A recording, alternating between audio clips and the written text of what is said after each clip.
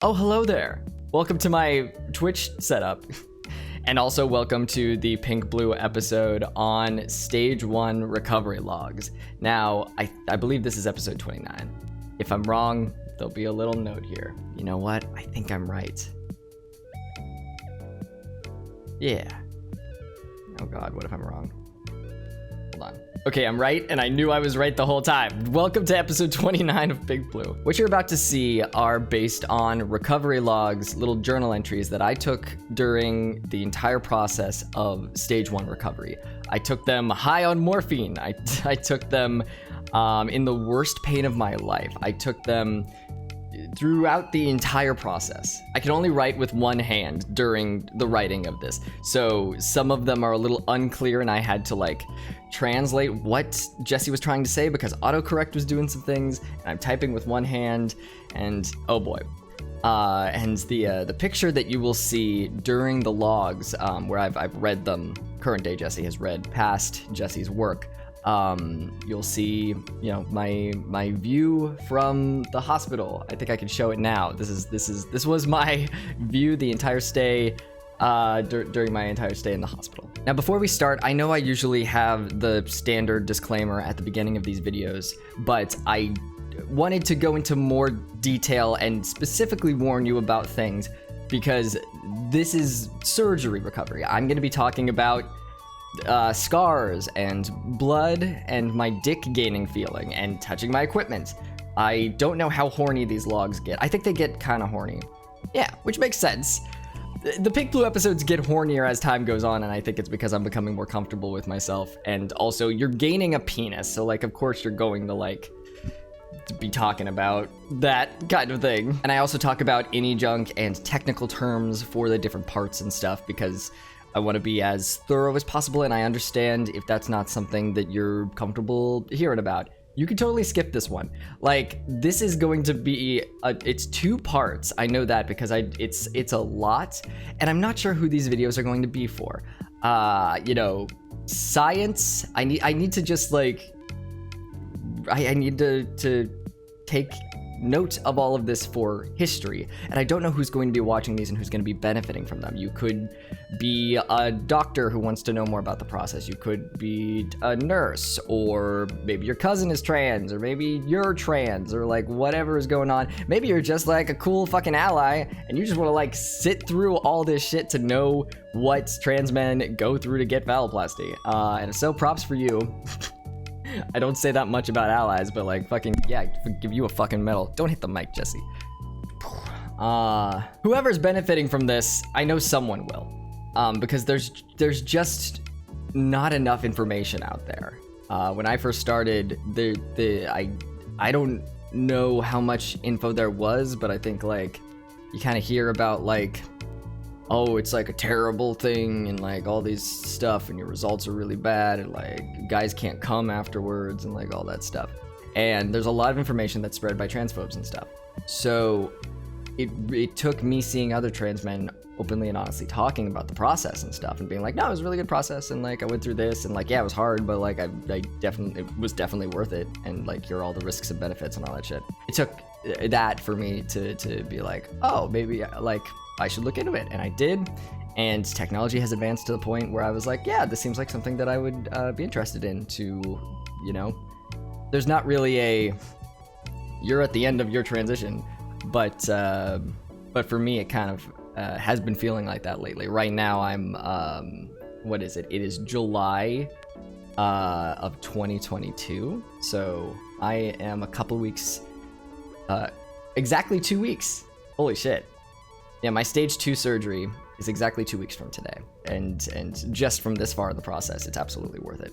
But that's for their own people, your own people, you yourself, you and your body to decide if that is something for you, if that's something you're thinking about. So I thought I would just talk about it and keep down the logs and keep writing what I was thinking and feeling. And also because I'm on drugs during a lot of this process, I don't remember a lot of this. So it was good for me to Was it good for you? It was good for me. But yeah, I talk about technical terms and stuff because phalloplasty, something that I realized during this process also was that phalloplasty is not just gaining a penis, it is losing a vagina, you know? Like, I didn't think about that because I just didn't see myself with one, if that makes sense. Like, even now, I don't feel any dysphoria talking about the fact that I used to have any junk and stuff like that because I never saw myself with it. And I go into that, I think, during the logs, or I have in a previous video or whatever. But yeah, I don't want to repeat myself too much, but yeah, so I'm going to be talking about technical terms, so just a warning for that. These might not be as exciting as the other PinkBlue episodes, but I tried to splice it in with pictures and videos that I took during the times that I am talking about from me reading my diary entries. And I hope that spices things up a bit and gives you a bit of a feeling of like, oh, I'm there in the moment. Because yeah, these logs are more about documenting the phalloplasty process from a trans male perspective, not from a doctor perspective. You know what I know as I'm going through the logs, and sometimes I get things wrong and I correct myself in later logs, you know?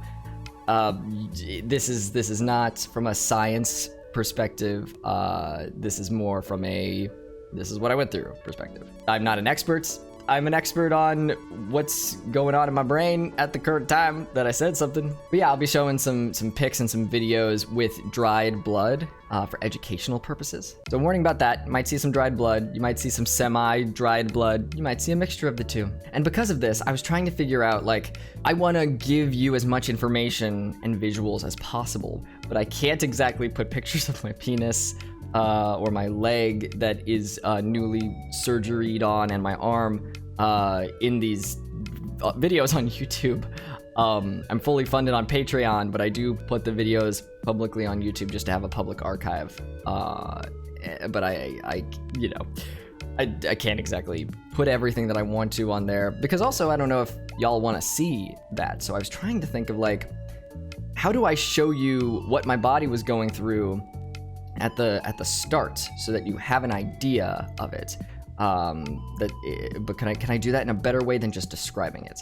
And then I thought about what I should do as a streamer and a content creator. I know how I can show you. So let's see how the sausage gets made.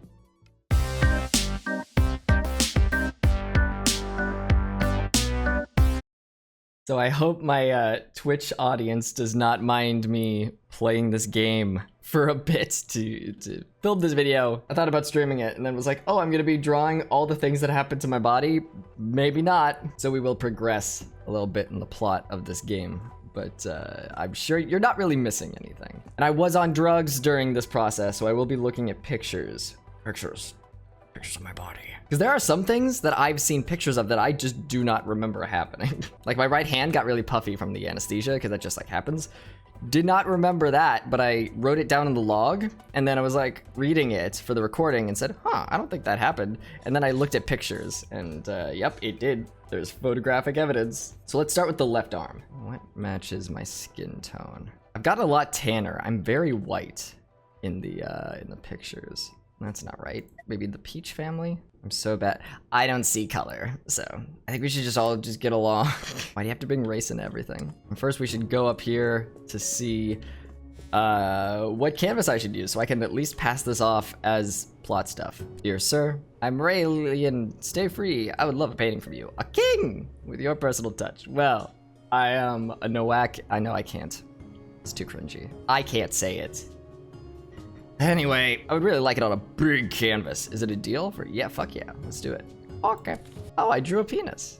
That is there from our last play. Who else? What do you want? If only my useless children could draw like you. Draw this for me. Something shocking. I'd like it on a small canvas. I will give you no less than 170 cocks for this. I am so impatient. Yep, we're doing it. Oh wait, and what are my objectives? Oops, I threw it. I just discovered you. What I want. Momentum. In a surrealist style. I would like it on a big canvas. I'll keep dreaming of you. Well, we've got a fan. Yes, big canvas. Okay, so let's get this big canvas. Yeah, load it up, baby. I guess I don't need the skin okay, I didn't think about that. I could just use black to draw the outline of my arm. So we're starting with my left arm. This was the donor site. This is what my penis was made out of. Yep, that's oh god. I think I've already made an error. Let's just make this go away. We didn't do it. Didn't say anything. Okay, I should draw the hand first. Finger, 1, 2, 3, 4.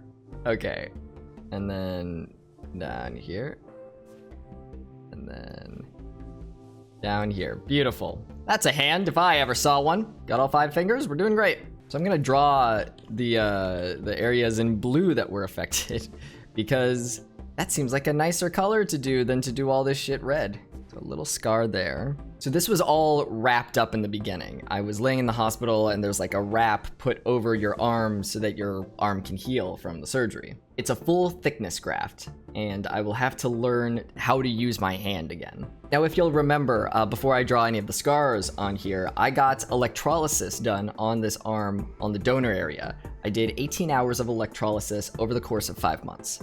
And electrolysis is great, but it doesn't get rid of like all of the hair unless you're really working on it for like a year or 2, I guess. You know, it depends how hairy you are as a person, what your genetics are and all that shit. So I still have a little bit of hair on my penis, just a little bit. And I'm waiting until after stage 2 to get that removed totally. But if I'm honest, I don't really notice it or care. It's really like once I also get it tattooed, not really gonna see it or notice it. But I just feel like, you know, you got one life, I might as well get it removed. But also cisgender penises, I've been with some dudes who like just have hair on their dicks. Like you just, depending on your genetics, how hairy you are as a person, some guys just have like a little bit of hair on their shaft. So it's not really anything anyone really notices or cares about except you. Luckily, I've still got some numbing cream for when he does electrolysis on my dingus. It takes like half an hour for that cream to kick in. I guess I'm just gonna have to go in the bathroom, put some numbing cream on my ding dong, my dang ding dong, and then put some saran wrap over it, just kind of sit there with it. Oh boy. That'll be fun. That's future Jesse's problem. I feel like that's a little too high up, actually. Because if you look at my arm, it starts like here, but because of, I haven't drawn the hand well is the thing. This is the equivalent of drawing someone without a neck. I just, I didn't give myself enough wrist. Okay, just know it doesn't go up that high. And then if we're just drawing it, maybe to around, and then maybe if we're just drawing the end of it, like maybe around here. There's no Control Z on this game is the thing. We live with our mistakes here. And then there's a little thin one, just kind of going like here. And then this also connects to a scar that goes like here. Basically just like a tiny little patchwork, trying to make sure your all the skin connects and all that. And this is the most amount of detail is on this back. This is the back. Back.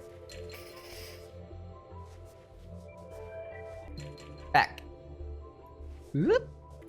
This is the back of the arm. You can see there's some patchwork, like just little pieces that are connecting here. And on the front of the wrist area, it's just smooth. It's just a straight piece of skin. I'm also gonna make note of a few staples. Now, funny enough, I don't have any pictures of where the staples were. And the staple marks on my hand have basically disappeared to a point where I can't see some of them. So I'm pretty sure there was a staple here, even though there's no record of it on my arm. I'm pretty sure there was a staple there. There's also a little staple here. And there was one here. And then I think on the other side, there were probably a few more. So let's just put one there for safety.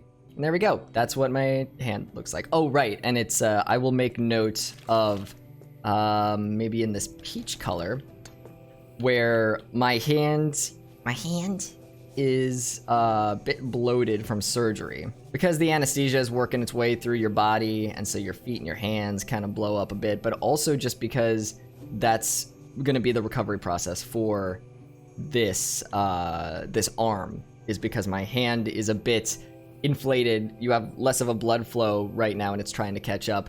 Now, about to enter stage 2, my hands are perfectly the same size and shit, and I have full 100% flexibility in both of these shits. The only real noticeable difference that I'm sure will just come with time is that my left hand, you can't see the veins as prominently as in my right one, but they're the same size now and shit.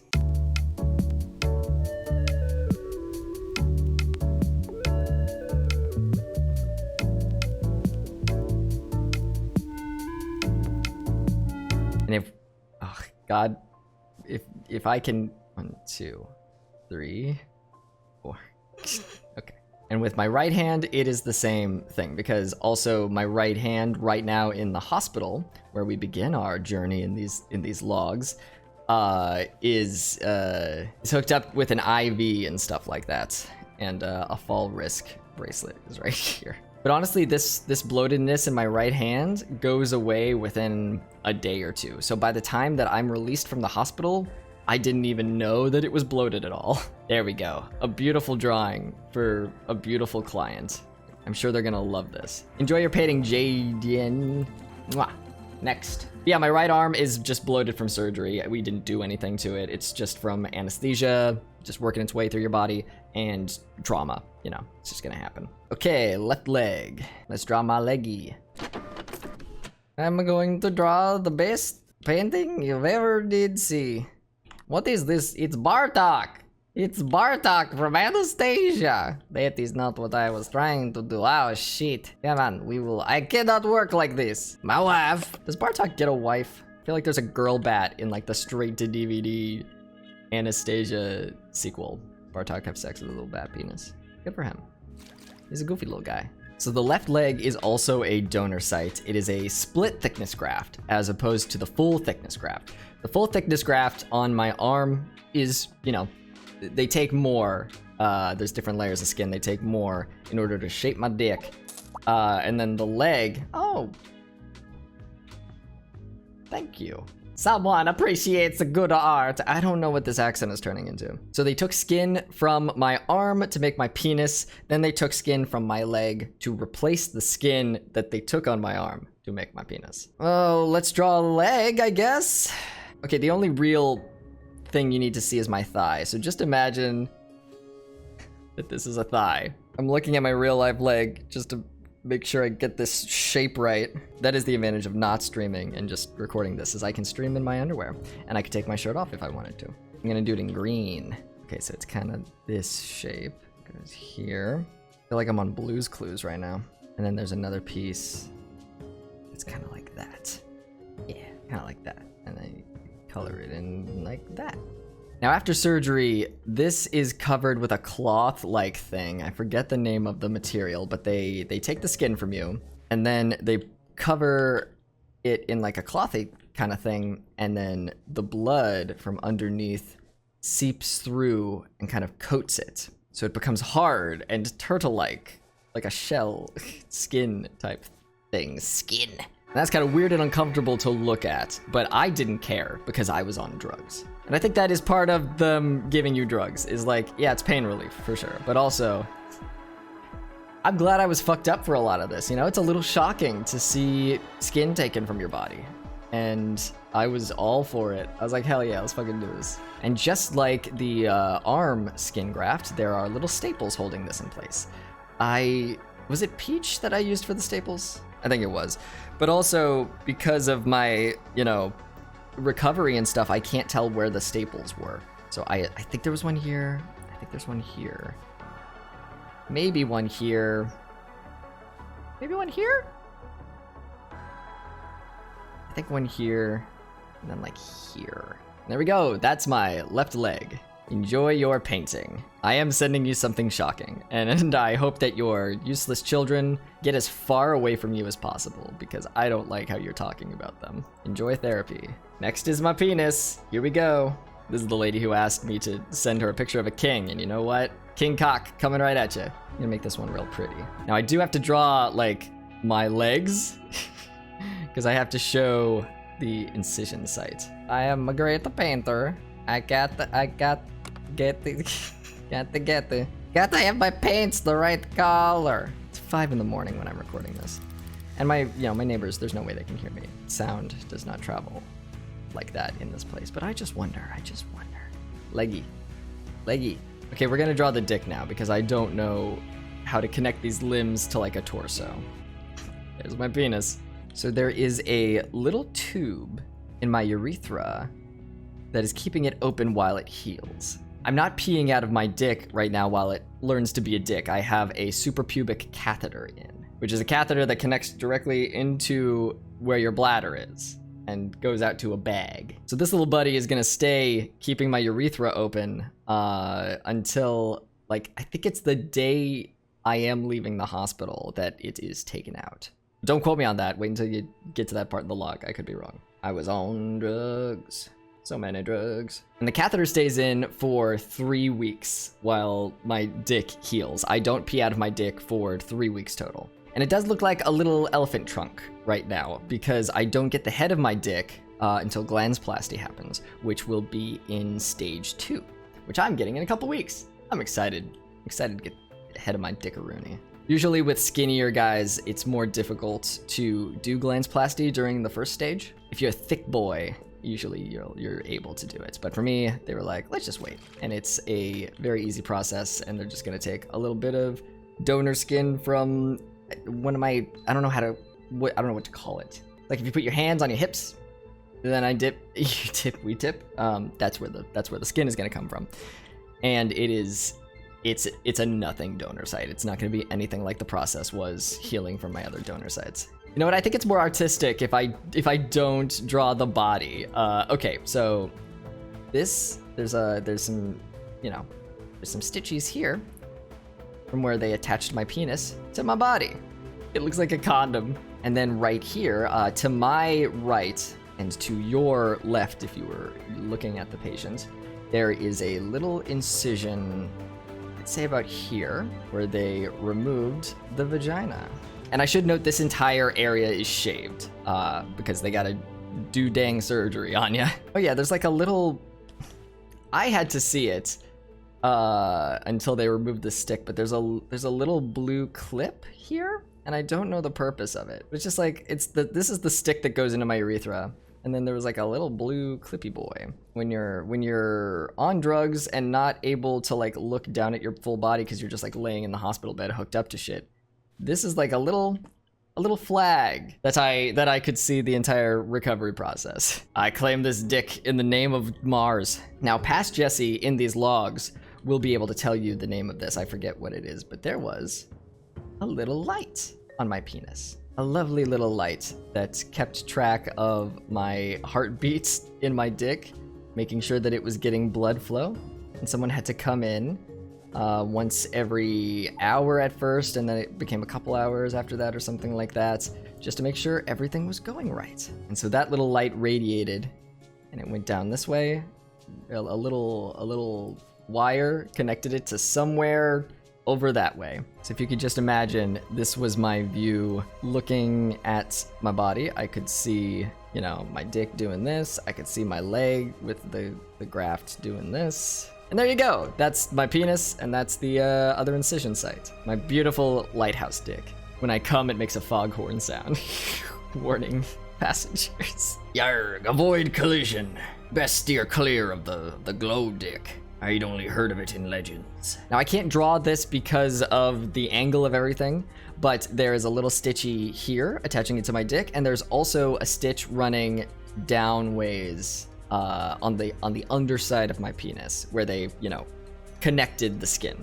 And right now, you know, me about to go into stage 2, that is healed to the point where like you can't really super see it unless you're like looking for it. And I assume that's where they're going to open me up to like put the rod in and stuff. But I've seen dudes who got their dick tattooed after phalloplasty, and really clever, the tattoo artists just turned that into a vein on the back of your dick, and it looks fantastic. So that wasn't a concern for me at all, because also, like, no one's gonna see it. And even if they did, it does just kind of look like a vein. Like, if you're looking at a dick, it just blends in. Oh, fuck, my balls.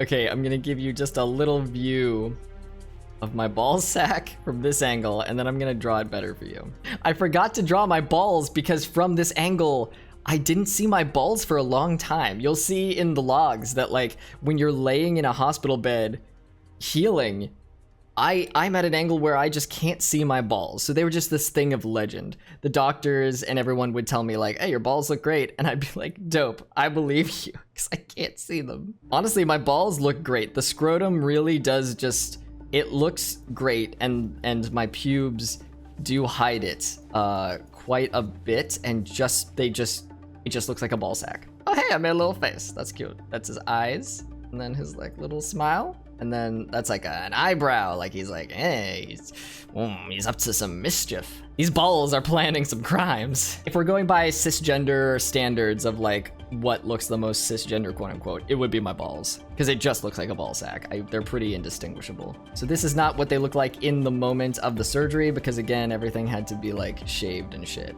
Or actually, I'm trying to remember if my balls had pubes on them when I got them. I think that my balls did have a little bit of pubes, thinking about it. Yeah, and I think I was surprised by that. There you go, that's what they're gonna look like in the future. And right now, they're just hanging out, learning how to be a scrotum. And just as a reminder, this is the scrotum without the scrotal implants in them, but they are pretty plump and juicy because this is right after surgery, and so your body is like, you know, because of trauma, things appear thicker than they are. So at first I was like, I don't know if I need the scrotal implants. My balls look amazing. And then as time went on, they healed more and compressed.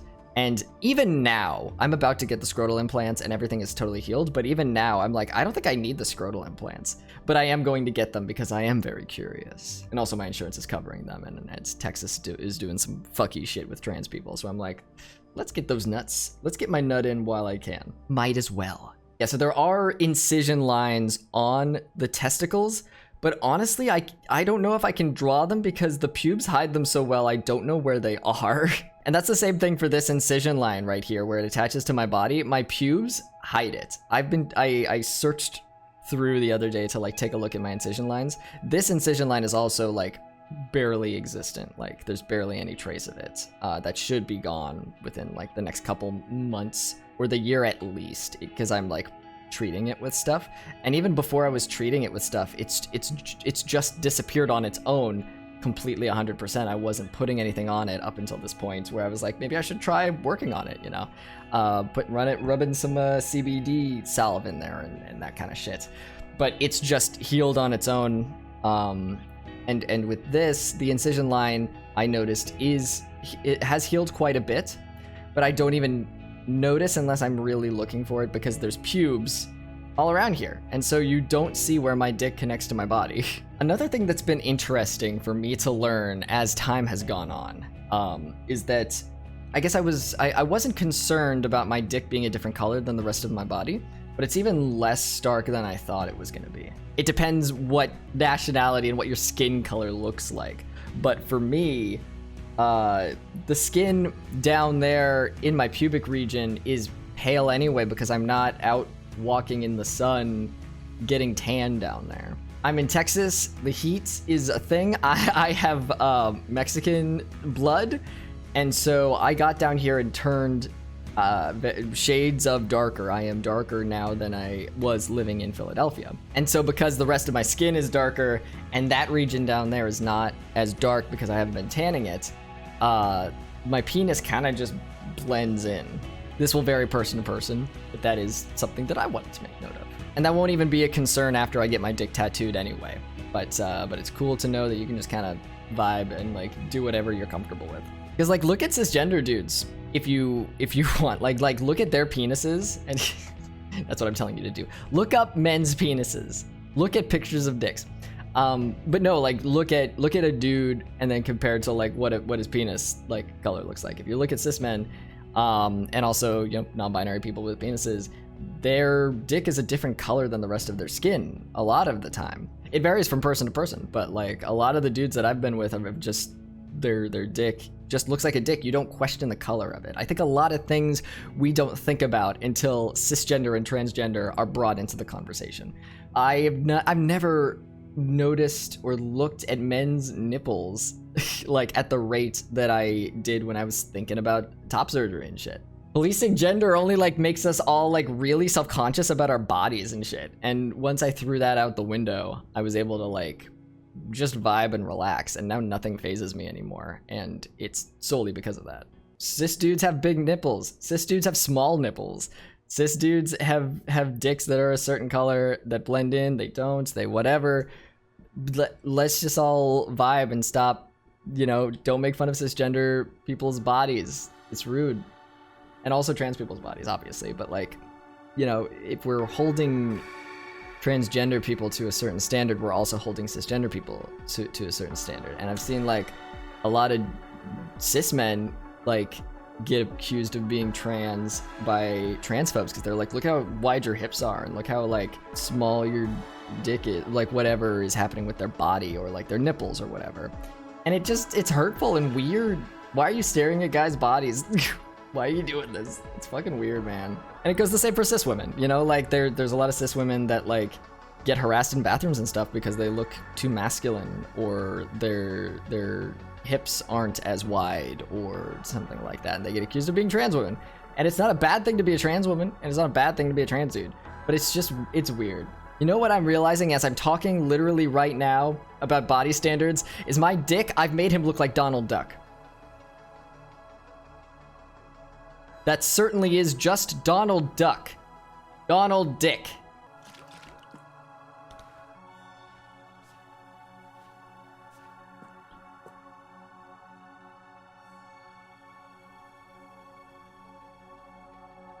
Anyway, let's draw my taint. Enjoy your painting. I don't know if it would be better on a big or a small canvas. You could decide. I will give you something in exchange. ...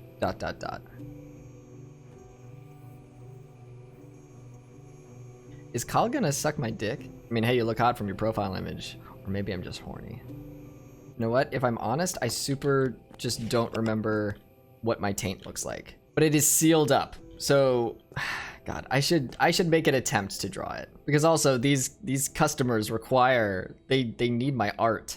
I must draw my taint for them. Okay, so if this is the body, we have a really thin line here. Oh, you know what? We've got a really thin line here where it's like sealed up, right? And then we've got a tiny little giblet is what we've called it, where it's just a little spot, maybe like right here. It's right near my butt where it's just a little bit of skin that is like just a little giblet. It's just like a little piece of loose skin.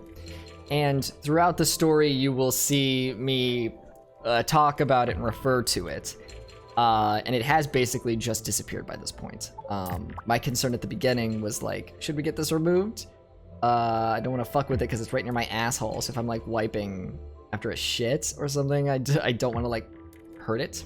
But it just disappears over time. And he said it might because and if not, we would remove it during the stage 2 process. Enjoy this picture of my taint. Okay, and the last thing on my body I'm drawing is the Superpubic Catheter. I don't know what my body... How do I draw? Okay, how about that? Huh? This looks like a body. You know how they say all bodies are good? That's me drawing this. All right, so I've got my. Okay. All right, hold on. If this is my penis, as long as I don't accidentally draw Goofy, then this will be a success. All right, if that's my penis, and this is my belly button. Oh, it needs to save that apparently. It's very important. And the Superpubic Catheter is connected with a hole that's like right here where your bladder is on your body. And then there's a tube that connects it and it like runs down this way. It's attached to this hole in my bladder with a little piece of string. And I have to wear it down the right side of my body, connected to like this bag. And then the bag is where the urine empties into. Oh, right. Okay, so this is not the correct measurements. If you imagine that my leg is right here, and if this line goes down here instead, how about that? Yeah, okay, so there's, just ignore that line. This line does not exist. Ignore this line. So if the Superpubic Catheter goes into your bladder here, it connects through this tube that goes down here. On my leg, there's like this sticker seal, because they attach the tube, they just like stick it to your leg so that it has somewhere to stay and it won't be jogging around or whatever. And it's a huge fucking sticker. So this is that sticker. When it had to come off, we had to remove it with alcohol. Like it's a sticky boy. Now again, this will stay in me for 3 weeks while my dick learns how to be a dick. I had to do this catheter thing, and also when I go to the bathroom, once this is full, you know, of urine, there's like a little tube. Hold on. There's a little tube that sticks out. It's like blue. It's like a little blue fucking... Don't draw Donald Duck again accidentally, Jesse. Yeah, you basically empty that into the toilet. You pop out the stopper, you empty it in, and you'll notice in the logs at first we don't know that it's a stopper, and that fucks with us a little. So we're like, why won't the urine come out? Now the little string that is wrapped around my skin here to keep it in place, it heals around it. So that is interesting. He had to like cut it loose, which makes sense because this might be information that's outdated. We might have like advanced in medicine since the time that I did research on this, but I believe you're not supposed to have like a superpubic catheter in for more than like a week or something, and you're keeping it in for 3 weeks. So that's why they have you also on like an antibiotic, I believe, or something. They're putting something in your body so that you're not like, so you're taking care of any infections or anything that could take place. And that is everything that I needed to draw a picture of. God, hold on. I need to... No one's gonna see this. I mean, the client is, but like, I'm just gonna make it a little more... There's legs here. Don't worry, I will fix it. I will make it better. There we go. All better. You know, I was gonna say I made this like a little wider than maybe it should be, but you know what? This was maybe what it looked like after surgery, because the last 3 things I have on this list is to let you know that some of the side effects of surgery. You know, I've drawn all the pictures of the actual things that took place, the trauma, the injuries that are recovering, but some side effects of the surgery were my stomach bloated, you know, which is like a thing. They put anesthesia in you, and also like, don't quote me on this, but they had to put air in me for the stage 0, which was the hysterectomy. So I assume because they were removing vaginal stuff, you know, my innie junk is now outie junk. My innie junk was removed, and then outside of the body, it's now outie. So I don't know. I assume they had to like fill my stomach with air or something like that to also do it, but don't quote me on that. I don't know if that's true or not, but like, anesthesia is through your body, like, you're gonna be bloated. My hands were bloated, my feet were bloated, my stomach was bloated, so this is maybe a little accurate. You're gonna look a little chunky for a little bit, and that's perfectly fine. And that's fine if you always look chunky, you know? All bodies are good bodies. That's why you should appreciate this very good drawing of mine. The 3 side effects of the surgery that I've noted in a separate category are my stomach bloated, my feet and my legs are swollen, and you'll see that in like pictures, I believe, and in the logs I talk about that, how it took a bit to get my feet back to regular size. I had to wear compression socks and stuff like that. And also my shits were gray, because at first you're getting the anesthesia out of your body, so your shit might be a different color. It could be green shit, could be gray shit, could be black shit. They are varied and wonderfully colored. Mine were only gray during this period. I only had gray shits, but I'm sure your shits could be any color of the rainbow. That's beautiful, but I don't see color.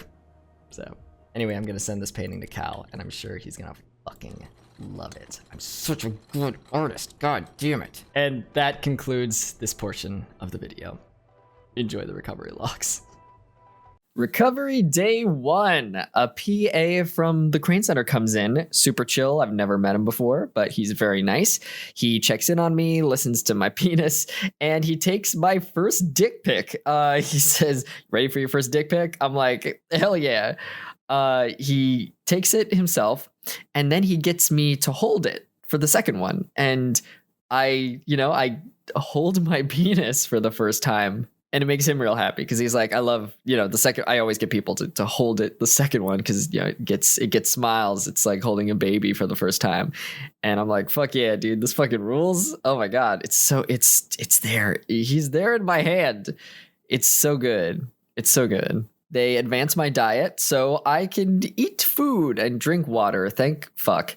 This is my first procedure not getting misgendered even once, and it makes sense. This is it. You got your dongle. Like, what are they gonna do Nurse B switches off and Nurse C is here. Nurse C is non-binary and uses she, her pronouns, and she fucking rules. She takes a dork ass picture of me with a Yu-Gi-Oh card because I ask her, I'm like, can you take a very stupid picture of me? And she's like, hell yeah, let's do it. I get chicken broth and crackers after I say sugary things would be bad. She congratulates me on my voice. She says I got a good voice, and I'm like, thank you. I'm a voice actor.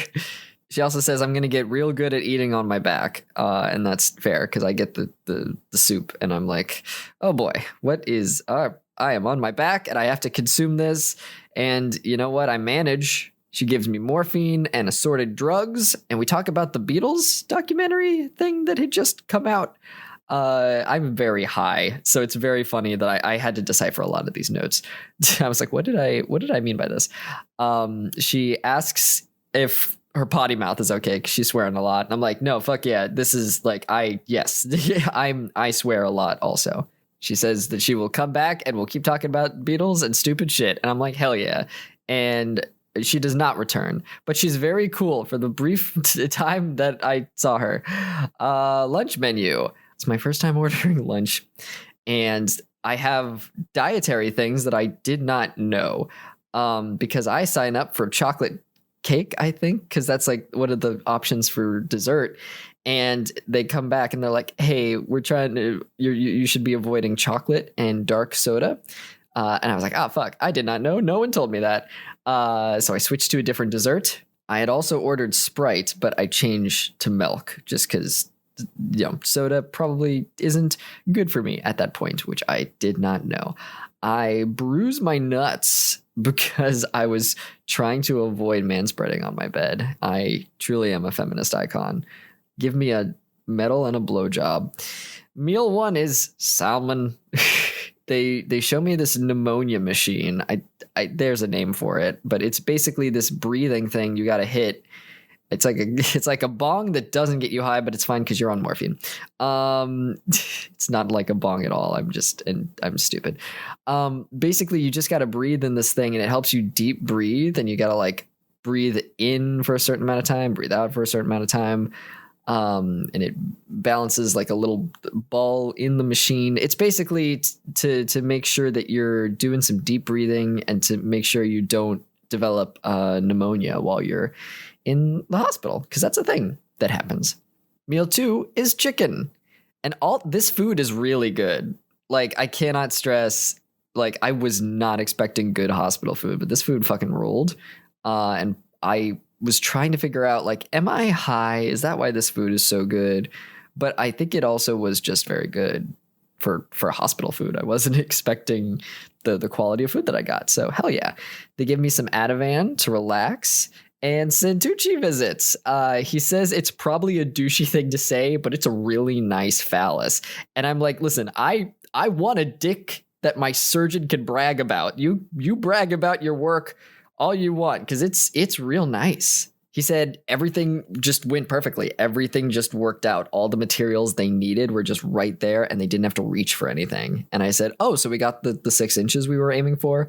And he said, tip to bone, it's probably longer than 6 inches. Hell yeah. There's no tres leches cake like I had ordered, but the boss down there had made homemade bread pudding. I cannot listen. It was this fucking bread pudding was the best bread pudding I've ever had. But I didn't really have a lot of bread pudding before then, so there's nothing really to compare it to. It's like an insult to be like, it's the best bread pudding I ever had. It was godly. Oh my God. Nurse B is back for the night shift. She sees that morphine worked for me, so I got some more, which is good because I noticed my arm is sore consistently. And whenever I say like my arm, I'm usually talking about my left one because that's where the donor site is. I have to remember that like y'all can't see what I was seeing, but I'm gonna try to describe it as best as possible. I asked what the red light on my penis was. Speaking of which, there's a red light on my penis. And they say it's just to show that it's alive. You know, they're just, that's why you're in the hospital for so long, is like one of the reasons is they're just trying to make sure that everything's good with your dick and that it's pumping blood and it's alive. Red dot on my finger that like monitoring it is the same. Man, I went through all these notes before I decided to record them. And sometimes I still don't know what I mean by certain things. So I might trip on a couple of words, and I apologize for that. But yeah, there's a red light on my penis, and there's a red dot on my finger, like monitor wise. It's a clamp. It's a clampy thing. So the popping dough shit on my legs to help the circulation, it's fine during the day. It's actually kind of nice. But I am on the spectrum, and I get overstimulated, and I can't sleep if there's a thing just like making a noise every few seconds. So I need to be very knocked out to sleep, which is fine because I am on drugs, and I do get sleep because of that. There's less monitoring tonight. They check every 4 hours instead of every hour. And you know, it's checking my penis. They're coming in just listening to my dangle. I get anti-anxiety meds every 8 hours. Someone comes in and gives me the catheter antibiotic, which is this thing that they put. Usually things are coming out of the catheter, right? From my bladder, and they go out. But they basically, it's like this big plastic syringe thing, and they take up this liquid from it, and they put it in the syringe, and then they put the syringe into your catheter, and they inject it. So there's this stuff going in my tum-tum, and it sits there for an hour, and it's basically just to help, you know, it's an antibiotic. So my bladder does not get sick from the Superpubic Catheter in it. And it's not terrible when it's done slowly. She does it real slowly. She injects it real slow. And I realized my back doesn't hurt. And it, you know, could just be the pain meds, but that was a big thing with stage 0, that my back just like was killing me. And it was really bad. That was the main source of pain, I believe, was just like the back pain. So it's good that my back doesn't hurt. Day 2, my face is so oily. I finally use Clearasil wipes, which I learned later is Cetaphil, so it's just for skin. Not the face specifically. I must have gotten them mixed up, but it's fine. I got more baby wipes. So I thought that I was getting some baby wipes and then some that are specifically for my face. Did not. Turns out just a bunch of baby wipes. It's fine. I get some texts from my birth father, which is nice. He's checking up on me. It was very nice. I think of Knives Out every time my Mexican nurse gives me morphine. Marta from Knives Out is from Uruguay. It's not the same, but just you know, a Hispanic voice talking about morphine. Knives Out is one of my favorite movies, and I'm very high, and I'm just like, this is fucking great. I'm Mexican as well. I hope it doesn't sound shitty that I'm saying that. Listen, we bonded. If you didn't watch the last episode, you're probably like, what the fuck what? Jesse, that's racist. Listen, I'm not trying. Let's move on. I am racist against myself. I get some morphine. We lay the bed down because, you know, I'm going to get some sleep. I put my feet under the blankets, or rather I have someone help me put my feet under the blanket. I can't do it myself. I can't do shit myself. I'm a little baby. I am helpless, and they are helping me. But yeah, my feet under the blanket will help me sleep for a bit. I'm one of those people that I need a blanket over me in order to sleep. At 4 a.m., they need to change my puppy pad, which is what I call the pad that they have under me. And yeah, because it essentially is just a human puppy pad. And I am a puppy. And oh boy, it's a process. We hold my left arm over, and it's like leaning, and it's an extreme cold, wet pain, and it passes after setting it down for, a few minutes, but my pain level was at a 6 or a 6.5 for a bit. And it's a process to change something under someone who has just gone through surgery. There's no pain meds available for a bit, at least 3 hours. So that was tough. I should try walking tomorrow. So that's good. We just need the doctor to inspect and approve. I look closer at one of the head-on pics of my dick where it shows my lower body because I'm taking pictures of things. And I realize, like, did they shave my legs? And I'm glad they did because sticky stuff, I'm a hairy dude when it comes to like my butt and my legs, especially. And, you know, my tummy fluff, I'm hairy in a bunch of places. And whenever there's been bandages or, you know, when I do a T-shot and then I have to put a Band-Aid on top sometimes if it just doesn't stop bleeding and I have to like move around and I don't want to deal with just holding something there until it stops bleeding, it's always a pain in the ass to get sticky stuff out of hair. It's terrible. So I'm glad that they shaved my legs and it doesn't cause even a tiny bit of dysphoria, not even a little. And I realize I haven't felt any dysphoria. In fact, I've heard of trans dudes saying it'll get worse before it gets better with this surgery, you know, the dysphoria with this specific surgery, but it's not that I don't feel disoriented. It's just not dysphoria. I'm getting used to a new lower body, you know, like I don't feel dysphoria. It does feel weird, but it doesn't feel bad in that way, in a gender way at all. And I never related to my previous body, so I guess that makes sense. I'm just getting the body that I was supposed to get in the first place, and the previous one just I never registered it. My arm feels better already. I keep feeling like I need to take my glasses off with the breathing tube around my nose. And I have to remember, oh, Jesse, you don't have glasses anymore. But just having the breathing tube around your nose, you feel something there and you're like, oh, I need to take my glasses are getting in the way. Joke's on you, bitch. You haven't worn fucking glasses in a whole ass year. A new nurse comes in and she's very cool, very passionate about me. Like, it's very cool. We loosen my arm wrapping so we can help get some circulation in there, and that helps. It feels, you know, I say it feels softer. Jesse, what does that mean? What feels softer? Oh, you're on drugs. Anyway, I do my hand exercises. The nurse listens to my dick, and I can't wait to see my balls. They're a bit of a myth, a great legend at this point.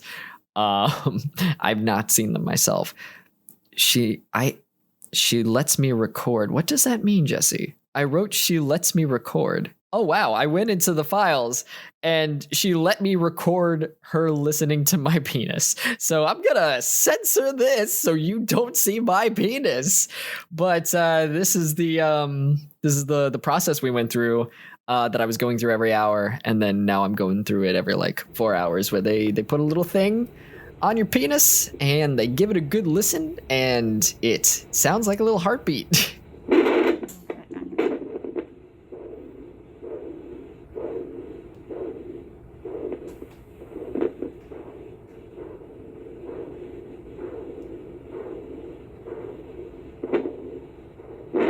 And she's knowledgeable and being respectful and asking questions. And, you know, after dealing with an uphill battle of asshole losers and having to explain myself over and over, it's really nice to meet people who love what they do and love to study this shit. Like, she fucking rules. She explains the machine to me, but I am very high, so this is the best I could remember and repeat it. The light shows blood flow. There's like when you hear a beat, it's air going in, and there's like ocean whoosh sound is blood flowing out. So when there's a beat, it's air going in. And when there's a whoosh, like the ocean sound, it's blood flowing out. Thank you for that, Jesse. I really, really appreciate you. Oh, this boy is so high. I keep moving my hand, and tomorrow I'll get up into a chair and then come back to bed. And that'll be my cool fucking exercise for the day, and that should wipe me out apparently. And then Friday I can try some walking. Santucci stops by and we're going to test to see if I can go back on midodrine because it's basically the enemy of blood vessels. Will have me hooked up to stuff and do a little test. And he said, I'm looking great, so I should be released on Saturday like they're planning. Nurse D is male. That's the only note I have. Sometimes I just jotted down things. I have my first breakfast in the hospital, because I got in at a time where like dinner was my first meal. And I get, or actually I think lunch was, yeah. Okay. It was lunch and then dinner. So this is my first breakfast. Something about fighting for food makes it taste better. Cause I'm eating, eating with one hand is really a masterclass in humbleness. I had to go so slow and I was half on my back. It's just a lot. It's good that I was on all the drugs. I've never been more happy and at peace than I am at this moment.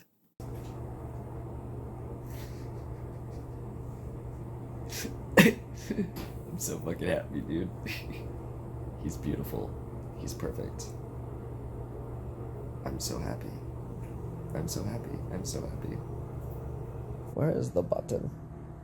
Where is the button? Here's the... I have to get a blood thinner shot in my abdomen, which a nurse had mentioned yesterday. It's good for the leg wound. I asked if it would hurt, and it's a total crapshoot. Some say it doesn't hurt. Some say it hurts a lot. Some feel a burning afterwards. It's interesting to see how it affects people. For me, it wasn't terrible. It hurt, but it was more that it like burned afterwards. I did my hand exercises. It's real swollen. And it's funny because I know what my hand exercises are in the future after I go to physical therapy. But reading this past Jesse saying that he did hand exercises, I don't know what the fuck this boy was doing. I guess maybe I remember that they told me to do a thumbs up and then a something else. So I think the hand exercises, quote unquote, at this point in recovery are very, very simple because I could barely do anything at this point. It was real swollen. And when your hand is swollen, you can't move the joints. So I was barely moving it. I feel a sharp, cold pain in my arm, and it's probably nerve stuff. I coughed for the first time since surgery, and oh, fuck my balls. Everyone with balls, when I've talked about this on Twitter, has replied, don't sneeze, at like the same time. Like everyone was just like, don't sneeze. And I'm like, oh my God, I'm going to die. But listen, I've had periods. It was 3+ years ago, but I remember sneezing with one. So you can survive anything if you've done that. I checked in about the bread pudding because it wasn't on the menu. And she was like, we have more of it. And I was like, oh, for real? Yeah, let's fucking do me up. I asked how long Nurse D had been practicing medicine, and he said 29 years. And I said, I'm 29, which is just insane. I'm so high, and people keep coming into the room and saying I have a beautiful penis and feeding me bread pudding. I want to cry. And I actually made that the caption for a post on my Instagram story. I take a beautiful 2-hour nap. The night shift person wakes me. It's a team of nurses E and F, E being a woman and F being a guy who is clearly being caught up on fallow stuff.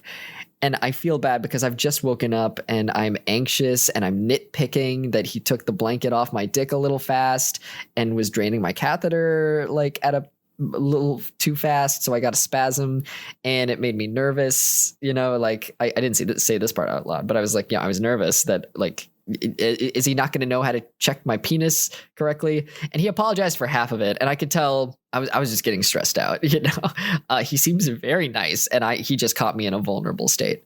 Nurse E also seems great. She's taking the lead, explains to him what the donor sites are for and how one of them they made veins with.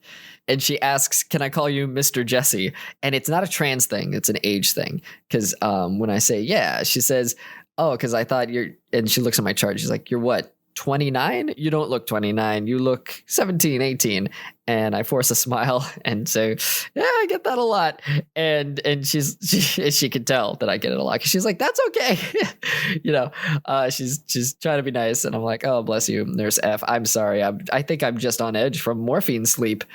I don't really find the urge to listen to music or watch anything. I listened to a little bit of BigSoftTitty.png, which is a podcast that I listen to sometimes. While I ate today, I listened to it. And other than that, I just feel like sleeping and being happy and eating a well-deserved vacation.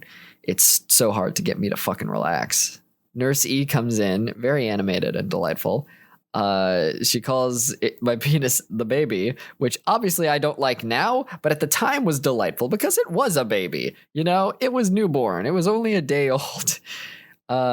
She says the anti-nausea medicine might make me sleepy. And just like that, I am conked out. Day 3, morphine and anti-nausea meds. Slept a lot.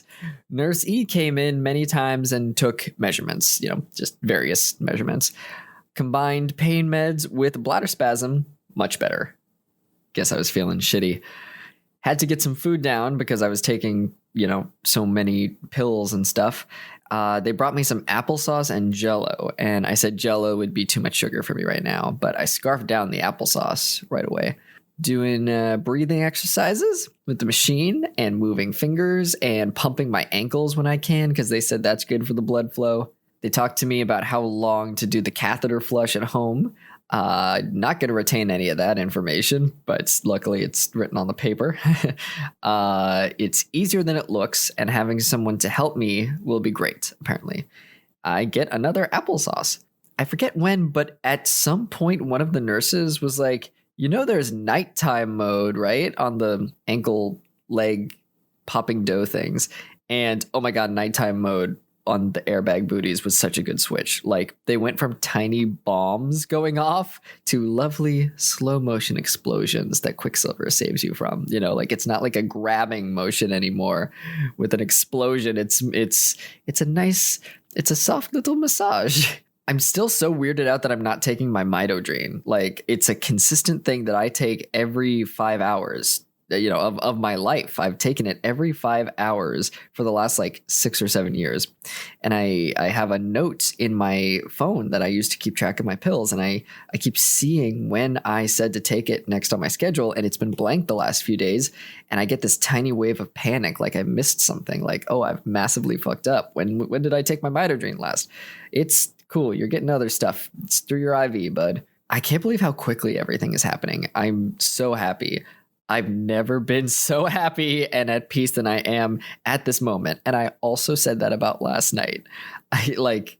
It's fucking, oh my God. I would just keep repeating the same point. I was like, I'm so happy. My workaholic brain is usually always focusing on what's next. What more can I be doing to achieve my goals? Should I be working out? Should I be working on a script or preparing for a meeting? Jerking off, streaming, editing, worrying about my next meal because I clearly need to eat, but I barely do. And yet here I'm perfectly fine taking a little break from the usual chaos. It's so hard to get me to relax. I'm so stoked that I actually am. The outpouring of support from my friends and followers and even family has been truly incredible. It's exceeded my expectations. I texted my girlfriend last night and sent her some very silly pictures of myself, and I tell her about how I'm a virgin again because my dick has never been in anyone, and she says, damn, yeah, it sucks you don't want to be a born-again Christian. You found a cheat code. But yeah, I fully expected to just go through this alone, and everyone is reaching out to me and being very nice, and I did not expect it. With this bladder spasm medication they've been giving me, I really don't think it's going to be a huge issue when I have to take care of myself at home. That part of the recovery might be much easier than what I've seen in other cases. And when I say at home, I mean like when I am discharged from the hospital and I go to the hotel. Finn had some issues with bladder stuff when he had his phalloplasty, but he had surgery in the UK around, I think, 6 years ago. I might be wrong about that. So the conditions probably weren't the best. They were fine, but like now, with each year that passes, the technology and the medicine gets even better. And he still had amazing results. He just had to deal with a lot more stuff, aka the UK being so transphobic and a lack of public knowledge about the issue. And he apparently also had a pre-existing condition that they weren't aware of. So that was helping agitate things. Then add on top of that there were so few doctors that actually did the procedure over there. And the waiting list is insane every step of the way. There was a lot of factors. But yes, I think my catheter stuff will be fine. Another reason I'm so thankful to be getting the care that I am, when doing hand exercises with one of the nurses yesterday, I talked about how I was following a trans dude online whose hand had to get multiple repairs on it as a result of the skin graft. And she said, that's what makes our stuff so good. There was a hand expert also in the surgery. So they've got like just, that's how many doctors were, I talked about a shit ton of doctors coming in to see me right before I was getting surgery. That's why there were just so many. My left hand is getting better every day. She said the main issue with my left hand is just that it's so swollen, it's hard to do mobility stuff. So once it's calmed down, it'll be easy peasy. Nurse E comes in to give me what she calls baño de gato. Not quite a sponge bath, but makes you feel better.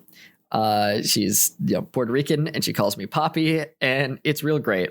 She gives me some oxy in preparation, and I feel not only clean, but powerful. Both E and F help turn me around afterwards to change my gown and sheets and puppy pads, and they feel worse about the discomfort than I do. I'm on top of the world. It's the best it's ever gone. Like, it goes really well. I could do this all day. Working out, challenging myself, and finding ways to become stronger. That's my shit. And I'm so grateful for the opportunity. I say how well everything looks, that, my penis is beautiful and that everyone's been commenting on it. I thought it'd look more gnarly at this point. And Nurse F says, really? And I say, yeah, there's a lot of misinformation about trans surgeries online, so you don't really get the most accurate images as a result. So for everything to be this level of spectacular right out the gate makes me unbelievably happy. I go to take a little nap until breakfast and then get some morphine. Yum, yum.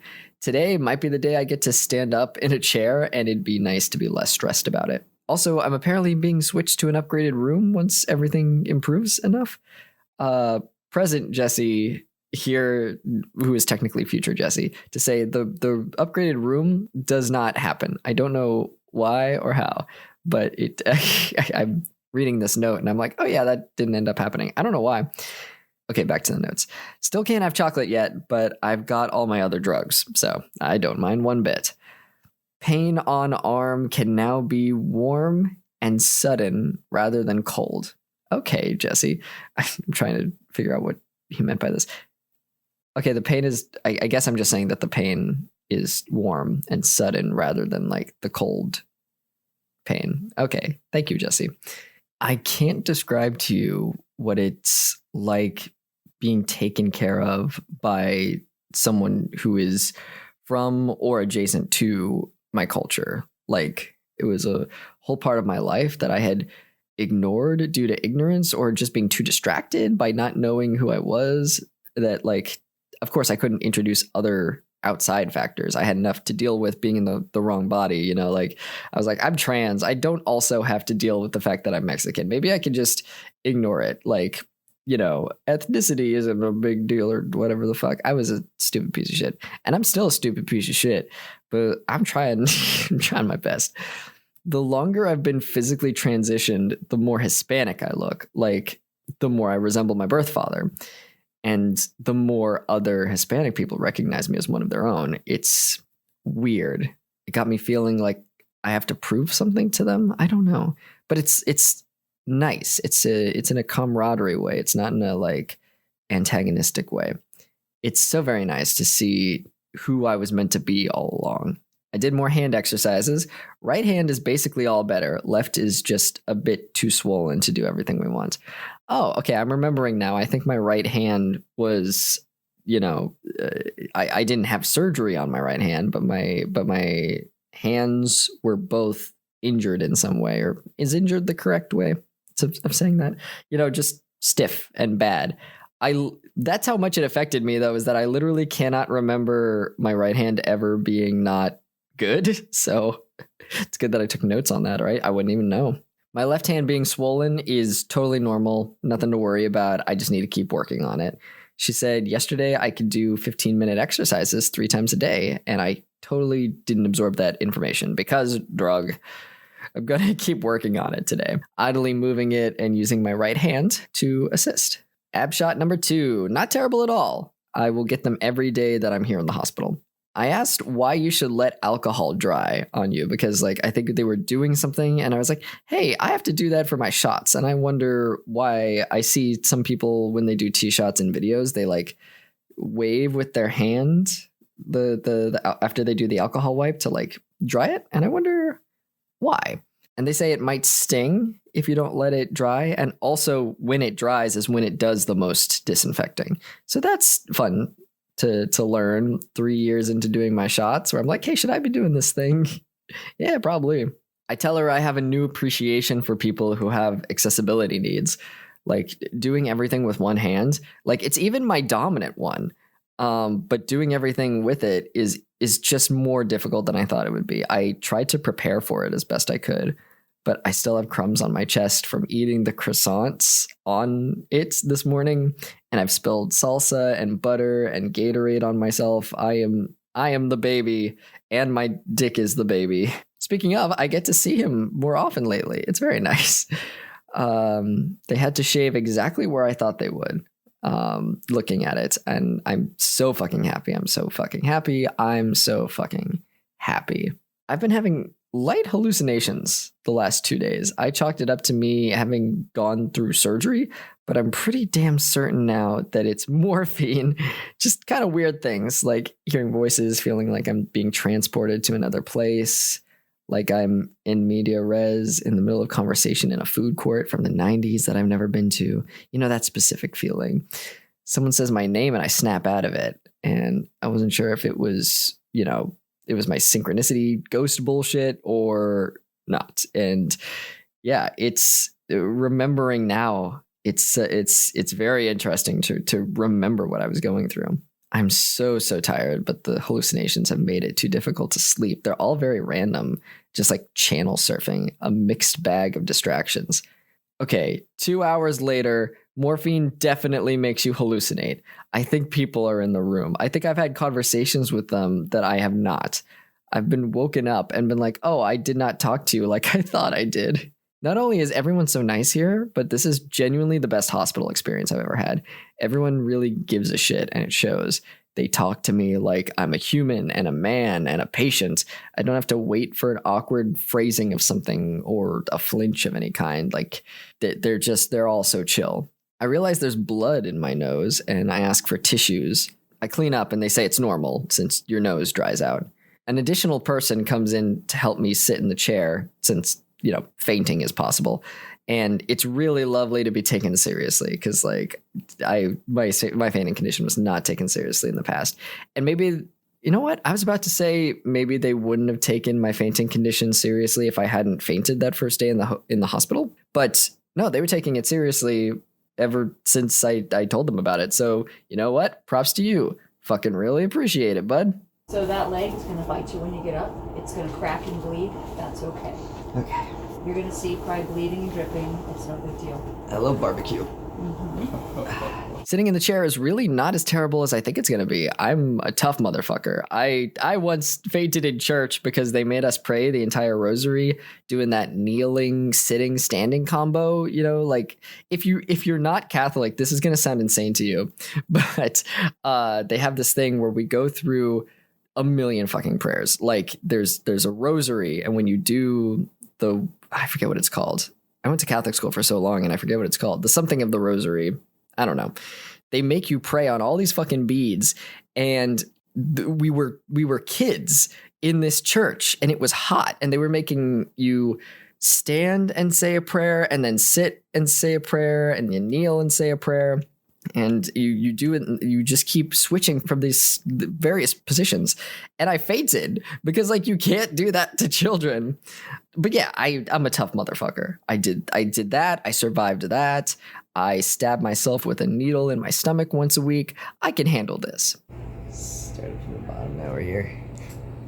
Finally being in a new position feels so good. It's a small return to normalcy after just being in that hospital bed and laying on my back for so long. I can use my tablet, and most importantly, Cheezer's next to me. Cheezer's here. Everyone relax. Cheezer is here. Cheezer is here, okay? Just calm the fuck down. I can also get a good, decent look at my dick for the first time, and it really is beautiful.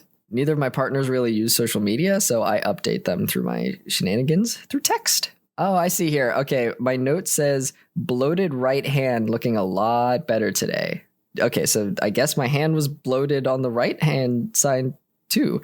Right hand side, you know what I'm trying to say.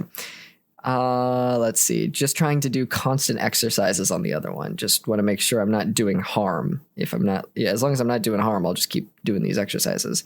I just know the key to getting it up and running again is to just keep using it. The hospital is a reminder that I do well with a schedule and discipline. Challenging my mind and body, an eating schedule where food is provided for me, anti-anxiety meds, sleeping meds to regulate rest, pain managers. I do well here, and I don't know what to think about it. It's interesting to learn that about yourself. It's like, yeah, if I just exist in this little square room and keep things on a schedule, I could exist here. I need routine. Give me a little hamster wheel. I'll run around on it. Just the small change in scenery from, being in a bed to being in the chair, it's been lovely. Sitting in a chair makes it feel more normal, I guess. Just a little change in scenery is really nice. Oh, and Cheezer's here. Cheezer! Buried in paperwork, he works so hard. Using my tablet as a support to my phone. What does that mean, Jesse? Using my tablet as a support to my phone? I'm sorry, buddy. I don't know what that means.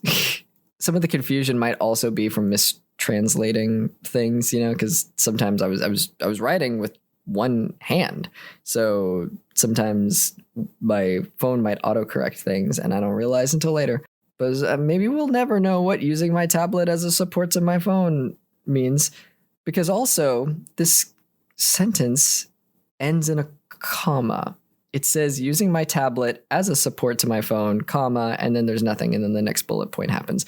So maybe there was more to that sentence and Jesse fell asleep.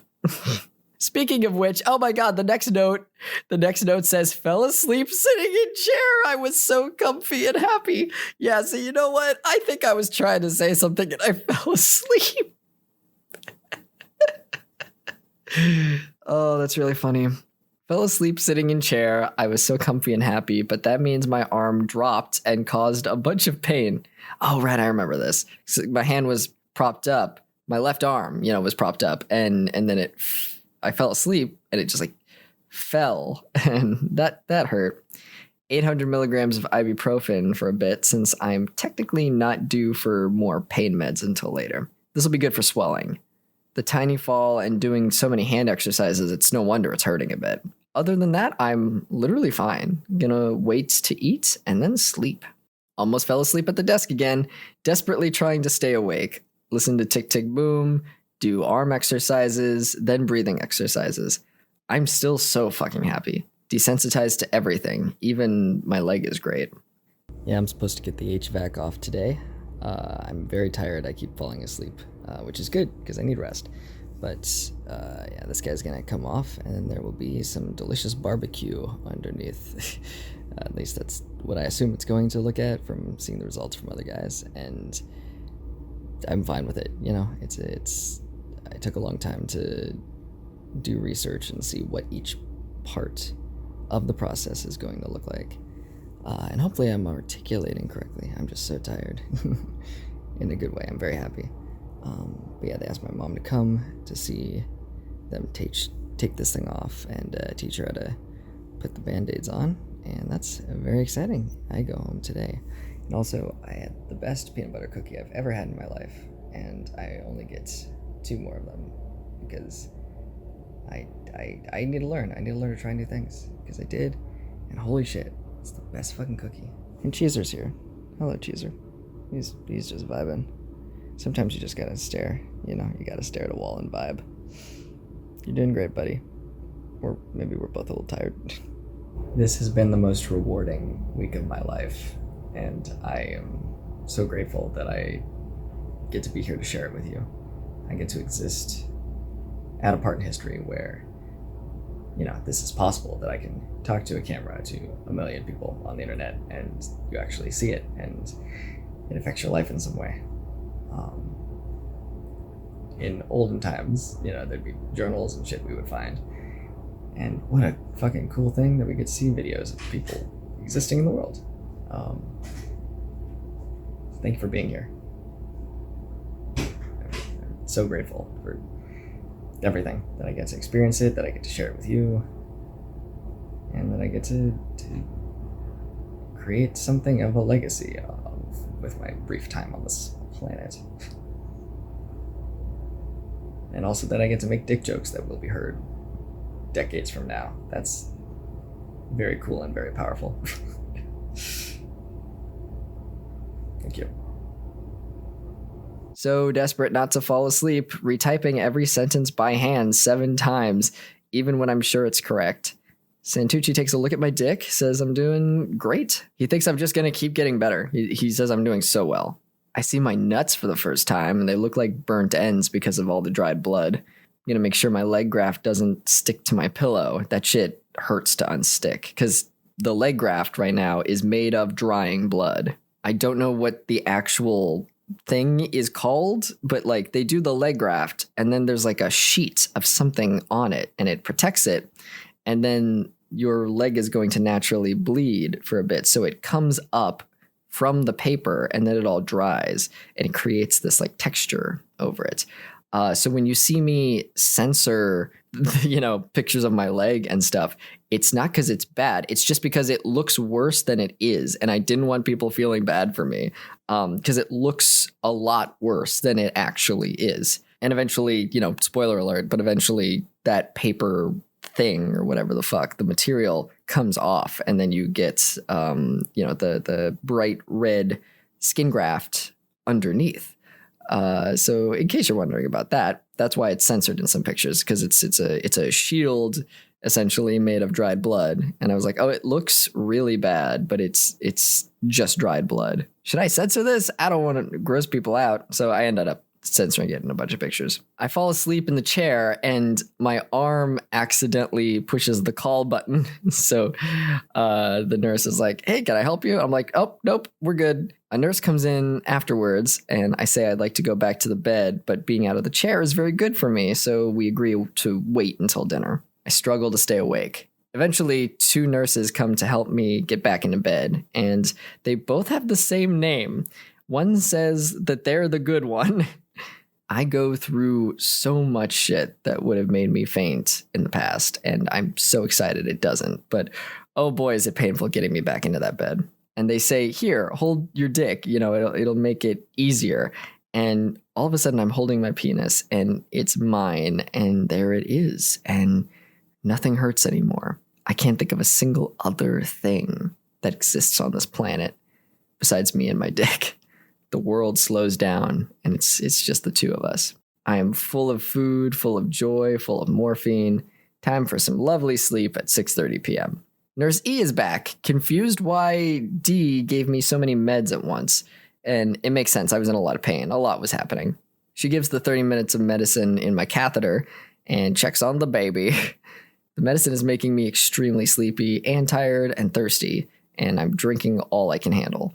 I did eye drops in my eyes in the hospital for the first time. I just held my eyes open real wide. I was concerned about how I would do eye drops in the hospital because, usually you hold your eye open with your left hand and you do the drops with the right. And I was like, you know what, Jesse, you don't have use of your left hand. We're just going to pop those bad boys as wide as you can and just put the drops in there. And it worked.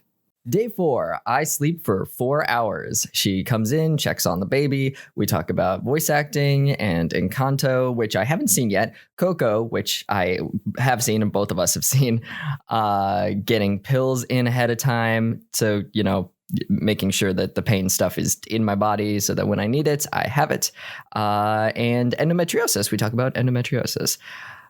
Going to be doing bagno de gato, so Oxy and other pills have gone in preparation. With the combination of support and love from friends and family, the drugs, getting my ideal body, healing at such an impressive rate, like all of this, it just leaves me in total awe. I've never been this happy for so long in my entire life, even throughout all my transition. I didn't need support from friends or family, and because I'm getting it, I'm realizing there's an even higher plane to exist in, one free from judgment and bigotry. I don't have to be afraid of everyone. There are good people out there who are just good because they feel like it. Like they just want to be good, just like I am. I really truly thought that I was alone in that for the most part, that it's such a rare commodity, and to experience true unselfish empathy is just incredible. I'm so blessed. I'm so lucky. I grind until I get where I need to be. And sometimes that's not enough. Sometimes you need someone to catch you. And God, everyone is catching me. So few people will ever experience what I have. I mean, obviously, I've lived a very unique life, but that's not all. I'm talking about the human connection, people seeing that you can make the world a better place and wanting to get in on that simply because they love you and they also want to see you succeed and they also want to make the world a better place. It's nurturing 3 birds with 1 stone. I was worried for a few days before surgery. I was worried for a few weeks before surgery. I knew I didn't have to be and that things would be okay. I just didn't know how I knew that. I just had this feeling. I knew in my soul everything was going to work out. And it did. My penis is healing so well. Perfect penis, perfect arm graft, perfect leg graft, healing way faster and way better than anyone thought I would, blah, blah, blah, repeating it over and over. And it's actually happening. I am so truly happy. I'm so totally grateful for everything and everyone that got me here. I have to keep fighting the urge not to pee because I don't want to stand up. But I keep forgetting I have the catheter in. Like I could be lazy. I could just pee. I could just drink water if I want to. This will not turn into that one episode of Euphoria. I've realized that my leg skin graft looks like a poke cake. I've spent a lot of time on Pinterest. I watched the video again of the nurses helping me into the chair and I smile so much and I'm so happy. A lot of the stuff that I film and talk about is for you as the audience. So it's very nice that I'm enjoying it as well. I know how I feel in that moment. Nurse F joins us again for Baño de Gato round 3, which goes muy bien. Everything goes so well. I'm handling everything like a champ. Thank you, Oxy. Nurse E has been doing hospital stuff for 15 years and is only now helping with Fallow. He's very interested in my history with fainting and how transition helps with it. He's a very nice guy. We take the sensors off of my chest. I don't need them anymore, which means I don't have them or oxygen going into my nose or the finger sensor. It feels very freeing, just being hooked up to so many things for days at a time. Once you get them off, it's like, whew. When we're done, I see blood clots going through tube. I just say tube. I don't know what that means, but I say that it causes me a little concern. But she says it's from the tube that goes into my donor site arm, which makes total sense. They're just getting all the bad stuff out. I love that she calls me Poppy. Like, it's gender euphoric as well as it's like accepting me as one of her own. Something that's been happening more and more since my physical transition has evolved. I feel much less like an outsider now. I don't want to leave the hospital tomorrow. I'm having a good time. When hallucinating or dreaming or just idly thinking, I have full use of my left hand. Perhaps a sign that I'm mentally there already and that recovery will take a lot less time than first anticipated. I asked Mom to take a COVID test when she flies in, and she happily agreed. She wants to bring cookies for the nurses who were taking care of me, which I agreed would be nice, but because of COVID stuff, it might not be the best idea, and she said that was fair. The nurse who's been handling my hand movement comes in and confirms that they can't let me go unless we know I don't have a reliance on IV drugs. So we're going to try to stop them and then see how it goes just using pills. We go over how my hand sensation is, and then she lifts my dick to check everything out. I can really see my scrotum for the first time. I tell her I know that it's swollen at the moment, but I thought it would be more flat because I don't have the implants in yet. So I thought it was just going to be like this flat sack until I get the balls put in there. But it's pretty plump and juicy. I got some fat balls. I look at my dick and my balls and I cry. I finally start crying. I'm trying to hold it together, but she notices anyway because I'm a terrible liar, as we all know, and I can't talk without it being very obvious. She gives me a high five. She's like very touched. You know, she's smiling. I can see even behind the mask. And she says, "Not that I enjoy watching you cry, but this is one of my favorite parts." She thanks me, and I'm like, "Oh my God, thank you." Like, I say it as much as I can choke out. Like, that just makes me cry more. She calls me kiddo, and I cry more. I'm so fucking happy. Got breakfast here. I sound congested because I need to blow my nose, but I don't want to blow too hard. You know what I'm saying? Because what if I don't know. I feel like I don't want anything to fuck up. So I will just sound like this, I guess, while I eat. It feels so good to see me like this, with my eyes swollen from crying, because I don't cry, you know? So I'm so happy. Fuck. Santucci comes in and asks how I'm doing, and I'm still crying. And I'm like, so good, which I'm lightly sobbing. So he's like, forgive me, it's a little difficult to believe. And I reiterate that I am so fucking happy. I don't really cry anymore, but I was wondering when it would happen. I knew it was going to happen at some point. Like, I couldn't believe that I would go through this experience and not cry a little, especially with all the drugs in my system. And honestly, that's probably why it took me so long to cry, is because all the drugs in my body. He checks me out, says it's a beautiful phallus. The left nut is a little more swollen, but that's completely normal. And he also says it's normal to see swelling on the right incision, the one that I guess, vaginectomy, is that the word? The right incision, and that's normal also. He says they're going to try to take the T-stem out today so I can move more freely, and I don't know what that is, but we'll get to it later. Time for my blood thinner ab shot. It's easier every time. I barely feel anything this time. I feel it a teensy bit like a minute later, but it passes very soon. I got my lunch, and then I started feeling faint out of nowhere. Ruh-roh. Not to worry, thought this might happen. I eat a little of my lunch, and I asked them to put my heart rate monitor on and just give me a wet paper towel for my forehead. Just go back to what it was like to treat my fainting condition before it got better. I let myself lay flat, and I went to take a nap and see if that would help. Unfortunately, right as this happened, the physical therapist showed up to walk me around, and I was like, "Oh no, that cannot happen right now. I need to lay down." So I went to bed anxious because I was like unaware if I just massively fucked up and that I wouldn't be able to see them for another day, and I really want to walk around. I woke up due to a very stressful dream, but at least I knew that the heart rate monitor worked because it was screaming at me when I got up. I realized I was feeling better, so I called for a nurse to help me get things back to how they were. Unfortunately, it was not my regular nurse, so she did not know what was going on and was confused by my instructions.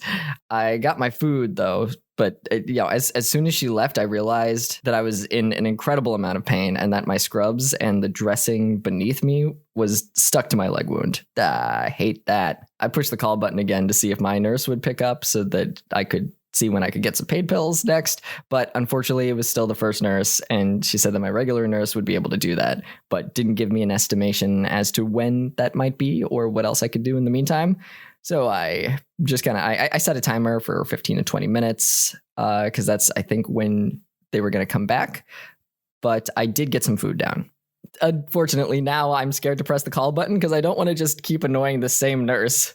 But now it's been 20 minutes and I do need some pain pills. So I feel like that this is the only thing I can do. Otherwise, I'll just sit here forever. And I'm not mad at this nurse. She probably just thinks I'm a whiny white boy who can't take any pain looking for Vicodin. It's perfectly fine. It's okay. I tried looking at my leg wound and got extremely faint. Don't look at it. Don't look at it. Uh-oh, here comes the brain fog. Normally, I think I'd be totally fine to look at my leg wound, but because of the fainting plus brain fog, I feel like I'm going to throw up. I bit the bullet and pushed the call button for the nurse, but luckily Nurse G showed up because he could hear that I needed help in the hallway. I've not mentioned G before. I didn't know he would be sticking around. G's a good guy. Originally showed up yesterday because he was switched from another hospital and they need him here instead. I know there's a lot of nurses. There's a lot going on, and that's why I just labeled them with letters. Fainting did fuck with things. The physical therapist won't be back until tomorrow, and I'm upset about that, but can't be helped. My fingers are puffy. Nurse D goes to get me Ativan, ibuprofen, and muscle relaxer. And then the other Nurse D, because these two have the same name, so I guess I just gave them the same letter, asks how I feel about walking. I say that, I thought she left, the person who was going to help me walk. And he says she's back. She just went to another hospital for a bit. And I say, yes, no, I'd be excited about walking if I could just get some pills in me. Like, I'm in too much pain. If I could get some pain pills in me, I would love to walk. And he says he'll let her know. G comes back, say they have a little adult diaper for me to wear, unless I brought anything like larger underwear from home, I could wear that. I say I did, but it'd probably stain it, right? And they said, yeah, and want to be careful, like raking around the wound. Diaper it is. I down the pills and get ready. Let's fucking do this. As I'm looking at my body, I realize they've shaved to the knee. The Linda Belcher quote echoes through my head, and I feel classy. Oh my God, for the first time ever, my balls are sore. I could feel my balls, and they are sore. Multiple girls are in my DMs asking to take my V card, and I've never felt more like an 18-year-old in a cheesy 90s movie. My right hand is regular size again, by the way, and the present Jesse talking, I had no memory that my hand had inflated, and then I was looking at pictures, and yeah, wow, it was real big. My balls are sore. I walked! Yay! I don't know how I haven't made a firmly grasp it joke about my hand yet. She asked if I wanted to sit in my chair for a bit, so I thought, yeah, sure, I'll watch something on my tablet. I heard that passing gas was important, so I didn't feel embarrassed saying that I needed to before I sat in the chair. Plus, you're on drugs, and you know what? I have all the confidence in the world, and I'm like, listen, I gotta do this. Can you let me before we sit me down? And then all of a sudden I realized, oh no, does it smell? I can't tell. So I apologize. And they're like, no, it's important. Like, we're glad that you did it. You need to do it. I realized a bit later that I was feeling lightheaded, so watching things on screens would not be a good idea. So I'll try to just sit and eat instead. It's a lot more comfortable sitting in the chair and eating rather than laying on my back. This week has seriously flown right by. I was having a little dinner when the Gatorade Miralax combo flashed back into my mind, and I can't believe that was almost a whole week ago. Tiredness is overcoming me. I'll see if they can get me a pillow and if I can just take a little nap in this chair. I understand old men with recliners now. Sometimes the mood just strikes you and you just need to take a little nap. More passing gas is happening. That's good. I wonder if the girls in my DMs would find me as attractive right now, contemplating taking a nap in this chair and farting.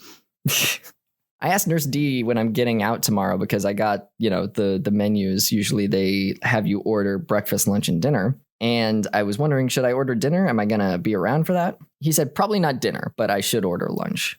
I'm still so excited I got to walk around. I know what my arm looks like under all this stuff.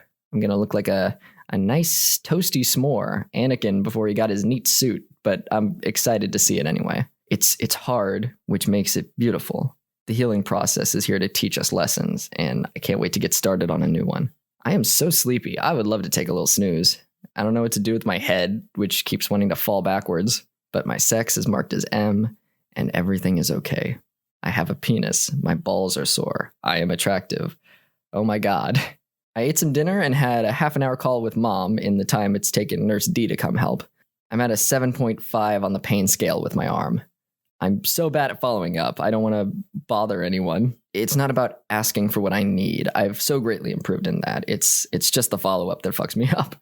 Pain is now at an 8, so I feel justified in calling again. They say Nurse D is doing paperwork or intake or forms or something, so I know that he's busy, and I just gotta hang in there. Nurse H is here. He's also new to Texas. He moved here when I did from New Mexico. I say he's more used to the heat, but he says not the humidity. I fall asleep in the chair. More than an hour passes, but unfortunately his logins are having issues. He brings me some pain pills while he starts on other stuff. I'm still stuck in the chair, though. I decide to pass time like all lads with dongers before me, just staring at my dick. Yep. Pretty cool. Eventually he shows up with pills. I need them. And then I get a steady stream. I know why I'm so chill. It's because I just took my anti-anxiety medication. Feeling pretty good. How we doing, Cheeser? How we living? We're living baller life. You know why? Because we got balls now. I'd love if someone was listening to this other than us. I mean, eventually they will. This is going on the internet. It's Friday night. It's my first Friday with balls. Feels pretty good. Feels pretty good. Follow your dreams. Live your life. I was so anxious. Remember when I was worried about this? Remember when I was so nervous? Now look at us.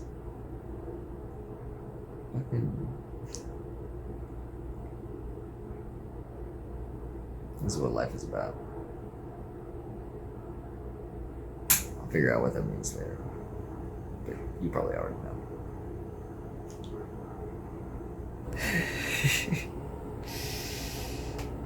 You probably can't see this very well at all. I'm so fucking happy.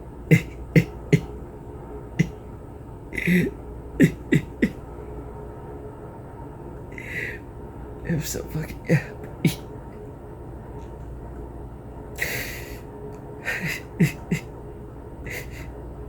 Oh my god. Oh my god. Fuck. Day 5. The night goes really well. They wake me every few hours to listen to my dick and give me pain pills. The woman who brings my food greets me with room service every time, and it's cute every time. Final boss, Nurse I is here to be my last voyager on my journey. Listens to my penis. Nurse H shows her where he's found the spots to listen on it. One apparently to the lower left of my T-spot sticker. Nurse I says we could get me to walk around or sit in my chair, and both things are exciting to me. My hand is stronger today. I've been doing more hand exercises. The one where I use my other hand to help it create a fist and then just hold it there and let it do it on its own. It seems really helpful, as well as doing a thumbs up and moving each individual finger on its own. Now that I've had time to experience the hospital stay and think about what I would change and what are the benefits versus the not so great stuff, the only real nitpick I have is that medications are as needed, which may not be the best for someone who is also on a lot of drugs and needs consistent pain relief. Like, I might not trust myself to think ahead. So even though I understand why they don't want to just be giving me pills that I don't need, it wasn't the most helpful to have to be like, hey, am I due for pain pills soon? And for them to be like, oh yeah, you can have them whenever. Like you could have had them two hours ago, you know? So I was just in pain for a couple hours for no reason, just thinking I wasn't ready. And, you know, when you're on drugs, you're not thinking about that. Because on one hand, it made me feel in control, like the ball was in my court, but it also made me feel like a wimp or like I was asking for too much, like other people didn't need pain relief the way I did, so there must be something wrong with me. All in all, though, that's the only real complaint I have. Like, everyone was incredible. Sometimes it took a bit for people to get to my room after I called them, but like it's COVID times, so like they're probably dealing with a shorter staff, and my pain only ever got up to an 8, and it was only the one time. All my nurses were incredibly nice. There's only one that I can think of where it was just a teensy, beansy, weensy bit less of a good experience, but like even for her, it was nothing. I'm used to Philly nurses, and nurses in Philadelphia, they are mean and they don't take your fainting condition seriously. And I'm grateful for anyone showing me some kindness. The PA from the Crane Center comes in to check on me. Everything looks great. Takes another dick pic, removes the T-spot light, and says the HVAC will be removed today. I explained the issue with the $250 box of supplies that I was going to get at the Crane Center, but it's closed on the weekends. And he said to ask my nurse what I should do. And it makes me realize the stuff is mainly for my arm that's going to be in that bag. We talk again about where the donor site for glandsplasty is going to be. He says it's a conversation for my surgeon, but he tells me what they've done recently, which is where they've taken it from the thigh scar that's already there, and another where it was taken from a tissue site near the ribs, I believe. They remove a tiny marker suture. It's just a little stick that was loosely put on just to keep track of what spot they'd been hearing my dick at best. They say they'll check with the nurse, but I should be able to resume Mitodrine today. Still need to avoid chocolate. He explained it fine when I asked about it, but I think I was just confused. I think it has something to do with blood pressure. I don't know. And I do my last ab shot. I've noticed every recovery, every surgery I do, I become more happy and comfortable. Now, this is common knowledge. It makes sense that like something is becoming different. So, you know, it's obvious that I would also change as a person. And now every time I'm more bold on social media, I'm more willing to chat with audience members and accept compliments. I'm not afraid anymore. With every new time is a new lesson. It's a new masterclass in how I have advanced myself past the point of needing external validation. People on Twitter ask about my arm and I answer the questions, and they're very polite and very supportive. They wish me so much happiness, and it's clear that they knew fallow was happening. They just didn't know that it would entail, like what it would entail donor site wise. And I am so very proud of my audience. They are made of genuinely good, sweet people. I have accumulated good eggs in the process of getting rid of my own. Bacitracin is put on Q-tips and applied to my nutsack and penis. I mentioned that the suture going parallel on my right side should look gnarlier, but it isn't, and she agrees. She could barely tell anything was even there. I'm pumping my ankles, I'm moving my fingers. It's wild that I downloaded so much stuff on my tablet and didn't end up watching any of it, but yeah, it's for the best. I'll have access to a bigger screen at the hotel. I would like some chocolate, but hopefully the other drugs will distract me. I've returned to briefly tearing up at least once a day, just thinking about how happy I am. I get these little rushes of like pure bliss that overtake me. I walked around 2 laps today. Hell yeah. Getting out of the chair is easier than before. They're all very friendly, very nice. The nurse said that I can film getting my HVAC taken off. Apparently, if I'd gotten Integra, I'd keep it on for a few more days. Since mom's in town, they say that she should get to the hospital as soon as possible so she can watch the HVAC being taken off, and also so she knows how to do my dressings. It's so funny because I told her ahead of time, like, hey, don't call me because I'm going to be on drugs and out of it, and I conversations with me are going to take a million times longer than usual. But she did. She called me like 2 or 3 times and had to suffer through 40-minute conversations that normally take 10 minutes. It's more that like your brain just takes longer to like understand how to respond. I remember when my grandpa was on morphine at the end of his life, and I realized how he was able to be so perfect in gendering me correctly. We knew he was on his way out, and I hadn't seen him since transition or talked to him since transition.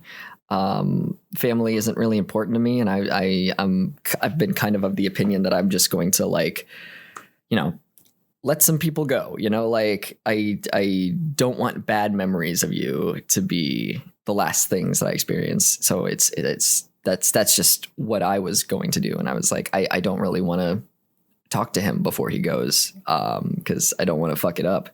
But I did have one last conversation with him, because my mom had vetted him ahead of time and was like, I really think he's going to be fine.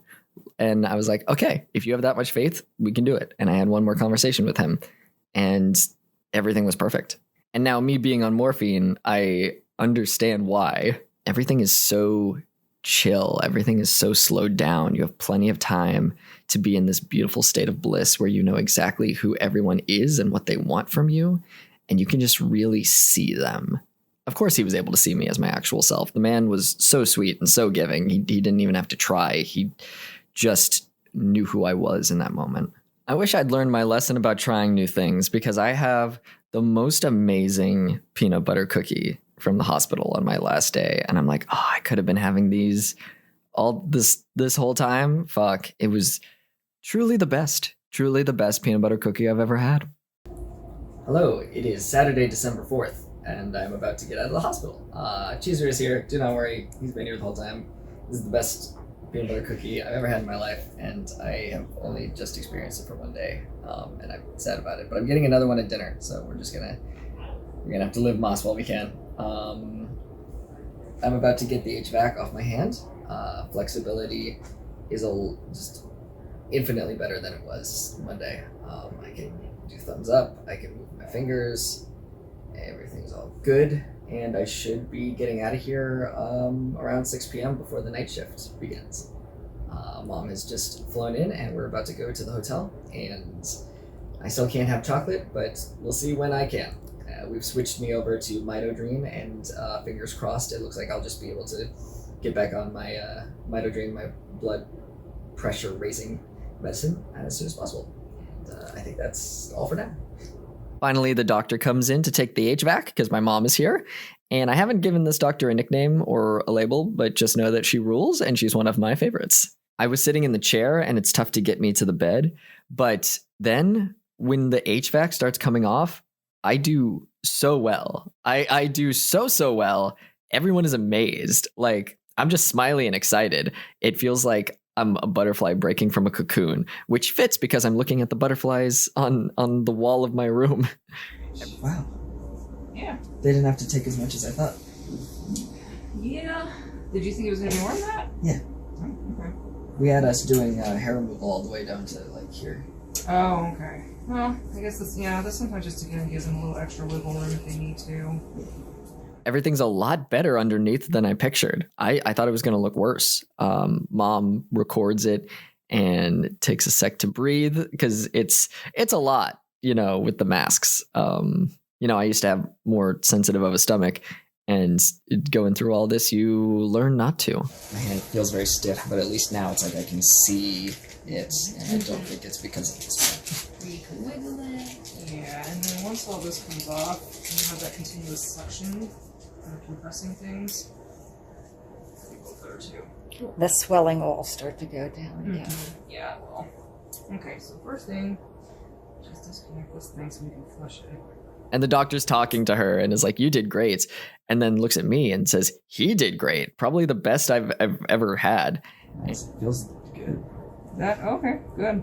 Like I've been cracked out of the Matrix. There you go. He says he can't have chocolate. What's the reason for that? I'm just curious. So caffeine causes constriction of the blood vessels. Oh. So after a surgery like this, you want to avoid anything that's going to constrict blood vessels as much as possible. Okay. Because you can lose circulation to that area. Okay. And then for him, it's already kind of tricky and a little dodgy enough with the Mitodrine. Okay. So we don't want to throw anything else on top of it. Okay. So no cups of coffee or anything. Yeah, no coffee. Don't take up smoking or cocaine anytime soon. Okay. That was on my schedule right after I got out of. And apparently they're used to a lot of screams, a lot of crying, but I was just stoked to get that thing off. Hell yeah. It does feel very good. I don't even know how to describe. That's hilarious. Yeah. I think you're the first one to say that. And seeing my arm for the first time, my first thought was that they took a lot less of it than I thought they would. I was expecting the skin graft to go more up my arm, but it doesn't. So bacitracin is the ointment that you're going to get. Okay, yeah. And you're basically going to kind of just go, kind of like you're frosting a cake. Okay. I remember the thing that struck me the most was how similar in size both my wrists were. With trans stuff, you're used to seeing photoshopped images that transphobes do that to scare people where one arm is like way smaller than the other, or it's fucked up in some other way. So seeing it in real life being like, no, this is fine. I was like, oh, fuck yeah. They realized they need to take the stint out, aka the straw in the head of my penis. And there's no good way to do it except fast. I have never felt like I had a splinter in my penis before, a large splinter, but that's what it was. It was coming out of the native urethra. So your body is like, what the heck was that? It takes 2 goes of it, like to get it out. They count down and it really hurt. Like there's no way to sugarcoat it, but it's done. It felt like the catheter from the previous body a little, where during stage 0, I had to have the catheter put in. It's just like a splinter being taken out of your penis, but then it's done. And you're like, thank fuck. My hands feel so much less stiff. And they say I need to change the dressing once or twice a day. And then I get some sleep. As they were getting me up to go, it was all of the nurses were really nice to me, but it was the one nurse that was like really, really kind to me.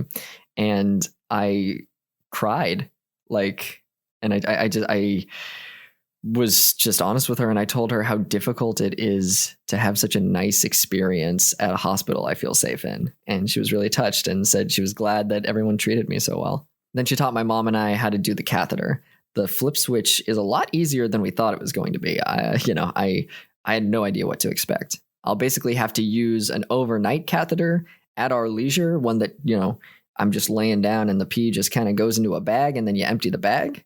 And we don't have to use it a lot if we don't want to. We can just use the flip switch if I'm more comfortable doing that. We get into a lift and, we have different things that we tell the hotel staff and lift drivers when I have surgeries. And we decided this time that I had a skateboarding accident. Yep, that's what my injuries were. But they didn't ask. So that's great. We're back, baby. I am in the highest of fashion. We've just gotten here to the room. I'm going to take off all my clothes. It's getting so hot. I'm going to take my clothes off. I'm so fucking happy. I put my nuts in a lift for the first time, and it was great. My leg hurts. Let's do this. It's good to be home.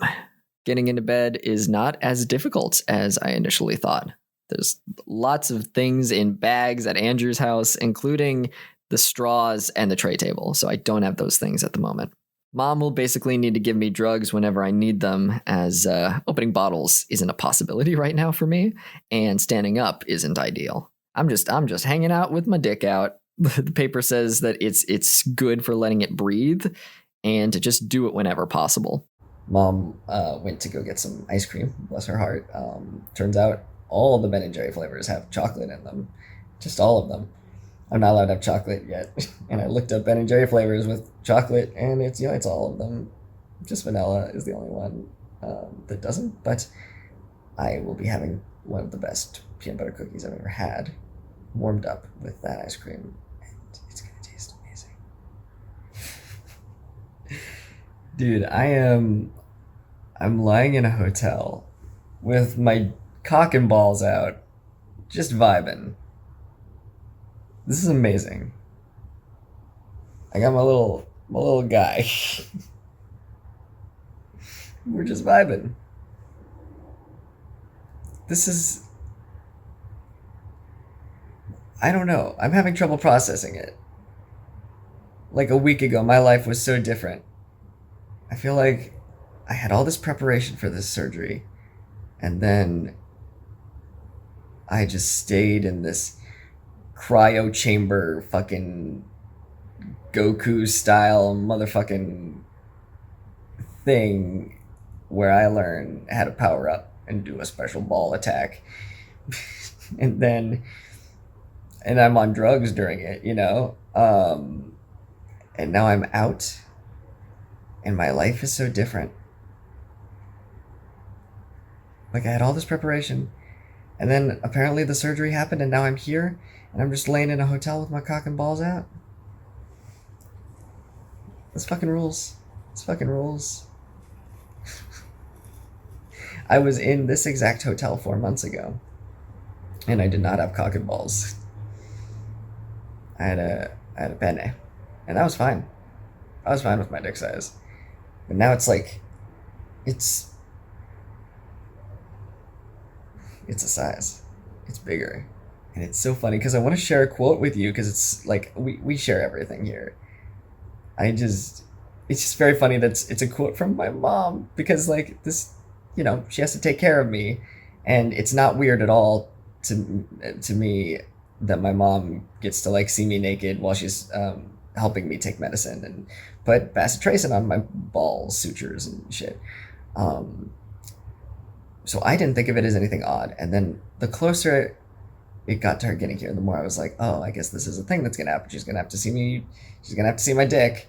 Is that gonna be weird? It's still not weird to me. Okay, I guess it's just not weird because we're close, And she saw everything when I was a baby. Like, it's nothing she hasn't seen before. And she was of the same opinion, because we got here and I was like, I hope this isn't weird for you. I haven't even like thought about it at all. And she was like, no, of course not. I'm your mom. Like, I've seen everything. And I was wondering what her reaction was going to be the first time seeing my penis, because I was like, I don't know, is it going to be weird? Is she going to make me feel uncomfortable? But then she saw it and she didn't even comment on it like while it was out. Like, we were doing hospital things, taking care of stuff at the hospital, and the nurses were teaching her where the sutures are and stuff like that. And she looked at it and she was like, and all of a sudden she was just like, that is an amazing penis. And I was like, thank you. And she was like, yeah. And she was like, it looks a lot better than I thought it was going to. So it's like this back, she didn't mean it as an insult, but I understand because there's not a lot of technology, there's not a lot of public knowledge about what the technology is and the accuracy of what these things will look like in phalloplasty or metoidioplasty out on the internet. It's not really common knowledge for cisgender people. So it's just very funny that the whole reaction was her looking and being like, that is an amazing penis.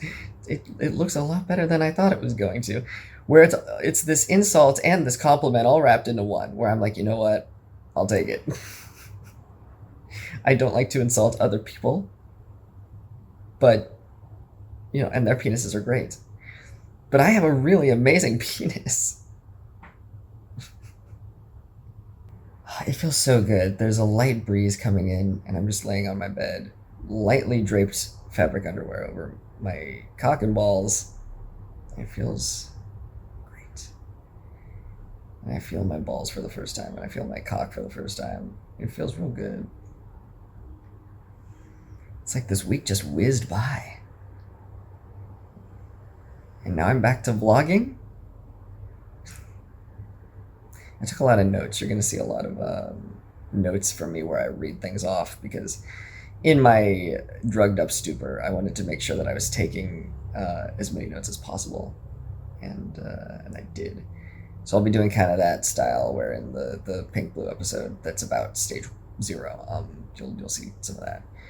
My arm feels a lot better since they took the HVAC off of it. You probably heard notes about that. Got some pita chips here. I'm living Moss. I feel so good. I'm so happy. The catheter is going to be a lot easier of a deal than I thought. I thought it was going to be a bigger deal. But I'm using the flip switch, which I thought just connected to another bag and was a whole other thing. I thought I was getting 2 bags, but basically the catheter has 2 modes, and this is a very stupid way that I'm going to explain this, but it's a Jesse way. So the main catheter is like this thing that's in your body, and you connect it to the catheter bag. That fills up with pee, and then you can disconnect that, empty it in a toilet, whatever.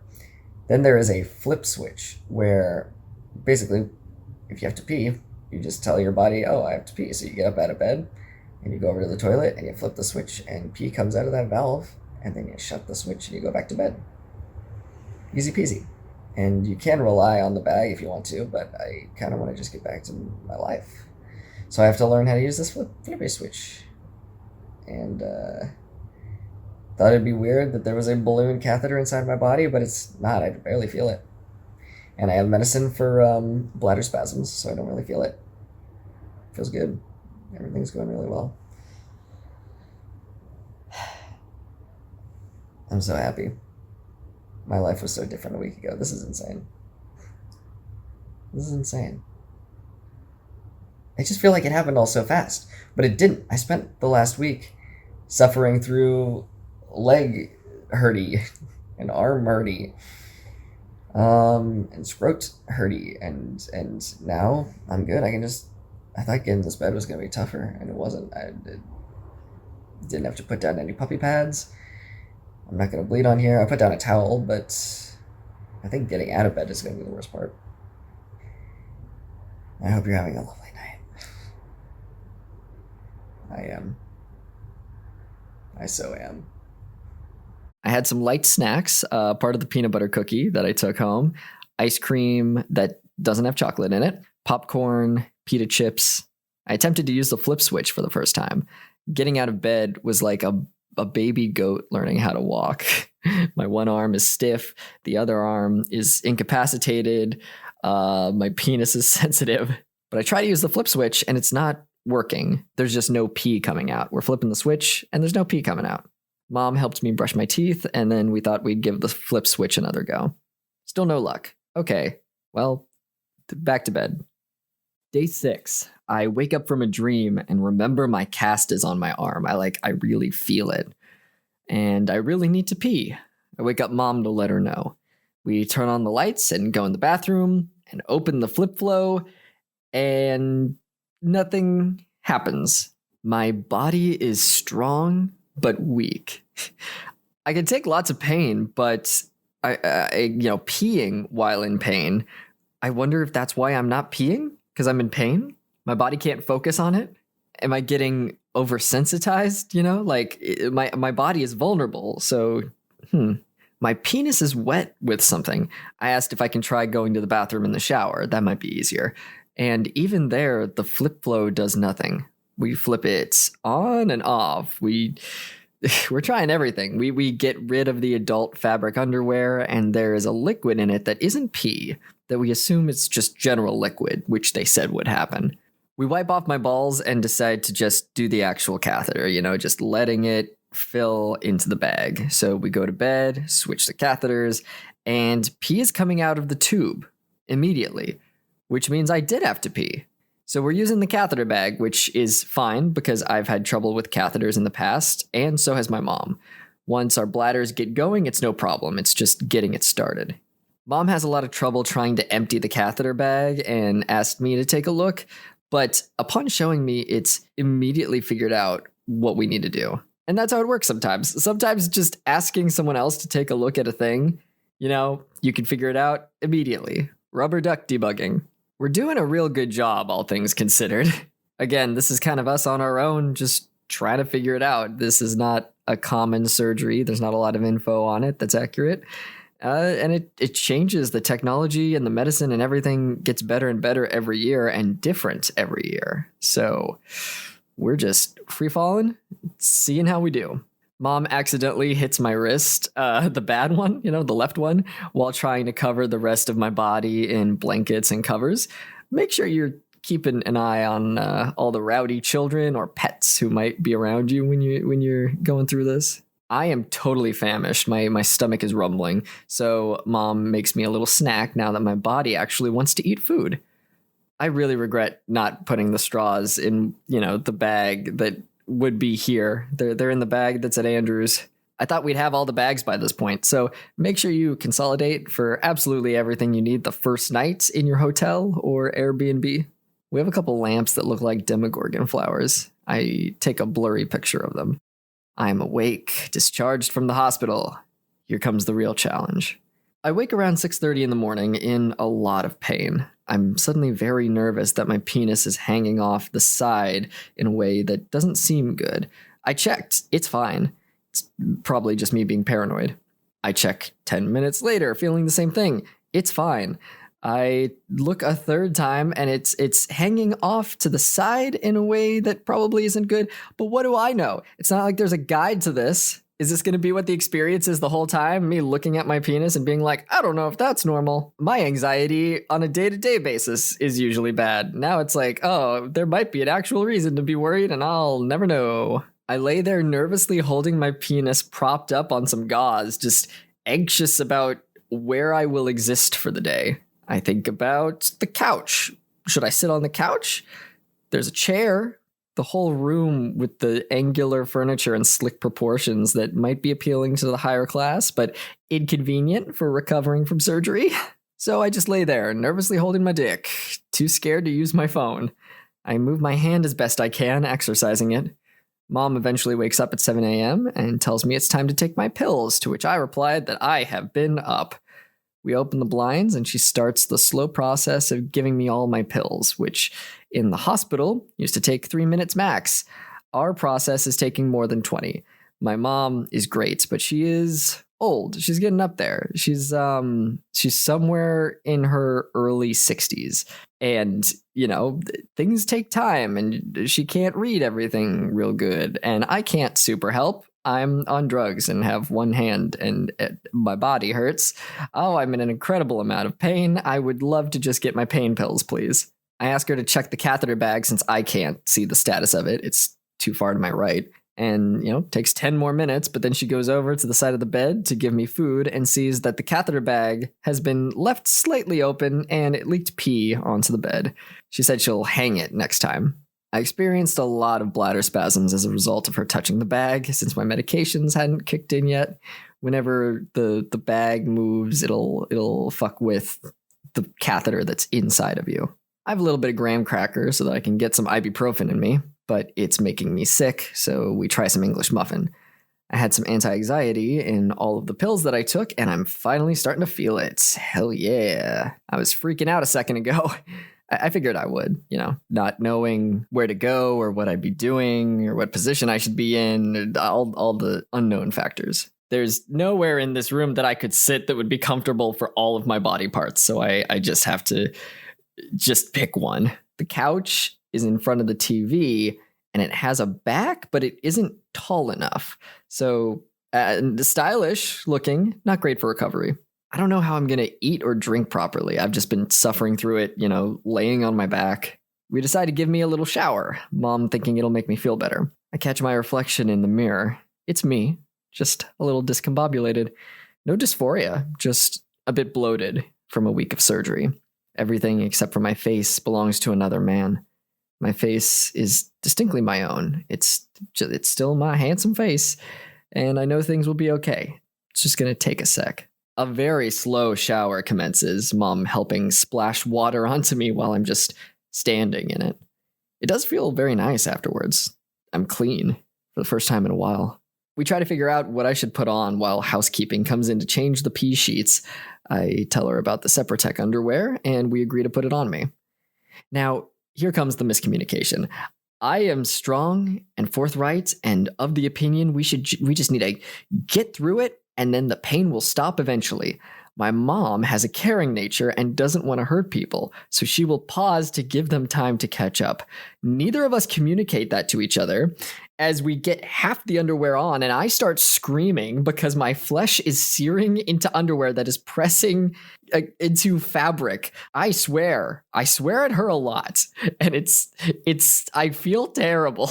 We've gotten it on, and it's successful. We put down lots of pillows and support for me on the couch, and even though the back is too low for comfort, it feels just fine for what I need right now. It's the most human I've felt in a week, wearing boxer briefs and eating pita chips and drinking water in front of a TV that isn't even on. I feel so terrible for being so mean to her, and I apologize like 3 different times, and she says not to worry about it. Like, she didn't even take it seriously. I was in an extreme amount of pain.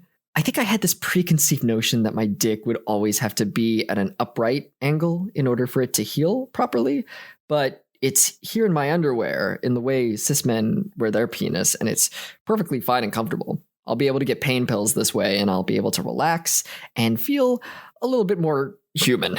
I think this TV gets access to Netflix, so we'll be able to just spend my days here.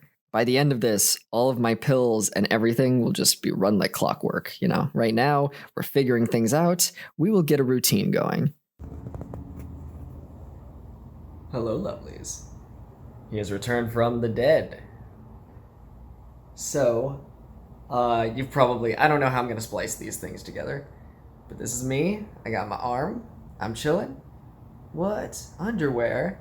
And a bulge that's mine? You really can't see it because I'm wearing underwear that's 2 sizes too big for me. But, I feel much better than I did this morning. Feels good. We're checked into our hotel here. It's a lovely hotel, but it is very angular, and it does have minimalist furniture, so not the best for comfy-wise. But we've put some pillows down. I've got you can see my Superpubic Catheter poking out right there.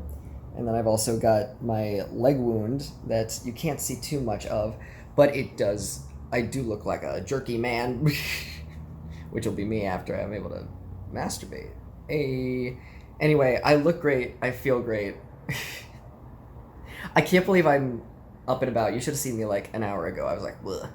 When you first wake up is the hardest part. It feels like a gut punch. Because I have this upbeat, fucking let's fucking go personality. And your body is just like recovering. But my mom made me some snacks. Got some apples and some pita chips, some water. I've got I always forget the word. Is it bronchitis? Whatever the word is, it's a machine that you breathe into to make sure you don't get a disease. Because you've been in the hospital and you need to open up your lungs. I know it's hard to believe your boy is this hot, coming out fresh from discharge last night. But my arm's propped up. I'm doing arm exercises. This is the most human I have felt in a long ass time. And I'm so happy. Dude, I'm just fucking sitting here. I'm sitting here in front of a TV. The epitome of masculinity. Just sitting here in front of a TV in my box of briefs. Dick hanging. I feel so good. This is amazing.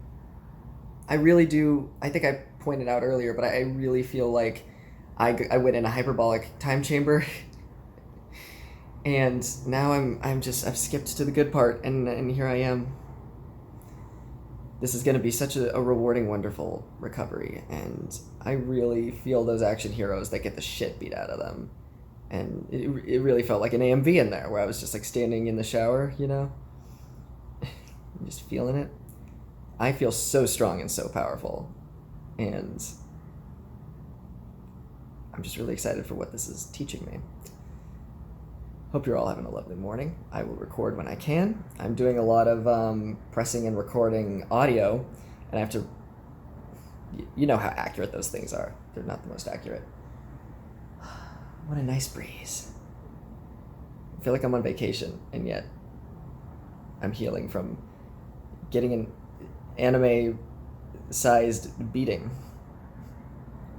76 degrees. More breeze? So lucky. Anyway, I don't want to say things if I don't have anything to say. I'm just happy. I feel really good right now. I'll see you in a bit. Yeah. In the meantime, you can take in this. I look so barrel-chested. What the fuck? I was just about to give the thumbs up. Or, not the thumbs up. I was about to give my rock hand sign with my hand that cannot do that is currently wrapped. But, Cheezer's here. Don't worry. Cheezer's here. Everyone stop panicking. Cheezer's here. I'm falling asleep sitting on this couch as we wait for the cleaning ladies to get here. I'm nervous about laying down on it because, you know, of my previous experiences with pain. We finally lay me down, just laying towels on the couch, and it's not as bad as I thought it would be. It takes a bit of difficulty to find the right size support for my left arm because we're trying to elevate it, but I'm able to lay there and take a little nap. I wish that I had protein smoothies to drink. Andrew has my bag with my blender, and I had packed a big gallon thing of chocolate protein powder because my mom is so good at making protein shakes. But now I fear I won't be able to enjoy any for the foreseeable future. When am I going to get my bag? We need to figure that out. But it's also not being able to eat chocolate is at the forefront of my mind. Am I able to have chocolate protein powder? I'll have to ask. I'm able to stave off the cravings. It's just not something I thought I'd have to deal with. I didn't know that I wouldn't be able to eat chocolate. And chocolate protein stuff is my usual go-to snack when I'm trying to regain my health. Not bars or anything. It's usually drinks. There's such rare protein snacks that are bars that actually taste good, unfortunately. Oh, hey, great. Andrew dropped off my bags. So now we have them now. I'm unfortunately not in the mood to see friends. I wish I was. Mom and I chill on a couch in the hallway while they finish, tidying up the room or whatever. I've been extremely paranoid about my dick hanging how it is. Mom asks the nurse, who says it's fine, and remind me of instructions she gave about propping it up when I'm sleeping. I realized that I was paranoid for no reason, that any information they give us should override the previous information, since I only have research from previous surgeries and patients in different parts of the world, you know? I can watch and listen to a million people talk about their experience with phalloplasty, but everyone's going to be unique. Everyone's surgeon is different. Everyone's healing factors are different. Every person is different. I feel a lot better. It just seems too good to be true. We're out for a walk. This is an outfit that would only work in white upper class circles, where I am literally wearing Superpubic underwear and a vest, but it is pronounced fashionable. And right here, this is indeed a catheter, but it just looks like I'm out for a hike. Like I'm in a fancy hiking magazine of some kind, and I'm going to like bring water up to my mouth, and I'm like, yeah, let's fucking tackle this mountain, guys. Once everything's done, we bring me back in and sit me down in a nice gray chair. Not bad at all. I prefer the chair to the couch. My leg wound is stuck to the underwear. Oh boy. It's a decent amount, but I'm not going to deal with it right now. We'll wait until, we can go in the shower. Maybe it'll be easier to get off. I am really craving protein shakes. We have a blender now, so we can make them. But the only protein powder I brought was chocolate, so we need to look up GNCs for Mom to possibly get a different flavor. Or maybe the grocery store has some? Or is the amount of chocolate not bad? Are we worrying for nothing? I'm extremely hungry. I forget how much the wind gets knocked out of me and how faint I get just from small exercise. I'm in a really vulnerable, place right now. Though I should be doing a walk 3 times a day. I go from anxious to perfectly calm. I'm extremely happy, but your body is going through a lot. Still, I should be getting pills within the next 10 minutes, and I'm very grateful that they prescribed anxiety ones. It seems like all my emotions that I kept below the surface are bubbling to the top in small bursts, very controllable, but also embarrassing in that I don't like showing weakness, and quite honestly, usually I don't. I'm a very strong person, but not that feelings are a weakness. But, anyone would react this way in my situation, It's major surgery, emotions are places. As we sit there, I get progressively more anxious about how my dick is hanging. It says to keep it in a natural position, quote unquote, but does that mean propped up? There's no guide to this. Not really. I mean, the guide they gave us, but I have questions. I have questions on top of questions. I need to figure this out as we go. I can't get comfy, so we call the Crane Center and see if a nurse can answer us, as well as some other questions I know we'll have by the time they call us back. I realize we only need one leg of my boxers on, the one that's stuck to my injured leg, so we can get that off, right? But okay, it's melded onto my leg like a cheese pizza. It's really stuck on there, huh? What precedes, I know, will be one of the most painful experiences of my entire life.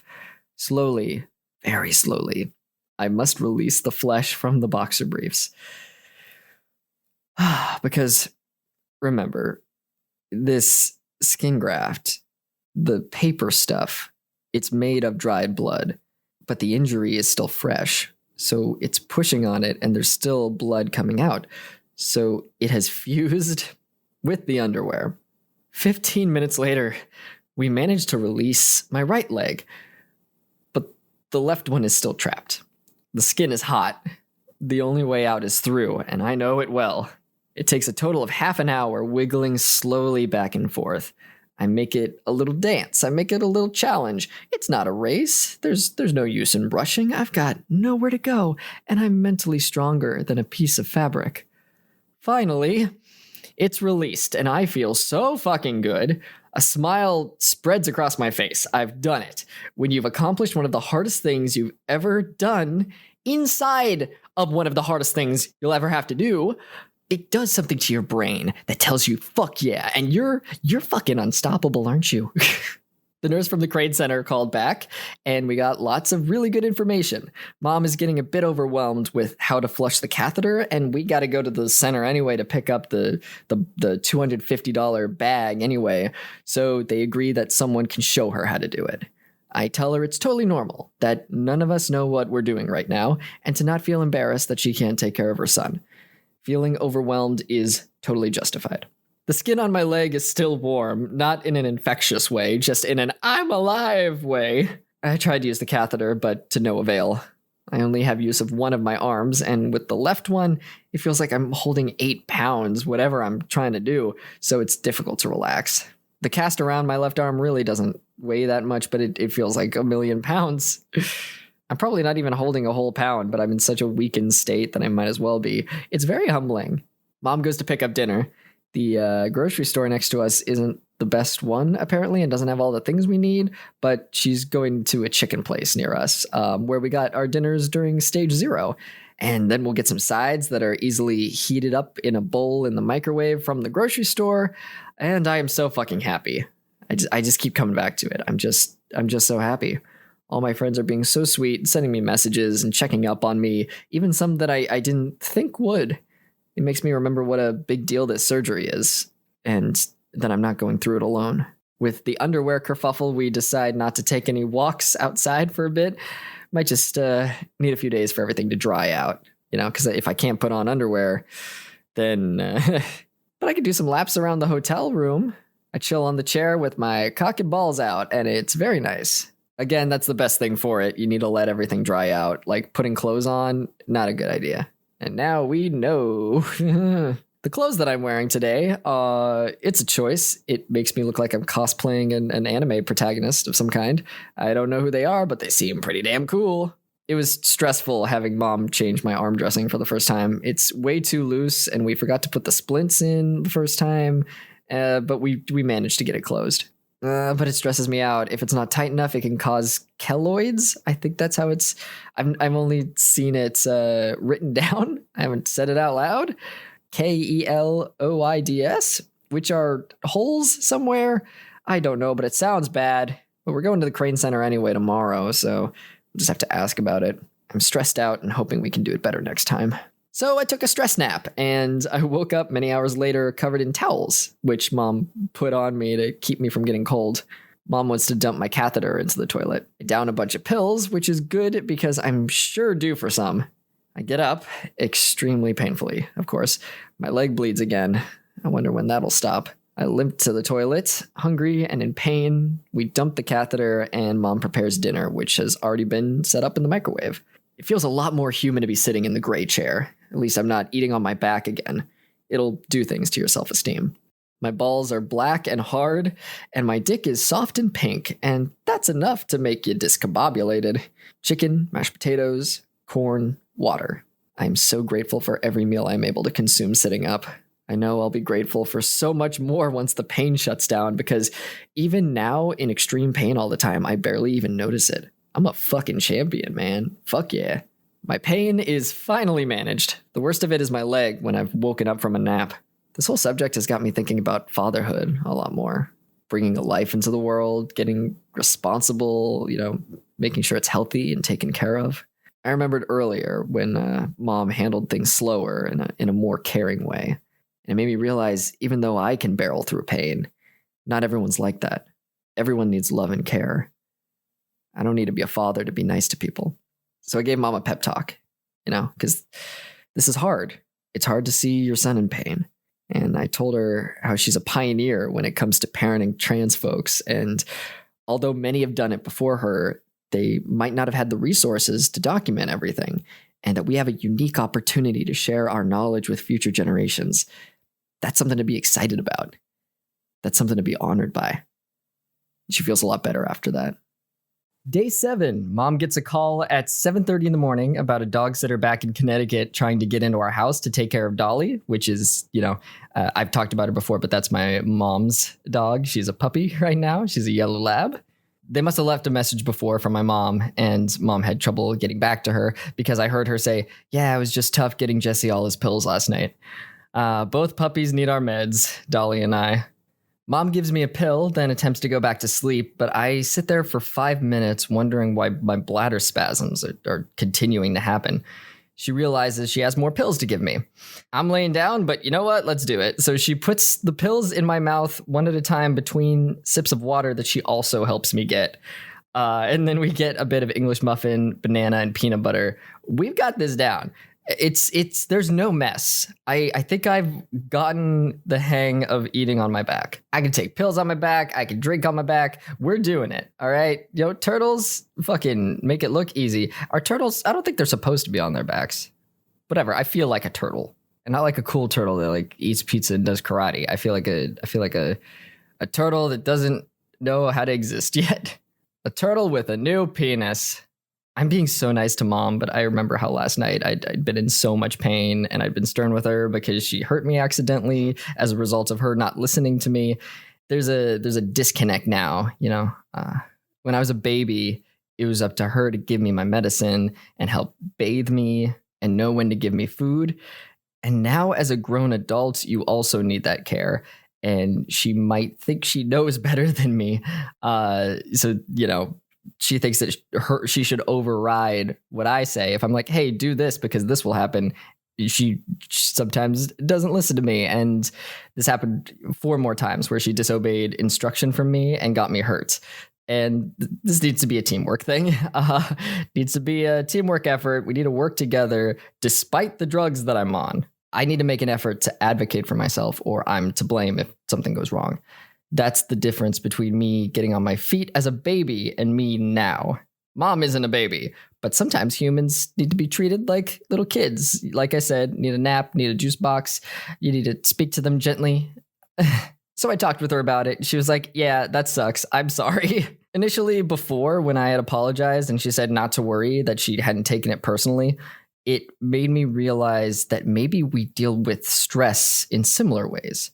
Well, previous versions of us, at least. Pre-transition, I was very similar to her and in the ways that we dealt with stress, where we would say, hey, don't worry about it. Like, we were very easygoing, but it wasn't, we didn't communicate and we didn't say what was on our minds if we needed to communicate something. We just kept it all inside. And now through transition, I've gotten a lot more mentally healthy, and I have friends that have taught me how to deal with feelings and communicating. And so I am able to, it's great because my mom has said I'm a good influence on her because, my mom is a good person, but if you're not around people who are helping you grow and not helping you learn how to communicate things, then you're just going to stay on the same level. But I'm here introducing her to how to talk to people about your feelings and hey, if you have something to say to me, we can talk about it in a healthy way, and we need to respect each other's boundaries and stuff like that. I have a lot of mantras that go through my head at all times. They just kind of cycle through. I'm a self-motivating person, and one of the things that goes through my head a lot is it's not how hard you can hit, it's how hard you can get hit and get back up. That's one that's really fueled a lot of my life. And this seems to have been a family motto without me knowing, because my mom has grown to only rely on herself. Which is fair. She's a very independent woman. She raised me as a single mom, But I guess that's also made her not great at communicating, which in turn made me bad at communicating because, when someone raises you, But don't worry, we're teaching each other things, which is mainly me teaching her things. I am so tired. I keep falling asleep with my finger on my phone, hoping I don't tap anything. I am snacking on pita chips and popcorn. We empty my catheter, and my mom talks about how she plans to do a Zoom call with some clients of hers, and I just want to make sure my dick is invisible in the background as I pass by. Would not be good to show that in her business call. Apples, peanut butter, popcorn. Doing a lot of snacking. I usually don't snack, but it's good to keep up your strength. I'm feeling a lot more secure with my dick propped up on his little patch of gauze. He looks like he's sleeping. He's not quite my own yet. I can tell that it's mine. I know it's attached to me, but we're still forming the familial bond that I know will come with time. I've seen it as a sense of comfort, but also mainly as a medical instrument. A year from now, I'll be able to walk through a mall with my junk safely tucked into my pants without a second thought. But for now, it's more of a penis that belongs to another man, and I'm just taking care of it. I'm watching it for a weekend, but then eventually my friend, whoever it is that I've gotten this penis from, won't come back for it, and it will be my own. And you know what? That's how some people inherit penises.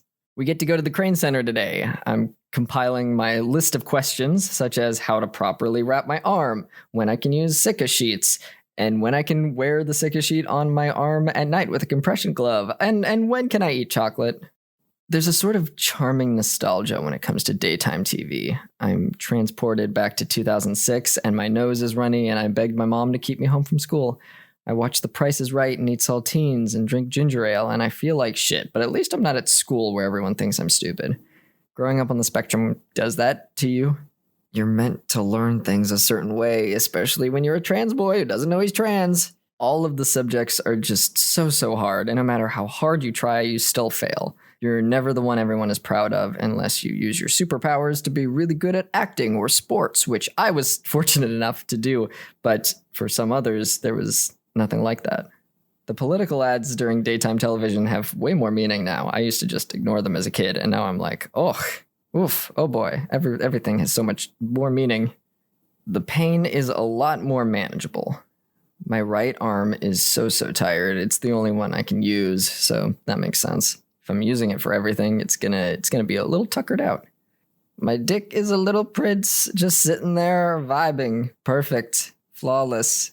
It's officially Christmas season because Michael Bublé's face has been in 85% of everything that's been on this TV in the last couple hours. I haven't seen Mariah Carey yet. Maybe they're gonna fight in a pit of some kind. I see the Rockefeller skating rink on TV and remember how different life used to be 2 years ago in all the best ways. I was living in Brooklyn, and I'm so grateful to be here. I'm so grateful that I never got any of the things that I really, really wanted because they led me here, which is infinitely more rewarding. Sometimes you think that you want a thing. I wanted to live in Brooklyn so bad, and I did, and it was great for the time that I was there. But now I've moved on to a different chapter of my life, and this is where I need to be right now at this moment in time. My mom's friend who used to work with burn victims was saying, like, yeah, the skin graft on your leg, it's what burn victims go through. It's one of the most painful injuries that anyone can go through. Yesterday, I experienced one of the most painful things a person can experience, and I left feeling hopeful and full of endorphins. Not many people can say that. I'm just so proud of what my body and my mind can do. A friend of mine once said one of the nicest things anyone's ever said to me, and he said, "You are a force of nature, Nowack. There is nothing you can't do when you put your mind to it." And I heard that when I was in a place of not knowing if anyone gave a shit about me, or, it was a low point in my life, and he didn't know how much that meant to me. And it stuck in my brain and I kept it with me. It's really, really hard for me to retain compliments. So, that it was meaningful that it's still there. Just for someone to think that I am capable of anything that I want to do. That's so nice. It's just one of the nicest things anyone has ever said to me. And it's true. You know what? If you look at what I've accomplished and what I'm going to accomplish, yeah, fuck yeah. You know what? Let's do it. Whatever I want to do, I'm going to fucking do. I eat chicken, mashed potatoes, corn, mac and cheese. Despite how bloated I am, I'm not insecure. This isn't my first rodeo. I know that I'm only bloated because of surgery and the anesthesia trying to get out of my body. Going through stage 0, I could see just how quick and at what rate my body will return to normal if I just hang in there and kick some ass in the meantime. This is all just temporary. This won't be forever. And even if it was, I don't mind, honestly. I'm just so happy. Mom's talking about when the pandemic just started and she was doing one of her shows. She sells clothing. The first thought in her head was that she just wanted to give. She didn't want to sell. She just wanted to give. And through giving, she got such extraordinary things back. I think that's a good summary of my mother. I guess that's why I have the values and the instincts that I do, is because I was raised by her. You know what? You're not going to be perfect raising a kid. There's going to be some gaps in your knowledge. I didn't gain certain things like communication skills, but I did know that everything is bigger than us and we should be trying to help people. I had a blast of inspiration while Mom is on her Zoom call. I go to the bathroom and brush my teeth with little to no difficulty. I even applied Curology to my face with moisturizer. Like, I'm doing it. I also would have liked to put on Copenhagen grooming on my face, but I dropped the bottle and wasn't able to pick it up myself. But hey, lots of progress. Even that small amount of self-care makes me feel like a new man. Never underestimate the power of a cool washcloth. Mom is still wondering about the blue stopper that's in the catheter.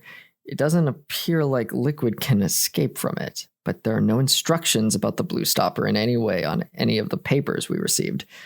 We'd like to take a risk, and even though we might not be able to get it back in once it's out, Mom would like to take it out and see what happens. Lo and behold, urine comes out fine.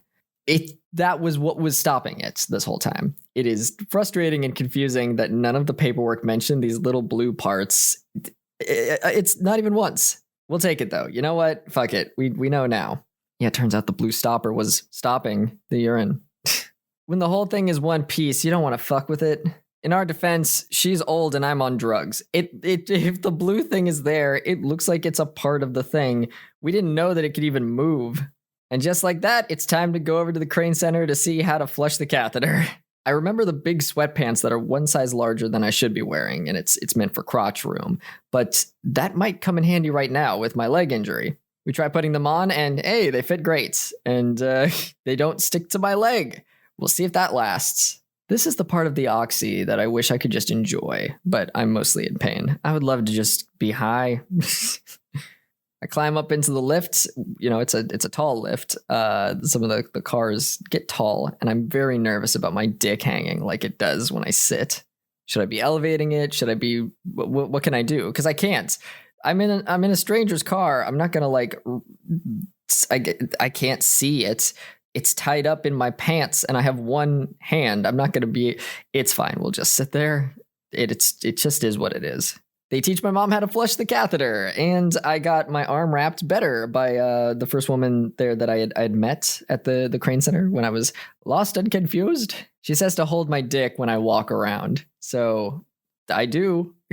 I hold my dick in the elevator and pray no one sees us. We also get the $125 bag, but the price has gone up, but it's because there's more in the bag now. They give it to us, and it's a nice bag. It's a hefty bag. You know what? It's worth it. I thought it was just going to come in a cheap bag. It's what's inside that counts, but you know what? It's what is outside that counts.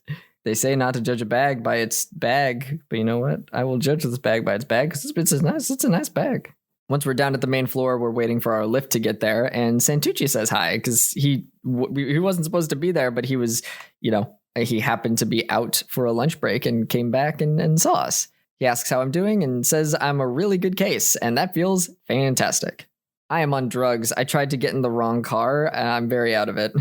Mom is very not good at getting me meds. I'm extremely nauseous and stressed. I bragged a big game. I thought we had things down, but then fumbled all of today. I just had to hold my dick in front of hotel staff as we made our way up to our room, and I am devastated. I'm not a strange freak, I promise. I'm not a pervert. I've been extremely ill and irritable since we got back. We chalked it up to, you know, all of the energy that must have extended, especially for me. But now, half an hour later, I have noticed that my arm is beginning to feel numb. My fingers appear to be a sickly gray color, and I have trouble processing thoughts. Perhaps, although the new wrapping makes me feel more secure, it might be too secure and is cutting off blood flow to the rest of my body. It's times like these where I truly understand how on the spectrum my mother is. She was never diagnosed. They weren't really looking for it back in the day. We've had conversations about it. And, you know, boys get diagnosed with autism 4 times more than women do, which is why I didn't get diagnosed in my previous life and then transition. It was like, oh no, I'm so on the spectrum. Oh my God, that explains so much. And my mother, she's tried her best her whole life. She's incredibly low support. But in these moments where a human interaction must take place, she really needs me to take over and tell her what's wrong or what I need. I say this with no malice. I genuinely wonder how I survived. Love? Was love enough? I guess sometimes it is. And this is why the communication skills are so important. She tucks me into bed. It feels very nice. I wake up a bit later to her talking to her friend on the phone. She says she's never seen me so happy and recounts how much pain I'm in and, you know, apologizing for being so mean. She says he's just having such terrible burning pain on his leg. It's torture. He can take it. He's so strong. I just wish he didn't have to. I'd slip back to sleep at some point as they talk on and off. I awake again at 8:20 p.m. The room is quiet. Mom's taking a nap. I think of what happens after a nap usually. I feel the urge getting out of bed at the fastest pace I'm capable of, desperately unburying myself from the soft comforter. I get to the toilet, pop the blue stopper out, and piss without putting up the lid. I am too out of it. I know I need to ask for antiseptic to stop up the hole again. I call for Mom many times, eventually making my way into the room before she wakes up again. She's excited that I use the catheter. Her friend that she was talking to was the one that worked in the burn unit for 30 years, and she said it's better to let me sleep rather than wake me up to take pills, so that's what my mom did. She's talking to me about her, and she says, my friend always says to have a cracker when you have pills. It's always nice to just have a cracker. And you know what? That's fair. You know how I was watching through all the Spider-Man movies with some friends during the preparation for surgery? Well, Z asks if I'd like to continue our Spider-Man watch through that night, and I am hysterical and loopy, and I don't want to wake up my mom, but I mention it to her, and she's like, oh yeah, no, you should do that, because she wants me to associate with friends and stuff, and it would be nice. So I'm like, okay, if it's cool with you. So we watched Spider-Man 2. And I am so high, and I don't remember hardly any of it. But it's very funny because I asked them about it later, and both of them were like, yeah, you were pretty high. So it was noticeable. So tired, so fucking tired. Can barely type this. Need to retype over and over. Dropped a cup of pills. Told my friends that I need to get them somehow and that they might hear some pain noises. Eventually reached down, causing pressure on my ball sack, but retrieved them. Sometimes you just gotta do it. You baby yourself while someone's there to help you, but then sometimes all you have is you. It's T-shot night. I prepare everything I can out of my shots bag, mom helping and observing when she can. I try to do it as independently as possible, but she's still able to help a little bit, which is nice and surprising. No offense to her. It's just I find it surprising when anyone could help with something like that, when they don't do it once a week like I do. It goes in great without a hitch, and then even hours later, I don't have a weird reaction like I usually do. I usually have a little allergic reaction mark on my tum-tum, but that's cool. I won't complain. It must be all the pills and stuff in me. I wonder what was helping it. I wonder if sitting down has anything to do with it, because I was sitting in my chair. She won't be coming back with me to Dallas, but I will find someone to help me with my shots. I look at the little chart my mom has provided me with, all the pills that I take, and it's lovely and color-coded. Yes, we are both on the spectrum. This is very clear. It accounts for all 24 hours, and some of them have shifted simply because I wasn't awake to take the medicine. And like my mom's friend said, it's better for me to sleep than to wake me up to take them. Mom will be making a new one today. I'm so fortunate to have her, and I really appreciate it. So hopefully I don't have to take over distributing my meds in the loopy state that I'm in. I just want to make sure everything is being taken on time. I'm just a little nervous about that because the more pain I'm in and the more anxious I am, the more I might take it out on her. And I really, really hate being mean. I just get cranky. I don't want to be cranky. Even someone as chill and as kind as I am is going to scream when there is searing hot cheese slapped onto my leg and there's a danger that it won't come off. Oh no, I hate being human. I won't take it out on her. I will not. But I say that now. And then in the moment, I'll be cranky. Well, I guess I'll just be cranky and then hate myself afterwards for it. Cool, great. I finished my snacks and the mom is still sleeping. I see a protein bar on a little tray table, and if my reflexes haven't been slowed down enough, I can pull it towards me and slide it into my hand. I have dropped the protein bar. Day 8. It is my hardest day so far. I awake in pain, just terrible bladder pain. I got in a good sleeping position, but I need to get up and empty my bladder, and I get mom up, but she's too slow, and I'm anxious because I know something's up. I get a small amount of leg blood on the comforter. I feel like I'm in a lot of pain. I know that I haven't taken my bladder spasm medicine in a while, as my last one was due at 1:30 in the morning. My mom helps me up, helps me waddle to the toilet. I pee for a very long time. I'm able to use the flip switch all on my own. I peed so much that pee was coming out of a small suture at the rim of my penis. Just a note, it seems like pee to me, but it also could have just been clear liquid or just liquid. It's not uncommon for pee to come through that area because that's where the new urethra is. Everything's healing. Everything's trying to, to mold together to make the skin not have holes in it. I realized that me getting up wasn't as painful as it was yesterday. I even knocked my bad arm against my mom's arm, and it didn't hurt that bad at all. Way of describing it, less pain, but more layers of hardened substance. Well, Jesse, I don't know what that's supposed to mean. I assume it's because I'm starting to feel more of my arm, so it's like harder and heavier. But I don't know. I don't know what you meant by that, Jesse. A little scary, but feeling better. Mom is making me apples, peanut butter, and an English muffin with butter. She's tired and wants to go back to sleep, but I am too amped from the excitement and anxiousness. I need to figure out what pills I'm doing when. I am so strong and feel so good about the surgery. I sit down in my gray chair and I wonder how it is that the world can be so ignorant or hateful, or sometimes both. I am surrounded by lovely people who care about me, but I will be denied healthcare simply out of ignorance, not strictly because of hate. But what's the difference at a certain point? There are two Americas. Wow, I really went on a fucking...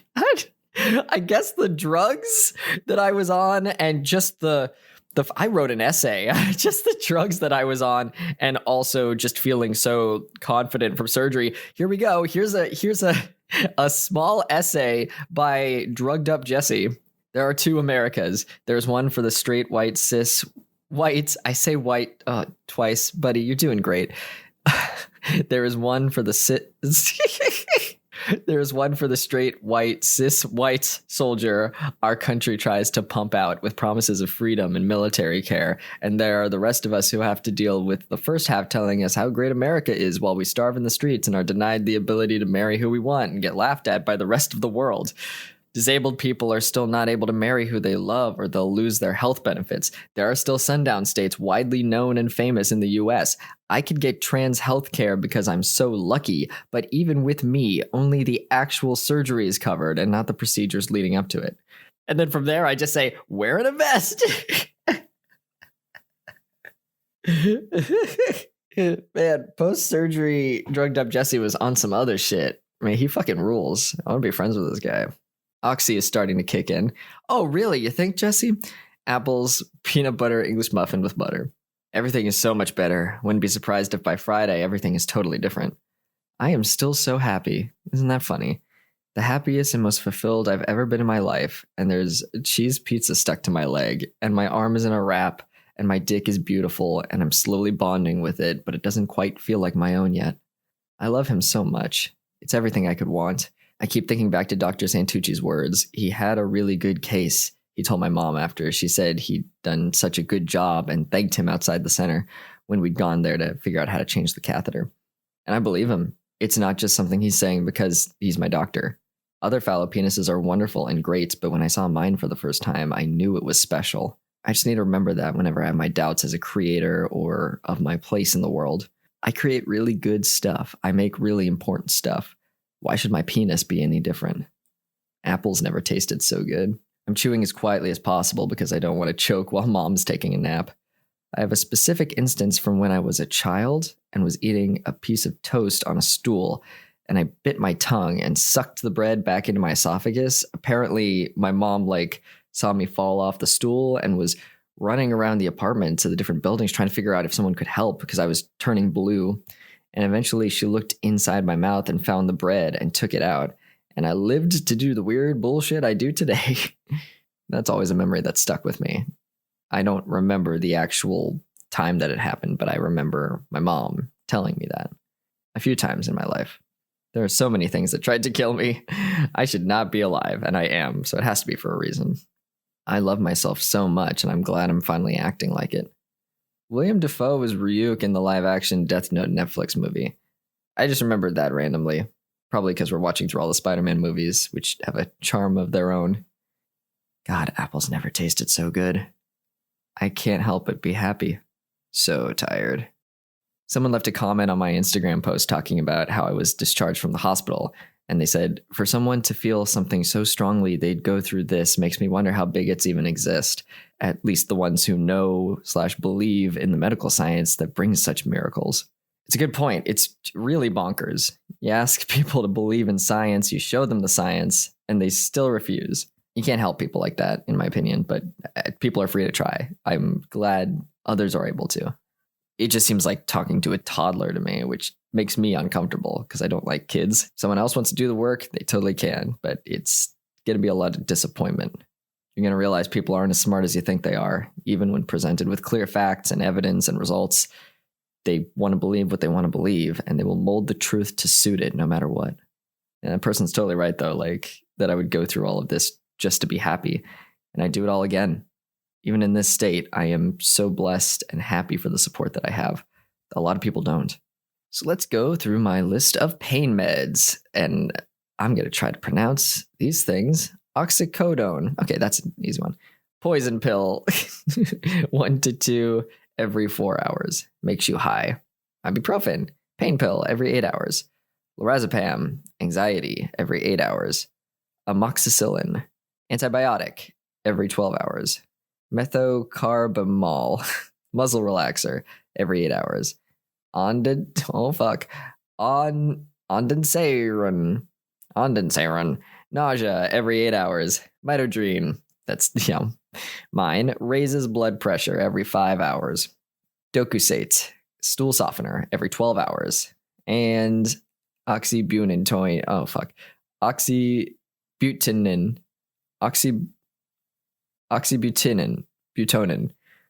oxybutonin. It's for bladder spasms. Take it every 6 hours. Upon revisiting these prescriptions on the chart Mom wrote down, I've discovered a large error where my Mitodrine, which is the medication I was taking before surgery in order to raise my blood pressure, is listed as being taken every 8 hours instead of 5. This could be why I've felt so sick the last couple of days, because I'm not getting the proper dosage like my body was used to. I love my mom, but she's not doing a great job taking care of me. I love your spirit. You've done a lot of things incorrectly, but you know what? You're what I've got, and I'm grateful for it. So far this morning, I've experienced 3 different instances of light tingly pain on my leg. It's annoying because I can't scratch it, but it's probably a good sign because that means my leg is starting to wake up and, in areas that it wasn't before. Make that 4. 4 different instances of light, tingly pain on my leg. Feeling my arm is stronger today. Oh, itchiness. That's what I'm feeling in my leg. My leg is itchy and I can't itch it. I go from periods of groggy falling asleep to awake and excited. Both states are happy. Arm is starting to itch near the crook of the inner elbow. Don't itch, Jesse. I pet my dick with one finger like I'm calming a lizard. He is a good boy, and I can't wait to see what we can do once we bond together. Fuse as one. I know that one day we'll be perfectly synced, but for now, I'll appreciate him as he gets his sea legs, knowing we're about to embark on such a magical adventure together. A very tasty smoothie. Blueberries, ice, oat milk, 1 scoop yogurt, 3/4 scoop protein powder. I used to do a protein shake every day. This will be good. I used the bathroom by myself. I looked in the mirror and really saw myself in the puffer jacket. My beard's starting to fill in. I was struck with how handsome I thought I was. I haven't seen myself in the mirror in more than a week. It's truly amazing what a week away from your reflection will do, especially as a trans man putting testosterone in your body. I began the fancy stuff: fish oil, vitamin C, zinc, arnica. I could have started earlier, but my brain wasn't there for me and Mom forgot. My hand's a little stiff today. I'm feeling sick. Mom assists me with a shower. I'm nervous about how my bad arm feels. I'm suddenly becoming very aware of the staples in my leg. I must have reached a spot where my leg has healed enough that I feel the staples, but not enough pain medication to mask it. My left arm has been worked so hard and has been holding so much weight, it feels like it's going to give out, but I don't realize that until we're in the shower.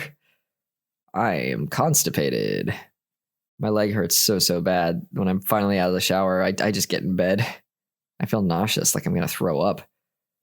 We put bacitracin on my nutsack and open the windows for fresh air, but I still feel very sick. I feel like this is regular sickness from not having regular amounts of Mitodrine in me. That smoothie would normally make me sick from just body stuff, Before I was taking Mitodrine, a lot of foods made me sick. Surgery has nothing to do with it except to put me in a weaker form, so... my arm is giving out. Oxy was given. Gonna try to sleep it off. Pain. I can feel every staple. I'm not complaining. I'm just bewildered. No answer at the Crane Center when we try calling them.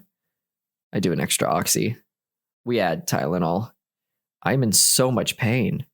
The Crane Center reception called to confirm my appointment, and we did, but then we were like, hey, can we talk to a nurse? Because we tried calling. They haven't called us back. They connect us to them, but there's no answer. Hey, remember when I told you about the worst pain? This was the worst pain. I could feel every staple. No answer. We're on our own. Screens were starting to make me sick. Watching TV or being on my phone. I saw blood in my urine. It made me queasy. It's normal, but, not nice to look at. Luckily, it's not dysphoric at all. I think I've just gone long enough without periods that I just don't remember I had them anymore. Okay, they called back. They said, don't give the muscle relaxer and the pain med at the same time.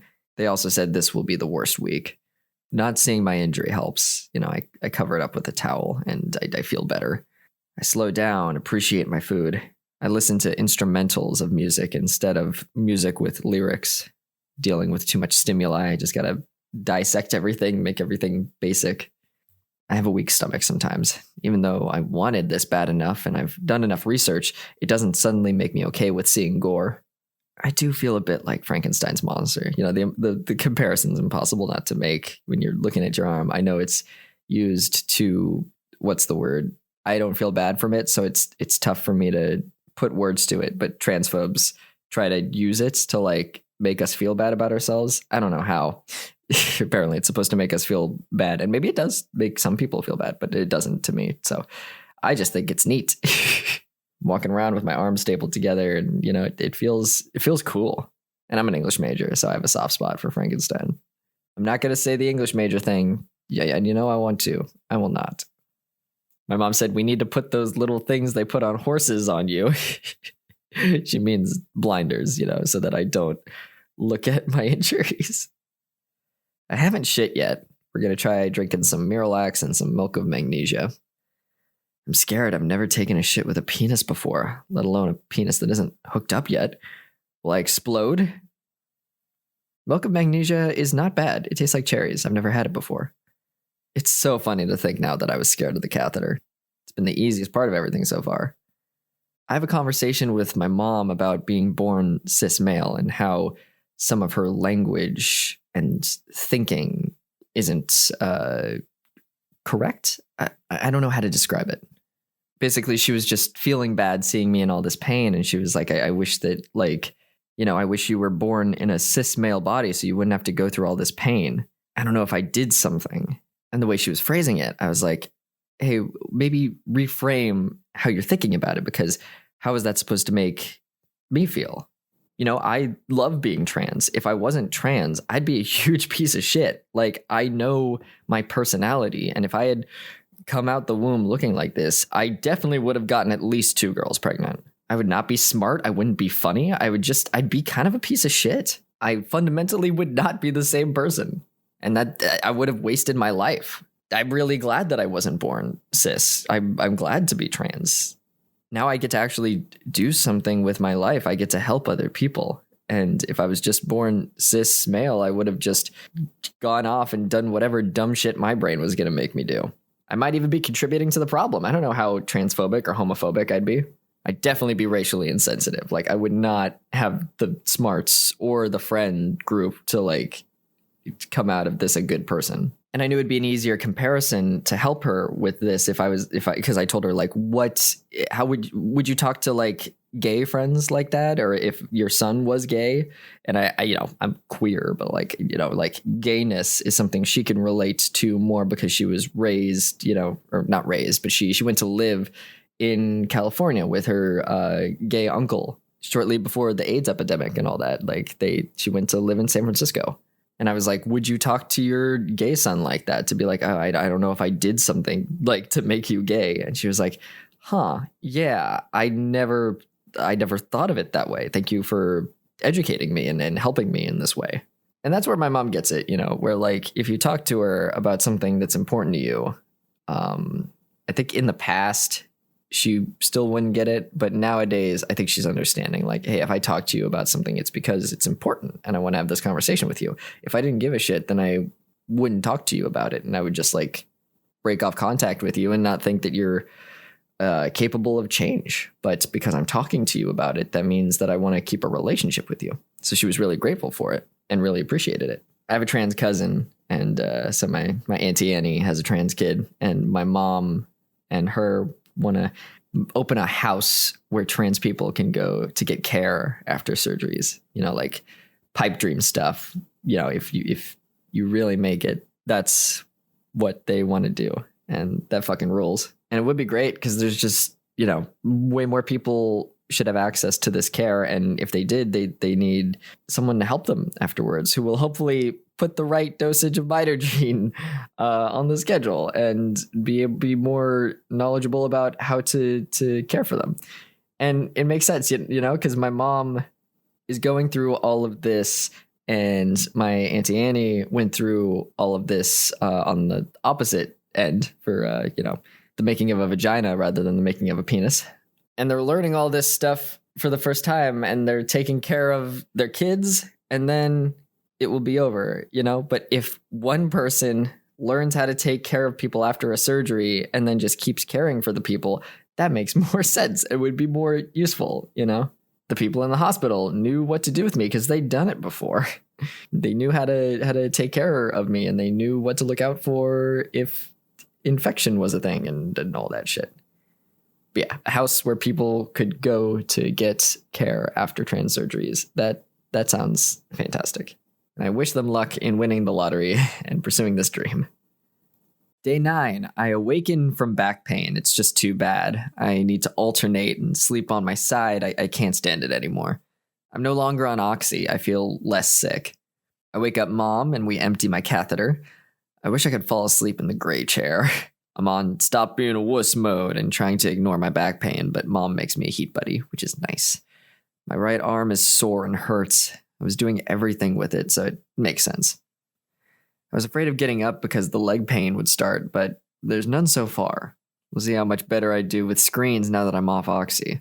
My mom says, the last time you had oxy was this morning, so it's all out of your system. So you've been handling all of this with only Tylenol and ibuprofen, which is pretty fucking amazing. And I'm like, am I a badass? And she's like, yeah, I mean, that oxy stuff is fucked up. It makes you feel yucky. And if you're wondering why my speech is the way that it is from my mom. Like, you know, like you inherit how you talk and how you exist in the world from all the people around you. And it's very funny, like hearing my mom say, I think that oxy stuff is fucked up. It makes you feel yucky. It's like, yeah, that explains Jesse's cadence of his voice and the way he phrases things.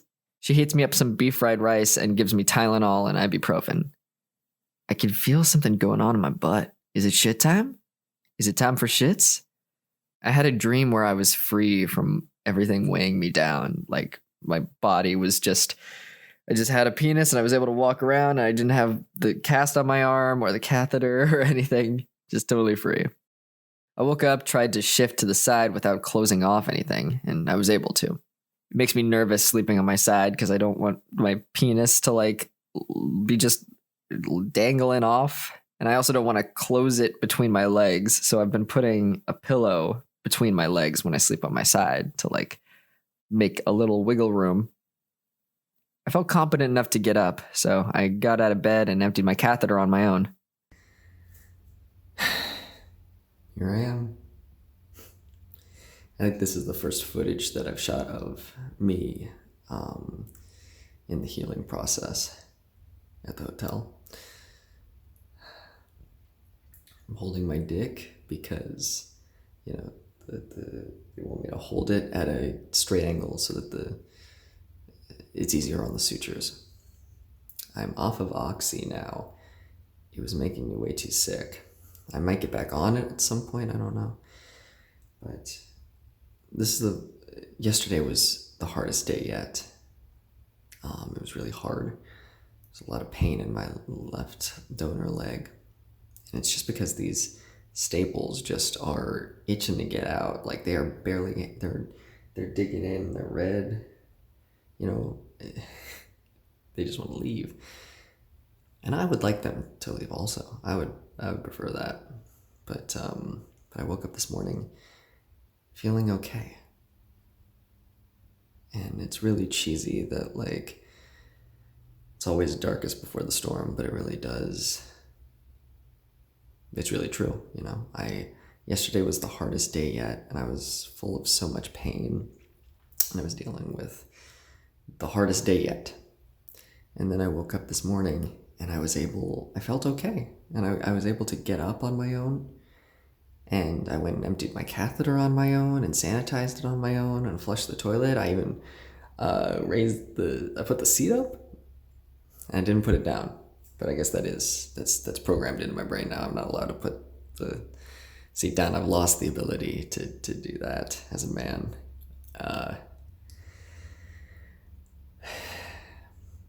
I'm really happy. Yesterday was really hard, and now I'm really happy. I think I just needed 24 hours to get the oxy out of my system. But not that much leg pain. Still leg pain, though. I think it's just subdued because I'm so used to it now. Arm isn't that bad. I've gotten my rhythm down. It's day 9 or something. And I've gotten the rhythm down of getting in and out of the bed. Doesn't hurt as much. My right arm, I might have to stop recording soon because my right arm is the only arm that I'm doing things with. So it was injured yesterday just out of like, what's the word? Atrophy? I don't know the word, where you're using it so much. I'm using my right arm for everything. So the muscles are just, not as strong, but I've got my catheter in. I'm not showing you down there because I don't know if you, like I could show you down there. My penis is not in view of the sink. The sink is blocking it. But I wanted to record this because I'm going to remember a lot of hard parts of recovery, and you're going to remember a lot of hard parts of recovery. But this is great. I'm so happy. This is the first morning that I've woken up and felt confident and happy in my ability to face the world.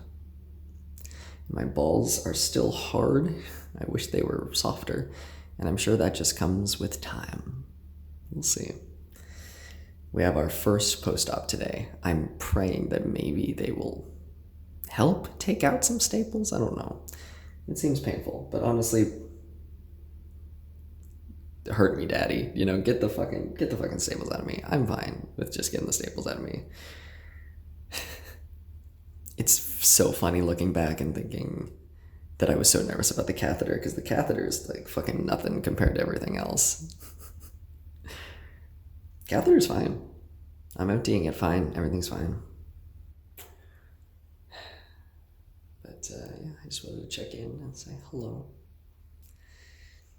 And we're going to look back on this and smile about it, so we might as well. Because I am here in a nice hotel in Austin with my dick in my hand. And I don't know what there's more to say about that. I got mom up, took my pills, and my legs started to hurt. She's making fried rice for breakfast. I'm feeling faint. I saw spots, and I took my Midodrine. I prefer to sit in silence. No TV, no phone, no noise. Just sit in my chair and look at nothing. My head hurts. Screens don't make me as sick, so that's good. It used to be that feeling of being too drunk, like even the room was kind of spinning. Water tastes sour and bad. Mom says it's because of the meds I'm on. I didn't know that was going to be the thing. Something in the papers said it would affect taste. So maybe I read it out loud to y'all at a certain point, and I don't remember, but maybe I missed that part. Covering my lower half with the towel really helped. I watched Nicole Byer's new special. I feel a little more normal. Taking my sups, taking my fish oil. We get ready to go. Mom washes my armpits and puts on deodorant for me. I sit in my chair waiting for her to get ready. Deodorant is a little bit of something familiar, a bit of normalcy. I smell and feel more like myself. A new version of myself. Masculine and strong. I have been reborn. I smell like my old self, but I'm new and improved. We've downloaded the patches. I had to explain the eggplant keychain to my mom. She did not understand it. I'm trying to elevate my hand higher. I wish I had an easy chair. That would just make putting up my legs and everything so much easier. Maybe that's why they call it an easy chair. Marilax tastes better than water. That's fun because of my tastes. You know, like normally Marilax, it tastes like cloudy water, but now it's like, oh, I prefer tasting this Marilax than regular water. Woke up from my nap. My left arm hurts. A lot was done. It was a big day. It's so interesting accepting that I didn't just gain a penis. I don't have a vagina anymore. Like that's so interesting. I didn't think about that because I didn't accept that I had one, basically. Like it was just this, like a Ken doll just kind of looks at himself in the mirror with the smoothness. I didn't accept that was what my body was. I was like, okay, well, you know, I've explained this all before, so I don't want to go over it again. But now I've accepted that. And I was like, oh, cool. That's a cool thing. I tried to poop. I sat and I braced myself. And the instinct to pee happened. And I said, no, we are here to shit. Do not pee. My penis is not hooked up to my urinary tract yet, and what's gonna happen? I don't know. I mean, technically it is, but I should not be peeing out of it yet, so that's not gonna be good. Don't do it. My leg is constantly a 7 on the pain scale. As I write this, it's at a 6. If I just distract myself, I can just ignore it. Oh boy, so I haven't shit yet, and we're gonna have to do the thing that some patients do where they put petroleum jelly in your ass. You just put some petroleum jelly on them fingies right there. You put them in your butt and you just, you jelly the area. And some people need to do that normally. Like some people have disabilities, some people are patients in a hospital. And so, you know what? I've put other things in my ass. So I'm fine. This is fine. I'm a secure enough man that my mom was like, Jess, you got to put petroleum jelly in your ass. And I was like, okay, how much? Let's do this. And I could feel it up there. I could feel that the poop is like hard and nowhere near where I can reach. Like I cannot like get in there and like touch it, but I can feel where it is. Oh, I discovered there's some blood on my cast. I must have I bled somewhere and then got blood on the cast. So my dick still bleeding? Brain needs to be stronger than your body, but it's winning sometimes. I'm loading up on lettuce, just eating a shit ton of lettuce. I just need to shit. I'm constantly checking out my penis. Just want to make sure everything's good. My mom wants to watch something, so I show her Tick Tick Boom, and I wrote it down as Dick Dick Boom. I really focused on soaping it up down there during my shower because, Santucci was like, get them balls, wash them balls. You gotta get that dried blood off there. And I felt my balls for the first time because I didn't want to touch them. I wanted to make sure everything was healing. And I just feeling them. I was like, them my balls. My taint is numb. And I also discovered a little giblet of something between my taint and my butthole. I'm not sure if it's left over that they missed. Just a little skin, just a little giblet is what I called it. They said to dry my nutsack with a hairdryer, so we are doing that. If I'm too hot in the room, I wet myself with a damp washcloth. That's nice. There's the noise. Okay, you can get that out of it. Yep. Okay. Is it positioned good? Yep. Awesome. Let me close it. Okay. Awesome, thank you. Yep. Ready? Okay. I had my first post-op appointment today, and it went super, super well. Excuse my brain fog. I have notes. Usually I have notes, like loose notes, where I will tell y'all stuff. But now I need them more than ever. I can't just be like, here's a note, and then go back. Oh, maybe I will. Maybe I'll go back and forth. I don't know. I'm out of my element. This is my first time I've used this camera while I have a penis. I had my mom help me set it up because I have one hand.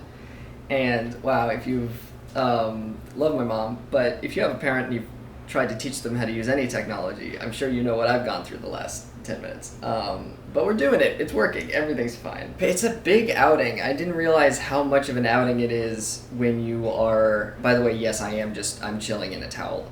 They're asking me to just... clothes... Optional.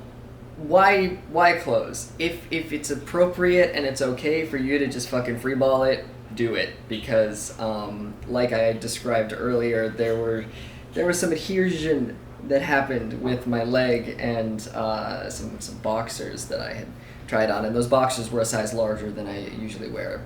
Boxer briefs, I'm usually like a medium, and I got a large. But your leg is going to do a newsy thing while it's just healing naturally. Yeah, so I am just fully chilling in a towel, in case you're wondering, is Jesse wearing clothes? I'm not. When you get this surgery, it is. You just have to accept that you are just going to be naked a lot. There's going to be a lot of people looking at your naked body. It's going to be your partner or your friend or your mom or your dad, whoever is taking care of you.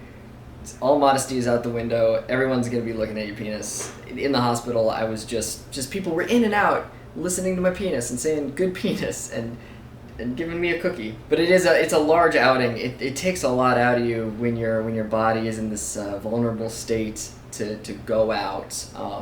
And we had gone to the Crane Center a day ago to have my mom learn how to flush my catheter, and also to do this rappy thing. And I'm thinking about it, and now I'm realizing maybe it's once a week.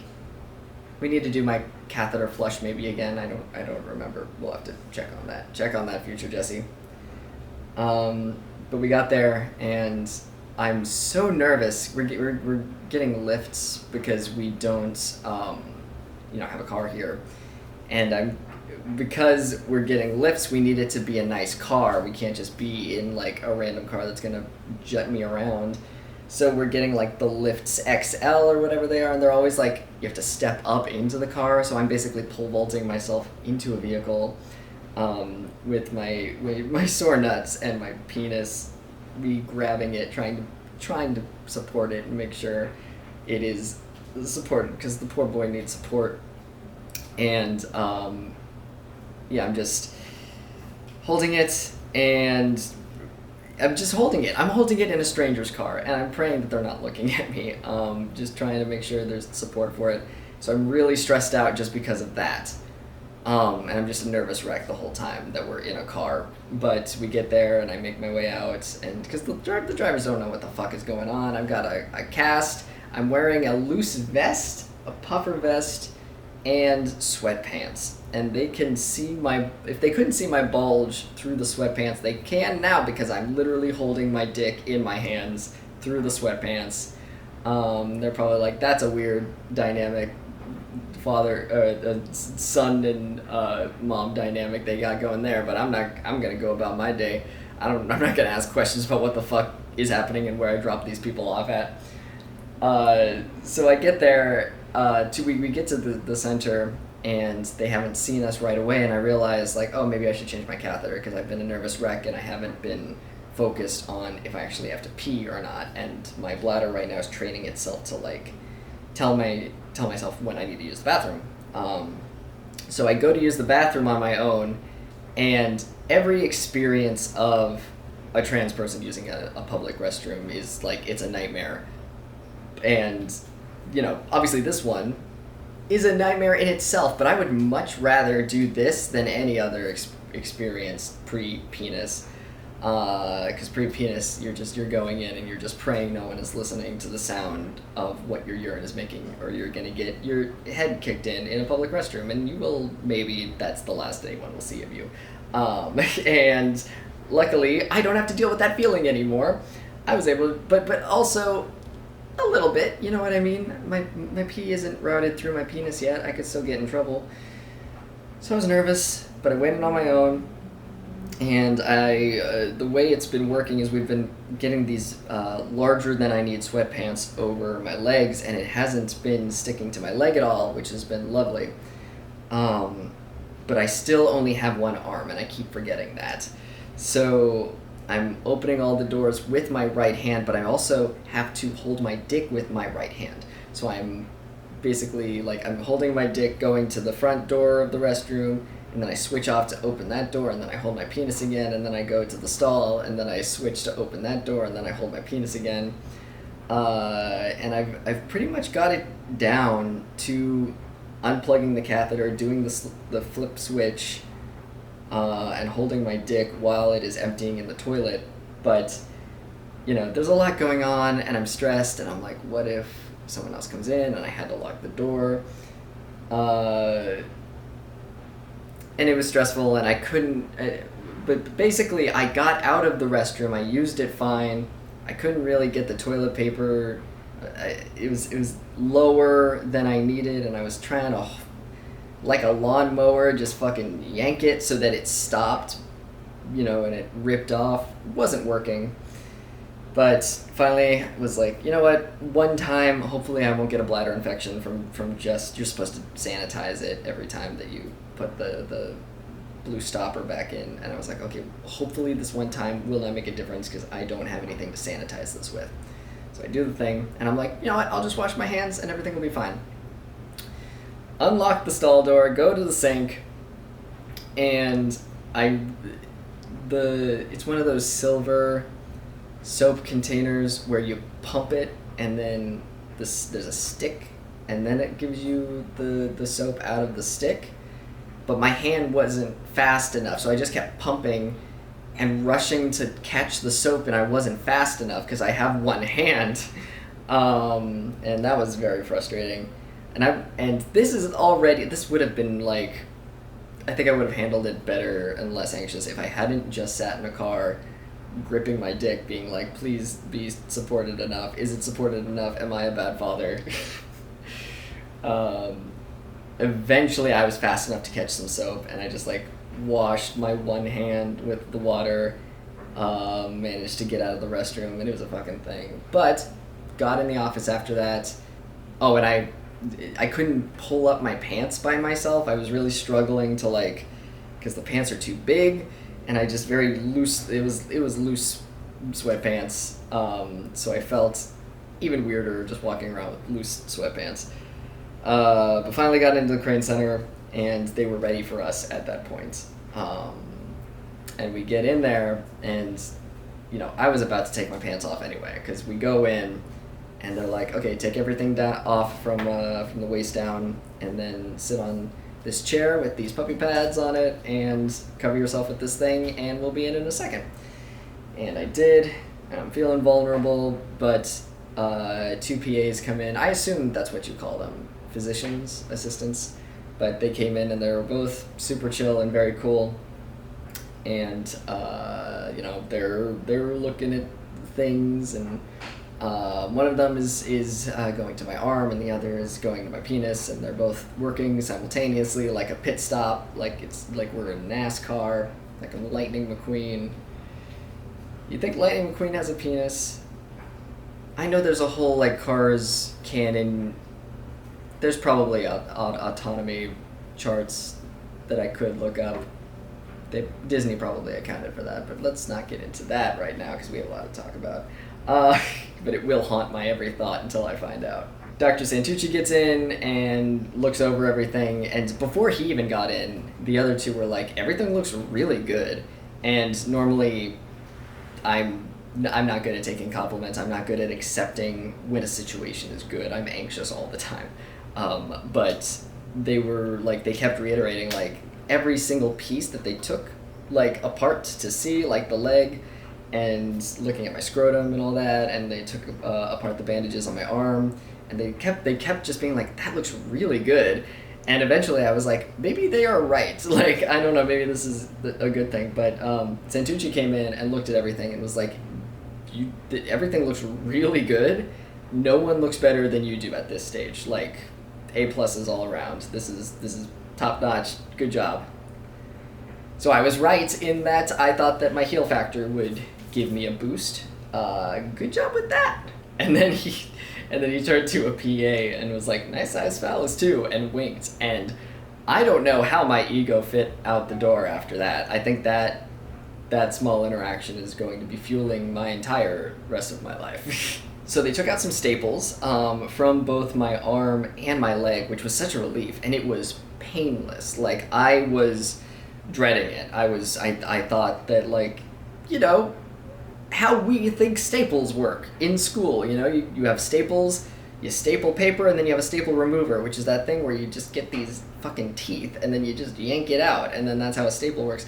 But no, she literally like went in and like snipped it, and like she was so good at it. There was I didn't even notice. I wouldn't have even really noticed if she hadn't told me she was doing it. So before she started working, and before she had seen my leg or my arm, she had said, yeah, depending on how you're healing, we're going to get some out, and then it might take longer to get others out. But then once she saw how well I had healed and started taking the staples out, she was like, yeah, with how you're healing, we should be able to get the rest of them out next week. So we're getting half of them today, half of them next week, which was such a thrill, because and more of them just kind of emerge as you heal. They're hidden. The leg especially, it's like this paper. How I describe it is like it's like this paper where you're just trimming along as the staples naturally come out, or as they take them out, and you're trimming it, because if there's the loose paper there, you can get it caught on like pants or something, and that would be a big youch. I would not like that. They also had like, there were 2 blisters on my arm underneath here that I was like, like every single thing I was like, oh no, but they were like, no big deal. There were blisters, and I was like, and Dr. Santucci was like, we have to pop them, and I was like, is it gonna hurt? And he's like, no, there's no nerve ending, so like you won't even notice. And they did. They popped it, and I did not feel a thing. And then we were talking more, and as we were talking more, I could hear a side conversation going where the two PAs were talking, and one of them was like, oh, he's got another. And as I was talking, I looked back after the conversation had happened, and she was like, yeah, you had another one, we just popped it. You probably didn't even notice. And I was like, yeah, oh my God, what? So these two, the staples and the blisters sound scary, but were absolutely inconsequential. It was fine. I told Dr. Santucci that I was nervous about like what I should do with my hand because I want to get to work like making sure things are working in it. I have therapy scheduled for Friday, and they're going to give me a much better splint for my arm and also teach me some hand exercises. But in the hospital, they told me to do certain things. And then when I went to the Crane Center a couple days ago, they said not to do things, and I didn't know what to do. And he said, okay, here's the answer of what you should be doing. Everything. You should be doing everything with that hand. And I was like, great, okay. So I've been working it. I've been just I don't know if it's the correct thing, but he said everything. So I've been just lightly extending one finger each for a bit. But my hand really hurts today, and I realized that like it's a big outing, it's a big deal to get out there and do stuff, and my hand had some staples taken out of it. So you know what? I did some exercises, and we're just gonna let it chill for the rest of the day. And we realized that I should be elevating my hand more. Before it was like kind of elevated down here, and he said if I have any notes, it's that your hand shouldn't maybe not be as swollen as it is at this stage. So try elevating it. It should be above your heart. So I was like, oh, so is it like here? And then it seemed like it wasn't. I was like, what about this? All the way here? And he was like, yes. So I should be elevating it like this. And that seems like a lot to me, but that's the correct thing, so we should be doing that. So we got some extra pillows and stuff here, and I'm going to be elevating it more, and I have been all day, which is maybe why it hurts so much. It's fine, you know, like it went through a lot today. So I'm thankful for what it's doing for me right now. Also, side note, I probably look like shit because I haven't showered. He said I've been showering, but like showering, you know, just the basic water soap on my body. My mom's been helping me like wash my pits, but I haven't washed my hair or done anything like that. I've barely done any self-care stuff. I should be doing my Curology and Copenhagen grooming. And I think the more comfortable I become in this, the better the more I'll be willing to do that, because it'd be nice to get back to my routine, feel a little more like myself. I put my deodorant on today, and I felt so much more human. I started to smell like myself, and that felt a lot better. Because there is, unfortunately, a smell that comes with this surgery, like we talked about in the pamphlet. What's that smell? It's flesh. So I do smell a certain way. And it's starting to make me feel like not sick, but it's a reminder of that I am in surgery. You know, like hospitals smell a certain way, sick people smell a certain way. And once I'm able to get back to my regular bathing routines and the flesh sloughs off or whatever phrasing they used, I think I will feel a lot better and more like myself. But sitting here in my deodorant when we were ready to go, I felt like I've been reborn, you know, like I feel like a new version of Jesse, and I am in a lot of ways. I am. But something we realized at the office is that we should be putting these little puppy pad type things in between my balls, like underneath the balls, and then a layer to separate my balls from my dick, and that's to reduce the skin-on-skin contact so it's able to heal better.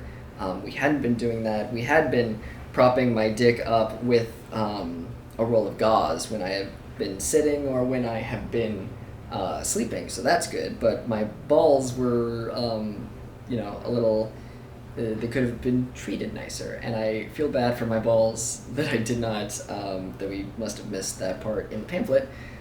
But there's a lot of stuff in the pamphlet. I'm sure when I read the pamphlet to y'all, I read that part, I just don't remember it myself. But we've fixed it. I'm wearing it feels like a little diaper for my dick.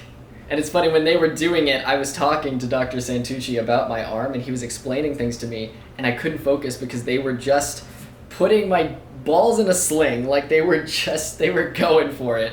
And so I'm just, like, looking here, listening to him, and, like, just being like, I'm so sorry, something is happening, I don't know what's happening. So he had to repeat himself. And I also talked to him about how I was nervous, like, holding my dick while I'm walking, because I don't know if I'm giving enough support. But apparently one of the PAs was like, oh, actually a mom actually made these things. She made one for her son to help the support, and then she crocheted a bunch of them to drop off here, so if you want one, you can have one. And I was like, oh my god, yeah, that sounds great. This is what it looks like. It's just a string, and then this is attached to it. They came in different colors, and this was the cutest one. And you put your dick in the sling, like it's sitting on a little swing, like a literal swing set, and then you tie this end around your neck, and I'm able to just walk, and the vest covers it for the most part, so you get to walk kind of incognito with your dick being supported, and that's very lovely that a mom crocheted those. That's very neat. So I feel a lot better about taking my walks. I was nervous taking walks because walking around here, it just looks like I'm holding my dick. Just walking around the hotel, I don't need anyone to be like, oh, cool, that fucking freak that I'm going to be thinking about for the rest of my life. I am not a pervert, I promise. And that was the visit, and it went really well. And that's great to fucking hear. It couldn't have gone better, literally. And I'm so fucking thankful for it. So I've got therapy on Friday, and I have that to look forward to. And on our way out, we saw the nice woman who helped us the other day. She was the original one that I had saw outside the Crane Center when I was lost and helped me up. And we called her the other day because we were like, there's a lot of pain going on. What's happening? And we saw her again. She's very nice. And we just touched base. And it's funny because she was like, where's your shirt? Because I'm still wearing a vest. And I was like, I got nothing fits over this thing. And she was like, Mom, go to Goodwill. There's a Goodwill on every corner. And that is fair. We could go to a Goodwill and get me a shirt that fits over my dang arm. But it was a really good visit. Unfortunately, we were like a teensy bit late for my pain meds, I think, because like when we got out to the lift, it's also because they took staples out of my leg. Like my leg was going to be in pain. But when we got outside and then called the lift, we didn't think to call the lift ahead of time. So I was like an 8 on the pain scale, just constantly in my leg, and I didn't want to sit down because everything was fresh, and I didn't want to. It was a whole thing, so I just stood there for 8 minutes and distracted myself with Instagram. But yeah, it was a really good day. It was really productive, very painful. We had a misunderstanding where I accidentally took more Oxy because we didn't understand the difference between pain meds and pain pills and what we wanted, and I didn't have any pain meds that I could take in the meantime. Basically a miscommunication, and I just got really sick for a couple hours because the Oxy is just not good for me. It was making me really sick. So I think I'm just going to have to wait 24 hours for it to get out of my system. And it's especially tough because right now, like, I have not shit since surgery. That's my homework for tonight that I've been trying to work on. And codeine, opioids, they cause a special type of constipation. So I was here drinking Miralax and milk of magnesia while also having opioid in me. So like they were fighting each other, and I have not shit. Top 10 anime betrayals, top 10 anime battles, maybe both. I had also talked to Dr. Santucci about like, hey, I'm scared to shit, like, cause I got a new situation down there. I got new equipment. Is it gonna be bad? And he was like, no, don't worry about it. Like everyone thinks they're gonna explode when they first do it, but don't worry, I sewed you up like it's my job. And you know what? I fully trust Dr. Santucci. He has been incredible so far, so I should trust when he says I'm not going to explode with shit. But that's what I'm going to be working on tonight. I'm glad we were able to talk. And I think that's all I got for now. Cheezer's here. Don't worry. Cheezer's here. All right, Mom. Oh, you're done? Yeah. You don't want to tell them about the fire drill? Oh, yeah. Funny. So 2 days ago, when I was like, I think it was the worst day we were having, the worst day so far of pain, where I woke up and like I was just feeling every stitch in my body, like the staples specifically. I was ignoring the staples at first because I was on enough pain meds, but then I cut out the codeine, or the codeine just stopped working to that level all of a sudden. But I felt every stitch in my I keep saying stitch. Every staple in my leg, I could feel. And my mom is on a business call, and all of a sudden, the alarm for this hotel goes off, and it's blaring like, bah, bah, bah, emergency. Everyone get out of the building. And I'm naked. I have dressings that would take 10 to 15 minutes to properly dress. And I said, absolutely not, and sat down and refused to move.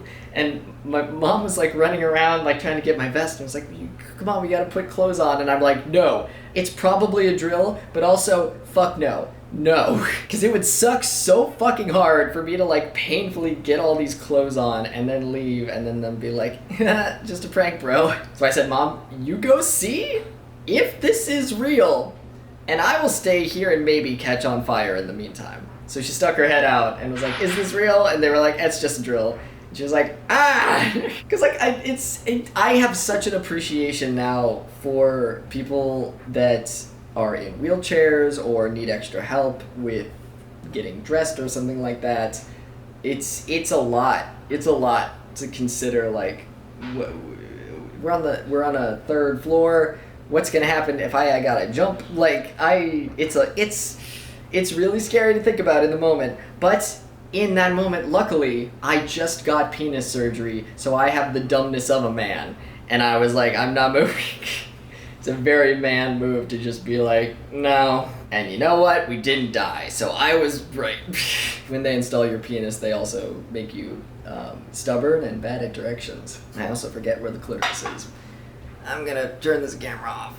Day 10. I still haven't shit yet, and I can't go back to sleep because of how hungry I feel, but it's almost 6 a.m. I tried sleeping on my side for a bit, putting the pillow between my legs to help shield the goods. It seems to work.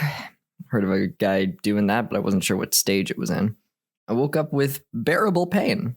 Yeah, this is pretty bearable. Hand was pretty sore. Much more of a rhythm today. Still slow, but yeah, I got in my chair while my mom was making her morning coffee.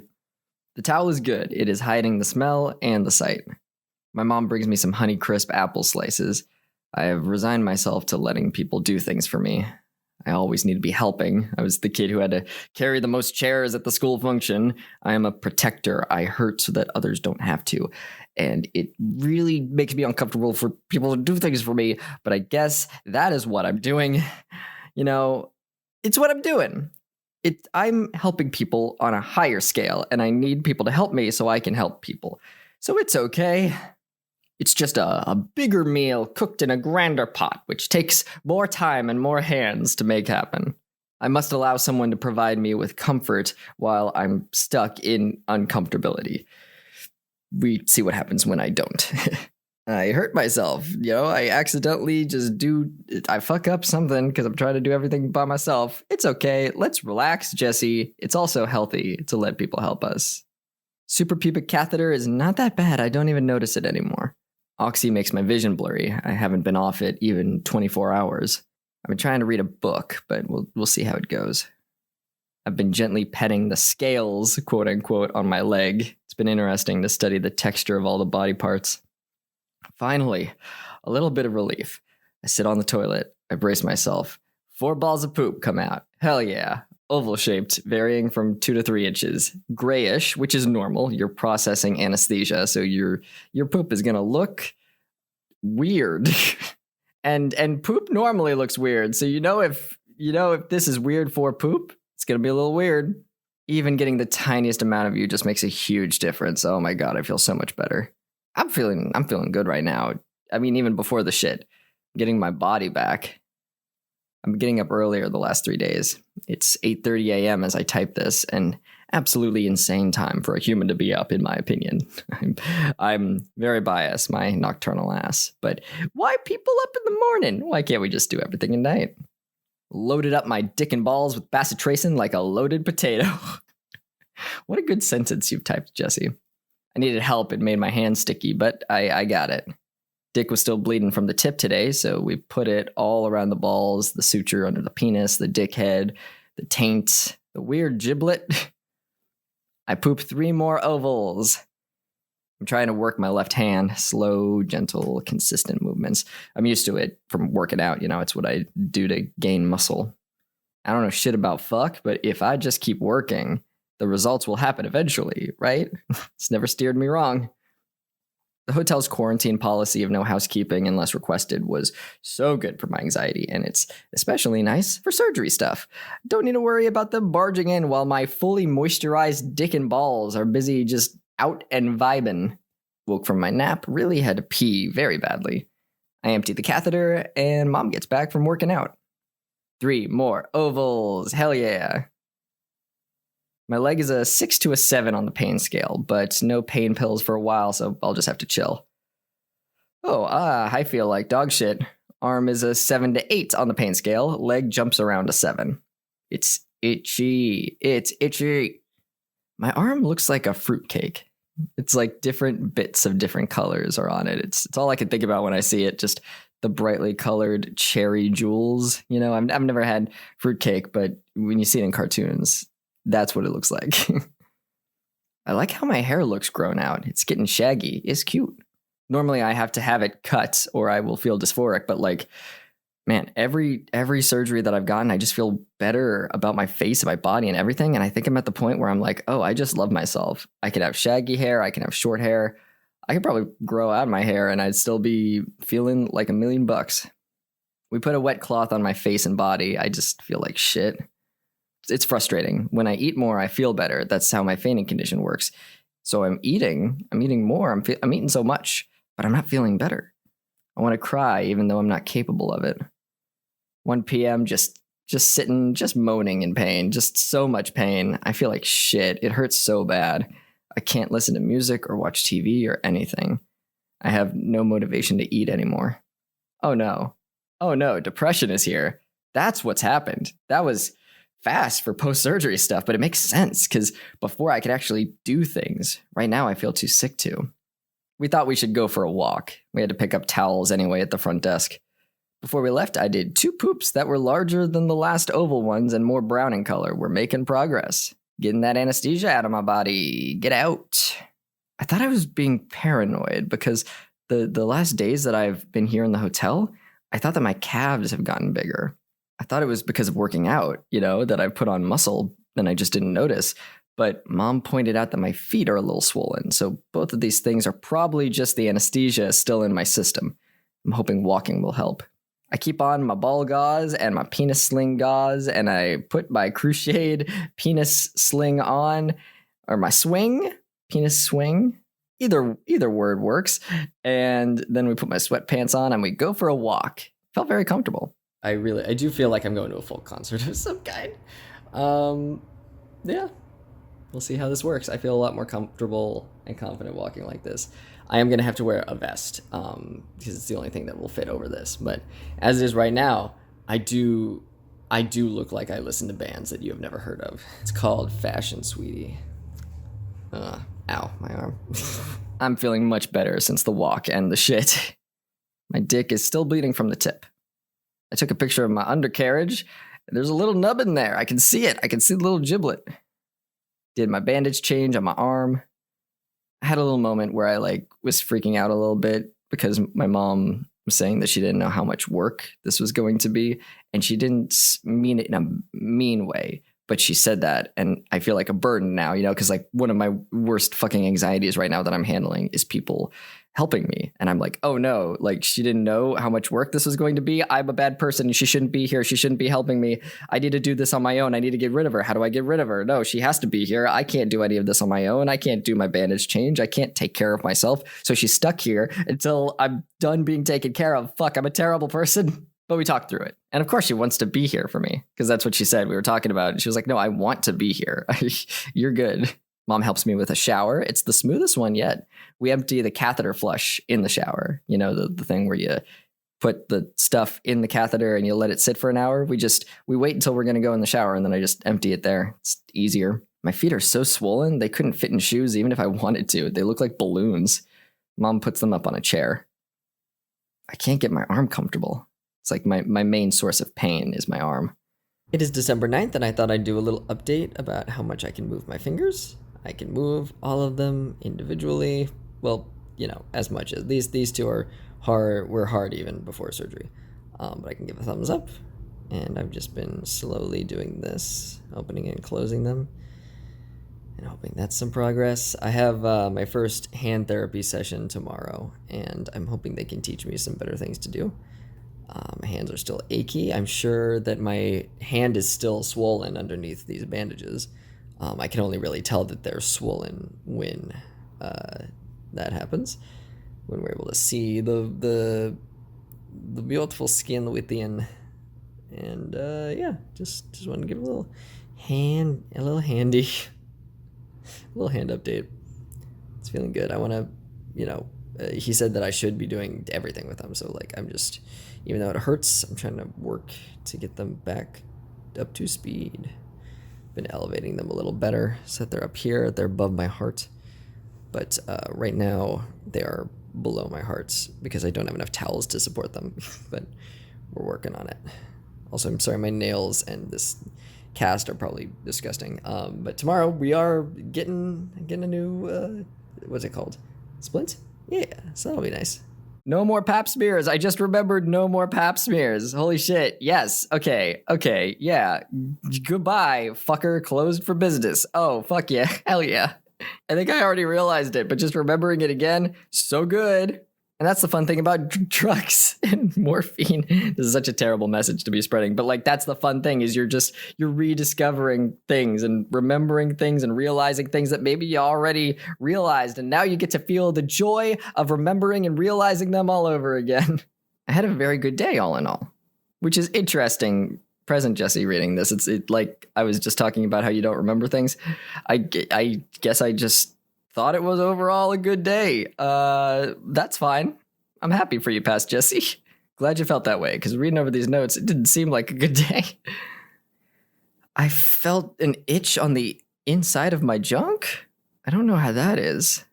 Now, present Jesse talking about this, it is because of the fistula, because you have exposed skin and you're feeling an itch on this thing that, once it closes, you'll be fine. At least that I know of. Right now, present Jesse, the fistula is gone. Spoiler alert. And I haven't felt that itch again. So I'm assuming that's what it was. Feet might be swelled up because of midodrine. We're going to stop it for now and see, just a test.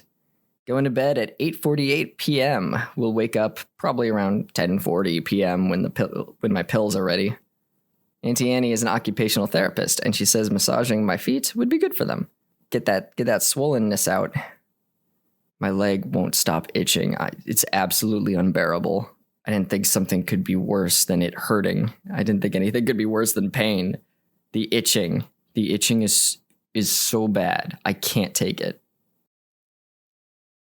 Day 11. I am awake. I try to gently side sleep, but chicken out after a bit. I don't know how much protection I have or penis support I have.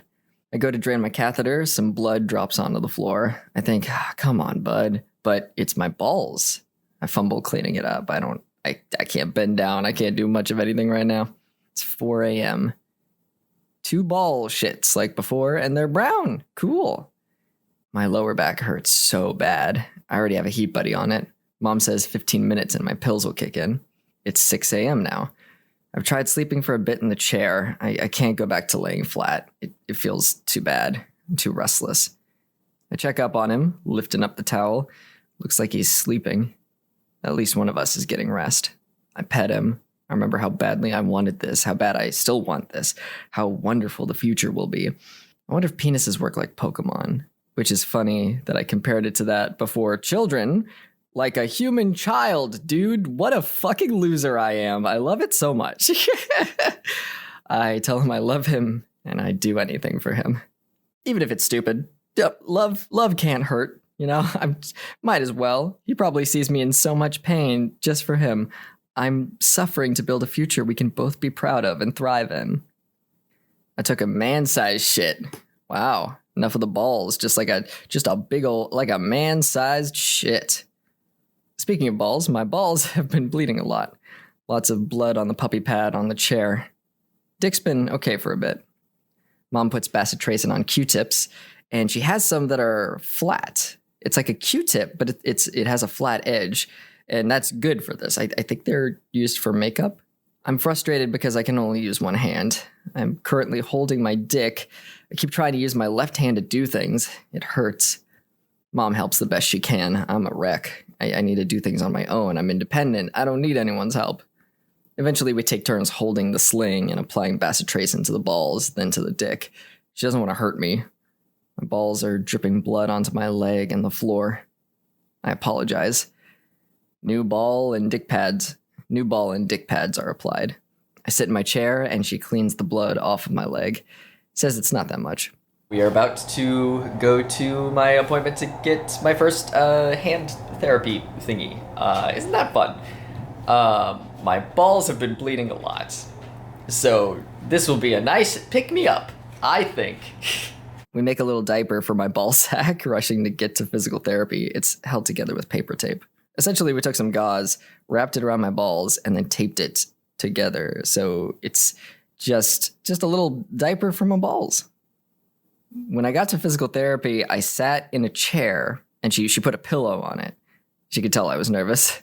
I couldn't sit right because, I have a diaper on my ball sack, and my arm is in a cast, and I want to put that forward because I'm doing exercises, but I also can't lean forward because then there's pressure on my dick and balls. I just couldn't get comfortable. She started physical therapy by massaging my hand. They call it milking the hand, which is it's great. So good. Now that we have two different terms for milking. Milking the penis, meaning to get the urine out of the penis the whole way out of the urethra. And then milking the hand, which is to get the lactic acid out of it. Love all these terms. More things should be called milking. Mom asked what Santucci had written on my hand, because I'd forgotten to ask about that before when I said that he had written something on my hand right before surgery. She says that any surgeon will write his initials on the part he's working on. I got lots of exercises to do. She asked me how much pain I'm in my arm, and I said a 5, and she said it shouldn't be a 5. It's the lactic acid and the inflammation. Funny enough, she reminded us of my Auntie Annie, who's an occupational therapist.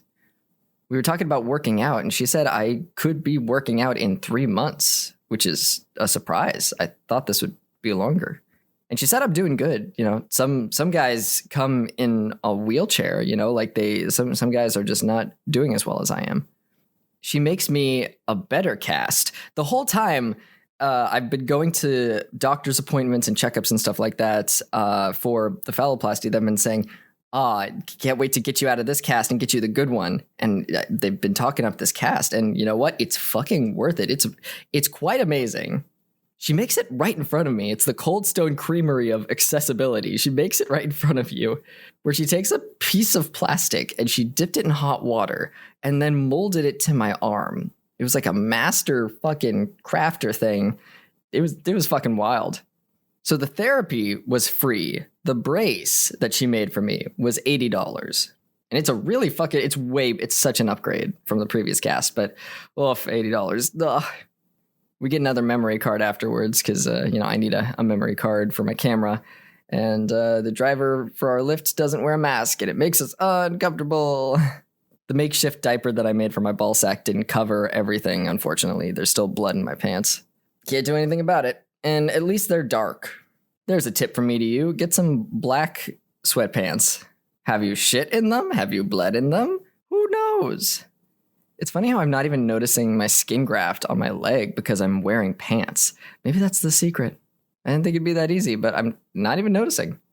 We go to the Kirby Diner, which is where I had my last meal before surgery. It's a different location. I think there's like 2 or 3 of them here in Austin. And no one's wearing masks, but we sit outside. And it's still a little nervous, but it's better. I go in the bathroom to wash my hands, and I realize how thick my goatee is. And while I'm washing my hands, I turn to see a singular urinal looking back at me. One day very soon, I'm coming for you, baby. I go back to my table and I overhear that the Wi-Fi password is pancakes. I like this place a lot. It is honestly some of the best diner food I've ever had. I want to order a patty melt and pumpkin pancakes, my same order as last time.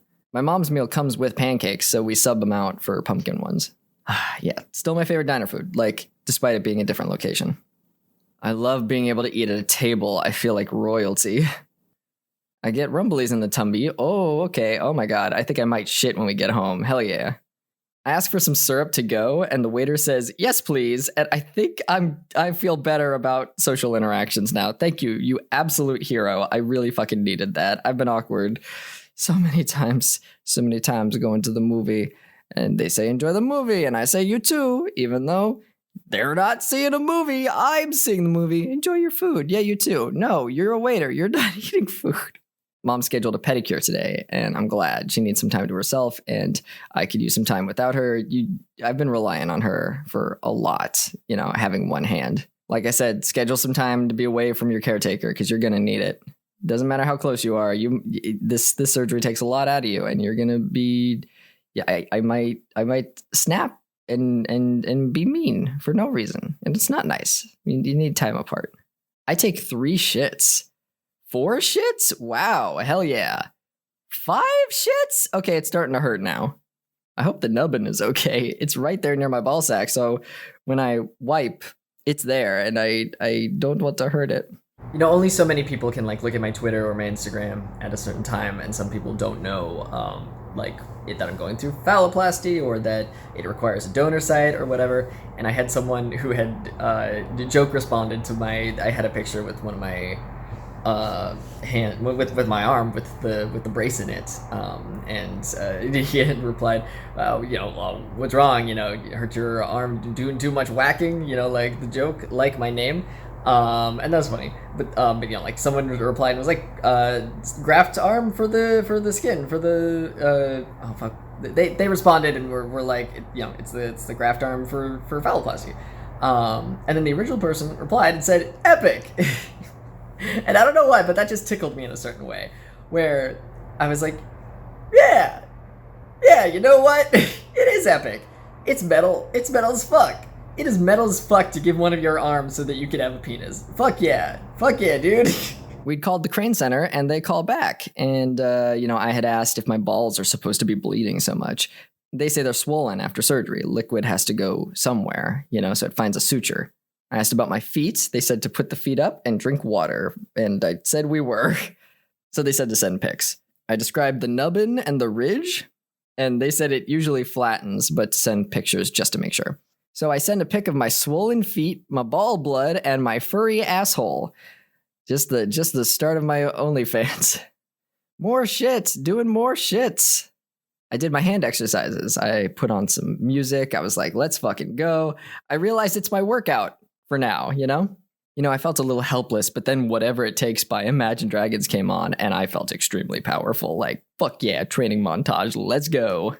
I tried singing, and yeah, I'm singing fine, which is great, because if you remember after stage 0, my throat was fucked up for a bit, and we think it's because of the breathing tube, so I assumed I wouldn't be able to sing or voice act or anything for a while, but no, I've adjusted great. I could sing fine. When Mom's back, I show her The Good Place, which is one of my all-time favorite shows. It's a cure for anxiety, but it will make you feel things. We tried wrapping Ace bandages on my feet to see if that can stop the swelling, because, I could get some compression socks, but we don't have them for now. So bandages it is. More shit. Itchy leg. I try slapping my leg lightly. If you've had tattoos before, sometimes they can itch, and you're not supposed to itch a new tattoo. So you just kind of lightly slap. You slap it a little. Prepping for bed, I start getting bladder spasms. Woke up at 11:45 p.m. Is there less ball blood? I feel like there's less ball blood. My penis has been bleeding much less. The stuff on the donor leg no longer hurts. It's just annoying and itchy. I feel like I'm waiting for a child to be born. It's waiting under this sheet. I just want it to lift up. Please come out. Please, we know you're in there. You're being dramatic. Maybe it's more like your drunk friend in the bathroom. Mom massages my feet again to get the swelling down. I did PT, aka physical therapy, twice. Day 12. It's the third night that I'm just too restless to sleep. It's my legs. My legs just feel restless. I sit in my gray chair because I don't have anywhere else to go. It's fitting that it's gray. It's such an in-between color. It feels like purgatory. I'm miserable. I want to sleep, but I can't. I'm just too uncomfortable. I want to be wearing sweatpants. I want to skip to the part where I can wear sweatpants and see my bulge in them and feel sexy and not have to worry about giving my dick enough support. I want comfort clothes, and I have been naked for days, weeks at this point. And I never thought I would just want to wear clothes so badly. I exist shirtless most days, and now I just want pants. I've been naked for so long. I remember my cast on my arm is smaller now, so I get up and make my way to my clothes hanger, and I'd love to wear my Scorpion Letterman jacket, so I see if that works. My arm hurts, but I carefully get it off the clothes hanger and slowly and with a bit of difficulty slip it on, just to find out it still doesn't fit past the cuff. Forcing it would definitely hurt. I take it off. My zip-up hoodie is also there, looser, even more comfy and casual. As I attempt to get it off the hanger, the Scorpion jacket falls off. I drop ball blood onto the floor. Everything is happening. I curse and I keep going. I get it on to find the same thing. Those damn cuffs. It's the cuffs around the wrist. Back on the rack it goes. I look down at the ground, another drop of blood finding its way to the floor. I won't give up until I know there's nothing I can wear. I have to try everything. I carefully get the Scorpion jacket hung up. I spot my red and black short sleeve button up. Yeah, okay. This could work. I get it off the hanger. It fits. I feel a warmth I haven't felt in a while. It's short sleeved, but it's still a shirt. I look in the mirror and smile, feeling more human than I have in a while. Never thought I'd be so grateful for a shirt. I clean up the blood from my legs and waddle my swollen feet back to the fridge. Pumpkin pancake time. I deserve a reward, for getting a little task done. I waddle back to my chair. I'm not sleeping, but I am wearing a shirt in this chair for the first time, so yay, something new. My shoulders aren't cold, it's something. Mom had a bad dream, so she gets up for a bit too. She says we were smoking pot out on the porch and a big mosquito got in. She asks how I am. I say I feel like shit, so that I can't sleep. She asks what I've been doing. Just staring at nothing? And I say yes.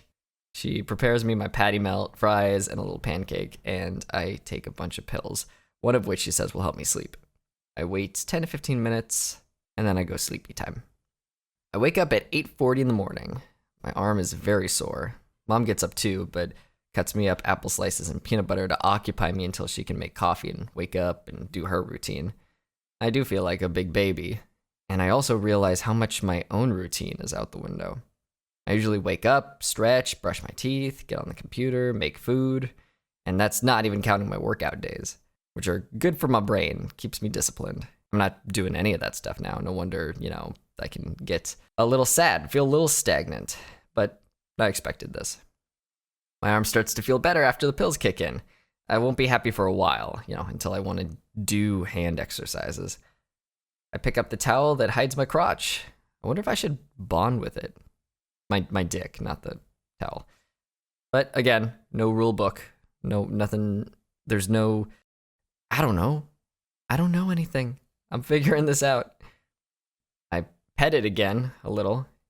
It feels like more and more of a connection each time. I study the sutures that attach it to my body, as well as the right side where they cut in to get rid of everything inside. There's translucent whiskers sticking out from them. The latter of locations, the scar is a little more tough, but it hasn't even been 2 weeks, and I haven't been putting anything on it, so that's my bad. I can't expect it to look better now. We barely started. I stopped wearing my shirt. It feels nice. I like having the option. I'm not sure if my feet look better. It's tough to tell. We'll have to wait and see. I finally realize I've been so thirsty since surgery because possible side effects of the meds that I'm taking is dry mouth. Still no trouble from the catheter. I'm trying not to think about what happens when it gets removed. Do they snip the cord and then the balloon deflates from inside of me and then they're able to pull it? Does it stay inside? I'm just not gonna think about it. I'm just gonna let them do their thing. Our next post-op is next Wednesday, and then the week after that is our third and last post-op. Then I just get in the car and go back to Dallas. I can't wait to see how healed I am by that point. I get to stock the fridge on December 22nd, take a nice season's meetings card in my underwear, all in time for Christmas. I won't be able to have a little champagne at midnight, but on New Year's Eve, but I also don't know if I'll be with anyone this year, so I might not have to even worry about that. Hand therapy time. The parts of my hand that are still numb, I massage. Way easier than yesterday. Compression socks might be tougher to find than we thought. Mom tried massaging my feet again, then wrapping them in ace bandages, then putting a big fluffy sock on top, like you saw in the previous picture. Mom goes to the gym, and I'm grateful. Schedule time for you and your caretaker to have some space to yourselves. I know I keep saying it. It's important. You'll start to get on each other's nerves. I love my mom, but spending any time with someone, it's gonna happen. Especially with all the meds in your body, you're in a vulnerable place.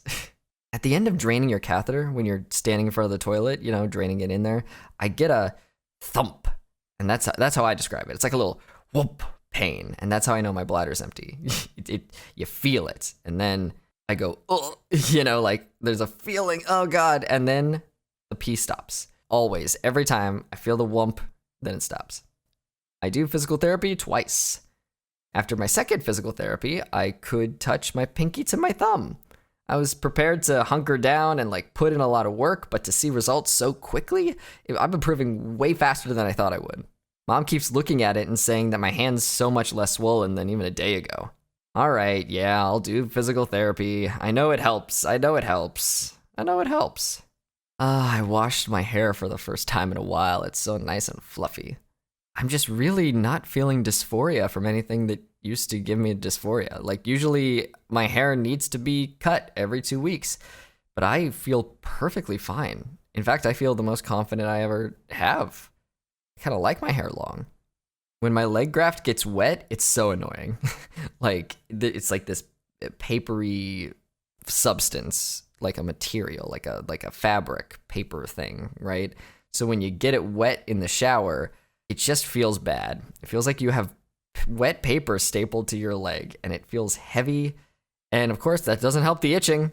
Hey, if you thought putting pressure on that thing that's healing, turns out, nope, just makes it feel a little worse. We try to dry it with the hairdryer a bit. Oh, my balls are so sore. I can't sit. It hurts too bad. Okay, so there are staples that are holding my arm, in place, right? It's stapled, and it's also the same staples on my leg graft.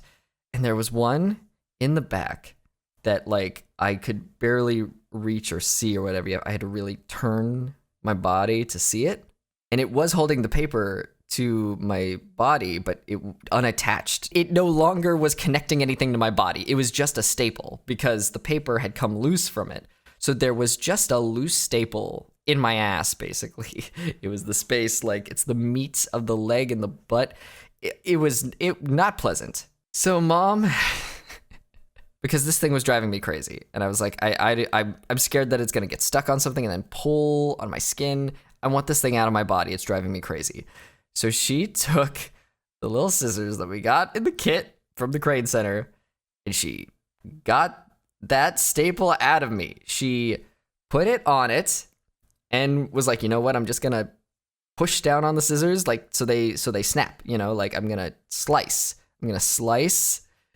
and then we can get this staple out of you. And she was like, 1, 2, 3, and she sliced.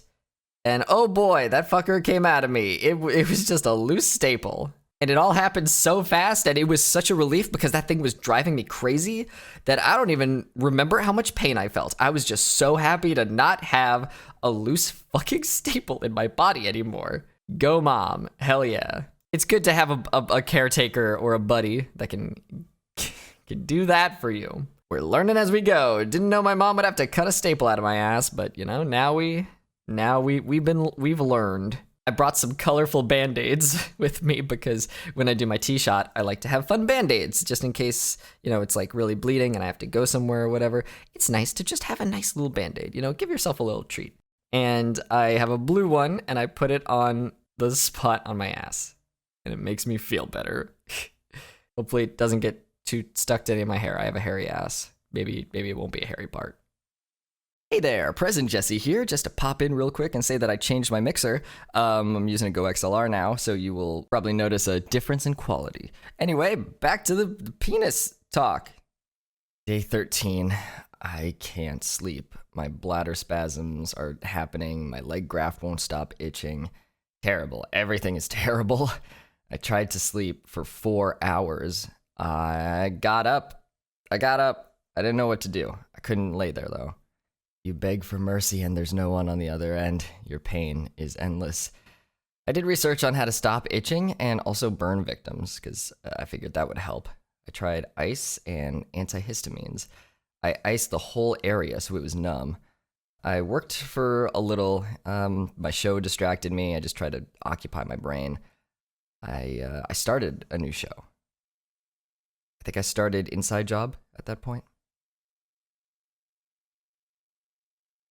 Which is a good show, in case you need a cartoon to watch, but that's not important right now. I had a third of my mom's CBD gummy, and it helped, but it gave me really bad dry mouth. CBD stuff always does.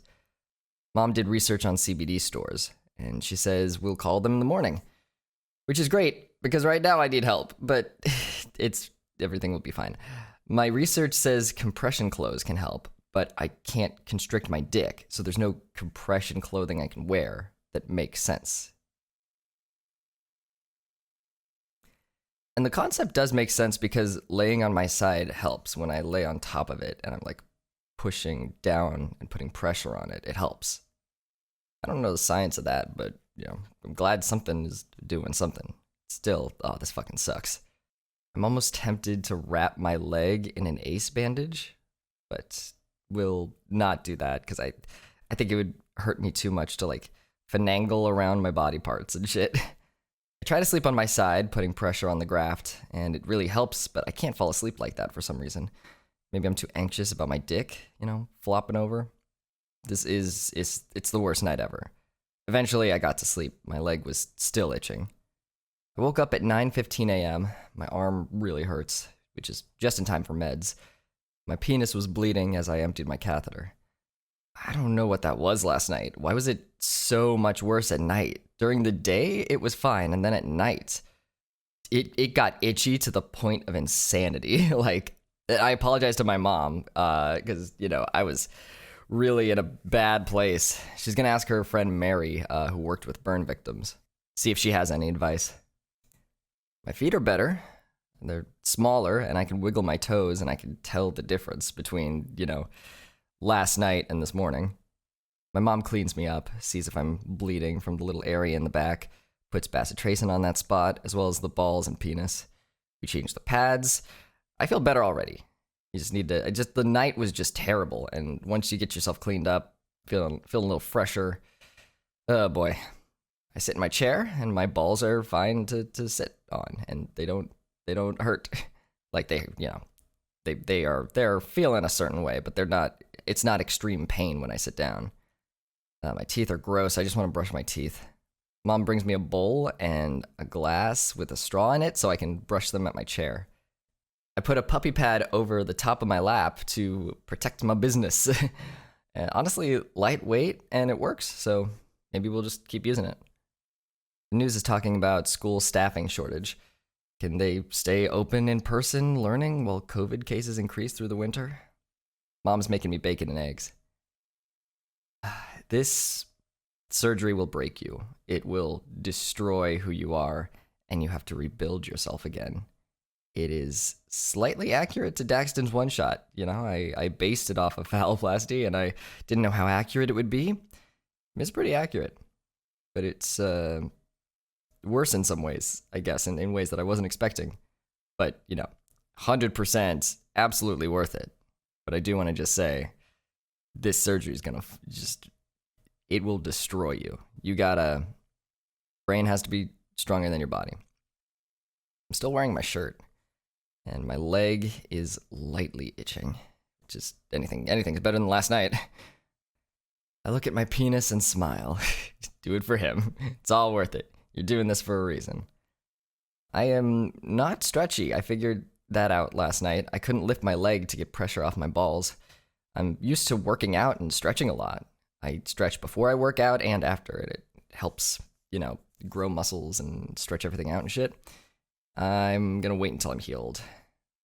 I did physical therapy. I couldn't touch my thumb to my pinky. Made my hand feel better, though. One of my dreams last night was kinda sexy. Sex drive is still there, even if I don't feel it during the day. I look in the mirror and I feel so attractive. I feel so handsome. My beard and my hair are fluffy. And, it's attractive that I'm facing this and I've been through all this shit and I'm still so strong. That fucking rules. That makes you feel attractive. That's neat. Mom calls the CBD store and talks to a nice woman. There's only one employee at the store because at a time because of the COVID situation. We explain what's going on with us. She explains that her son is going through a surgery thing. Does not go into specifics. Just says that it's a leg graft situation. And the lady recommends some Delta 8 and CBD gummies that help with anxiety and pain. Mom's gonna go pick them up after she grabs food. My feet are big again. And you know what else is big? My headache. I'm trying to drink more water. Probably just dehydrated.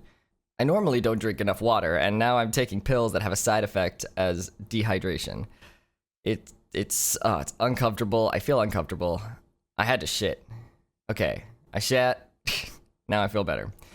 I had some milk of magnesia. I was feeling nauseous. Burping helped, like a baby, it seems. Sometimes you just gotta treat yourself like a baby. I'm realizing my acne is totally chill right now.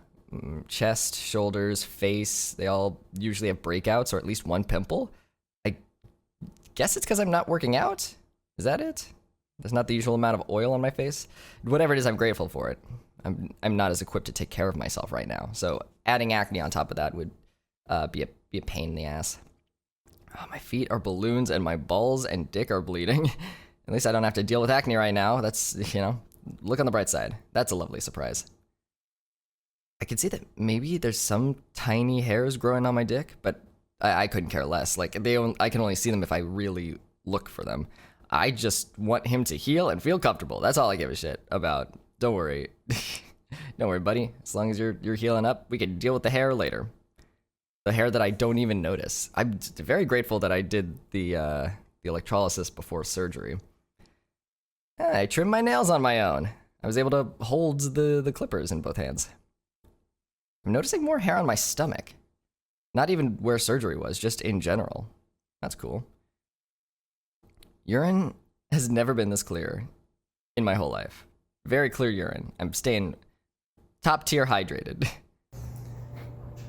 Hello. I'm sorry. I know I have the good camera with me, but it is difficult to, I can't take it out by myself. And my mom is out of the house, so I thought it'd be a good time to vlog. So here we are with the phone camera. And the washing machine is going in the background. We got a room with a washer and dryer. I don't know if I talked about that, but we're gonna be here for like 3 weeks, so thought it was a good move. Last night was tough, man. Like, the skin graft, the leg skin graft. Right now my body is in the process of all these little new nerve endings growing and being good, being like, hey, we want to grow for you and make you real good, but we're gonna make you fucking pay for it. So last night we were in a good mood. We watched a lot of The Good Place. We're almost done with season 1 now. It's one of my favorite shows, so I've seen it multiple times, but I'm showing it to my mom. Everything was good. I had some ice cream. I was feeling great. And then right before bedtime, my leg just started itching so bad. Like, so bad. I did not think there was anything worse than my leg hurting. Like, it's not painful anymore. But it is... I described it as, like, it got itchy to the point of insanity. Where, like, I did not recognize myself. There's a point where you reach a level of this is so itchy that it is now painful. That I was in agony. Like it was so bad. It was one of the worst things that I've ever been through. And my poor mom just had to deal with me just yelping like every few minutes, and I was like, I did not recognize myself. Like I was not being mean to her, but I was like just like, you know, yelling explicitives, but not yelling because it was like 2 a.m. But I was in so much pain that I was just like, fuck this, fucking shit, just like just total agony.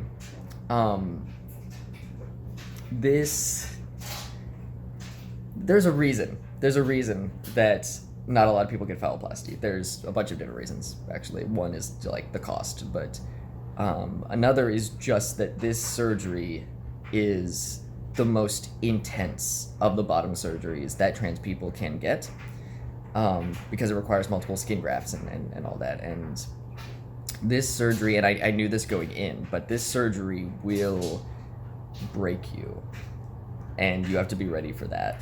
And I was, and I'm fully prepared for everything that is happening. Otherwise, I wouldn't have gotten it.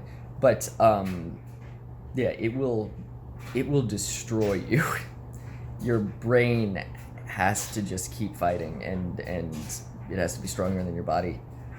The 24-hour fundraiser with Daxton and his journey to like get his own body, I based it on what phalloplasty was like, from the research that I had done at the time, and now me fully going through it, yeah, I feel it. It's a full.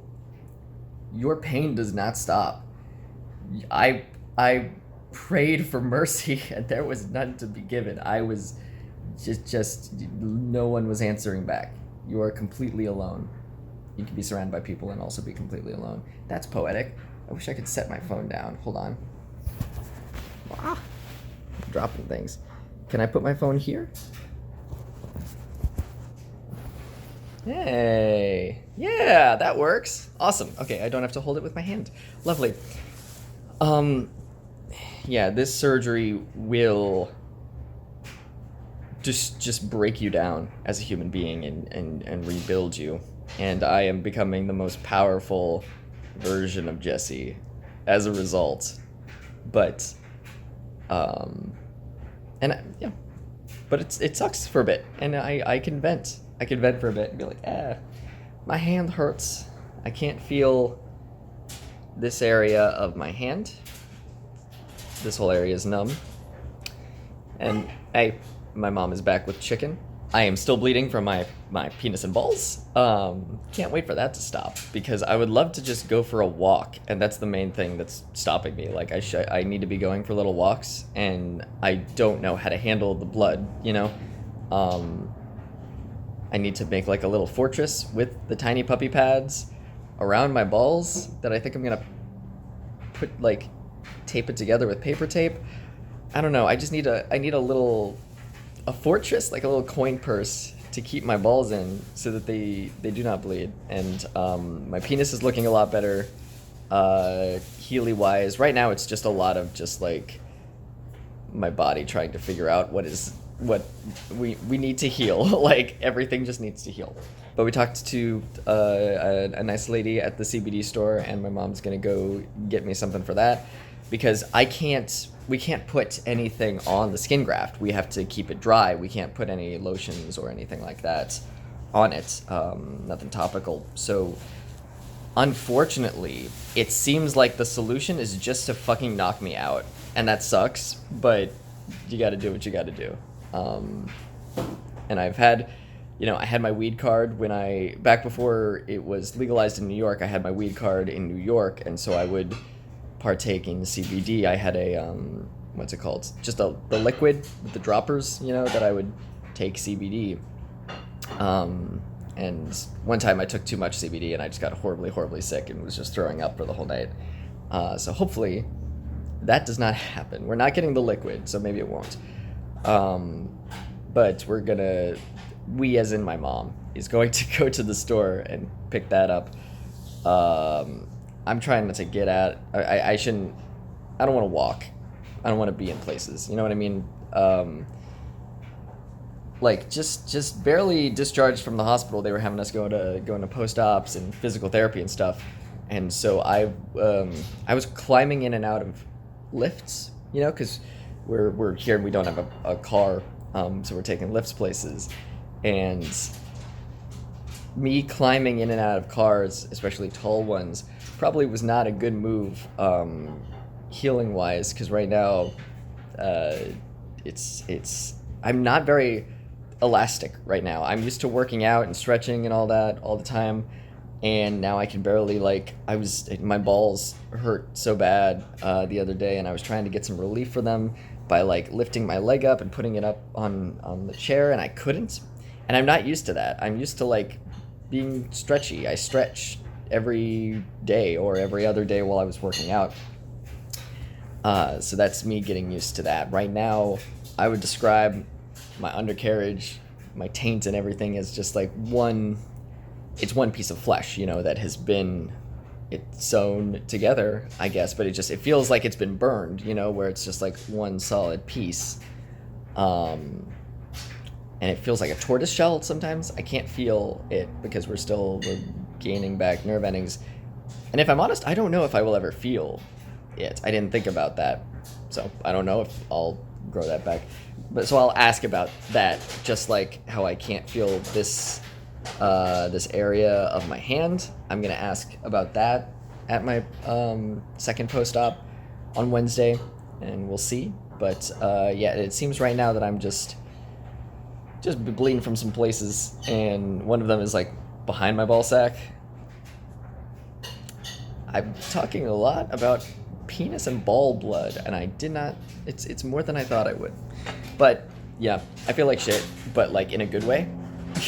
I'm drinking water. Most of the time when I feel shitty, it's just like, oh, you need to drink water because you're just dehydrated, bitch.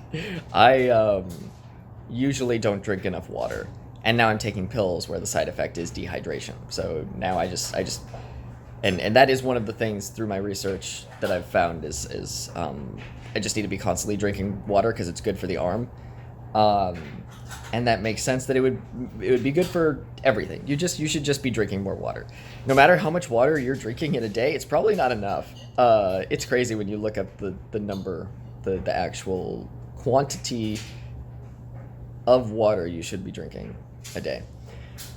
But that I think that's it for now. I'm shitting regularly, and that feels great. I think we're just getting through the toughest part. Once my balls and my dick stop bleeding and I can just go about, I think I'll be fine. I can deal with arm pain, and once the leg stops itching. So that's the update on that. Is balls and dick. The bleeding is less, and that's good. We're just taking it one day at a time. It's bleeding less. It still is bleeding, because it's just healing. You know, basically, like my ball sack. I'm not sure if I'm talking right now in a present tense where I don't know what I have said, what Jesse has like recorded to say in the the little in betweens where I'm like day whatever of recovery. Thank you. Mm-hmm. My mom has brought me food. So I don't know if I'm repeating myself here, but basically my balls, it's the sack, but it is plump like the implants are in there, and that's just because it's swollen because I'm 2 weeks out from surgery, 2 weeks out, 2 weeks post surgery, so they're full of liquid basically, and it's just sweating out the liquid. It just needs to escape somewhere, and it finds a suture line and it just goes for it, so that's what is happening with my balls, is that they're plump and they look like the implants already in there, but it's just because they're just swollen with liquid. So that's part of the healing process, is them just sweating it out, getting to whatever size they will actually be. So I'm a little spoiled right now where my balls look full, even though I don't have the implants in yet. Thank you. And that is another thing, is you're just going to have to whoever is your caretaker, whether it's your member of your family or your partner or a friend, they're gonna see a lot of your penis and a lot of your balls, and I just resigned to myself at the beginning where I was like, you know what, I'm just gonna be talking about a lot of bodily functions, and someone's gonna have to put bacitracin on my ball sack, and that person might be your dad or your mom or your partner, and whoever you trust to do that, because I can't do it. I have to be holding my dick to support it, and that takes one hand, and then this other hand is not doing much nowadays, but I should be doing it. I've been doing PT, physical therapy, myself. I've been doing the exercises as much as I can. They said I can do it 4 to 5 times a day. Yesterday I did it twice. So we're doing it as much as possible. And I massage my hands.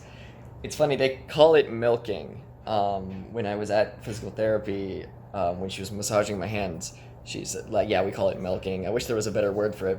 And as you know, milking is also the term for the post-phalloplasty dick when we're getting pee out of it and you have to just keep, it's called milking, where you're just milking the penis to get the rest of the urine out. And it's very funny that the word milking is not one that has been relevant in my life, and now through phalloplasty there are 2 different areas of it where they have a term and it means different things. And both of them are bad. I think we need new words for this, but as of now, both of them are referred to as milking. So I'm milking my hand. But yeah, I've got food here, so I'm just gonna try to keep up my strength. A lot of hydration and a lot of protein. A lot of vitamin C and a lot of zinc. These are the 4 pillars that I will be trying to focus on in order to heal. And I'll talk to you in a bit, I suppose. This lighting is gorgeous. This is great. I was worried that it wouldn't look as good because I'm not using the good camera, but hopefully this looks fine. It's better than my dingy apartment lighting from the previous videos. Anyway, I'm gonna eat. I'll talk to you later. Mom came back. She got gummies and a spray. She showed a pic of my leg graft to the lady, and she was like, "Oh, I bet that was a skateboarding accident." And my mom was like, "Yeah." And the lady was like, "Oh, my son is 12. I'm always nervous he's gonna wreck." And my mom was like, "Don't worry, just make sure he's wearing his pads." I sound very cool. All of the things, the excuses that we've made up for my basic surgeries when we've gone to hotels and explained it to other people that we just didn't want to talk about trans stuff with. Not that they wouldn't be cool, but just just privacy stuff. You never know. Err on the side of caution. I sound very cool because apparently, according to those, I've had a vasectomy and been in a skateboarding accident. So, I'm feeling pretty good about life. This alternate dimension Jesse is fucking without the fear of kids and riding cool on a skateboard. And I guess the first part is still true. Can't have kids.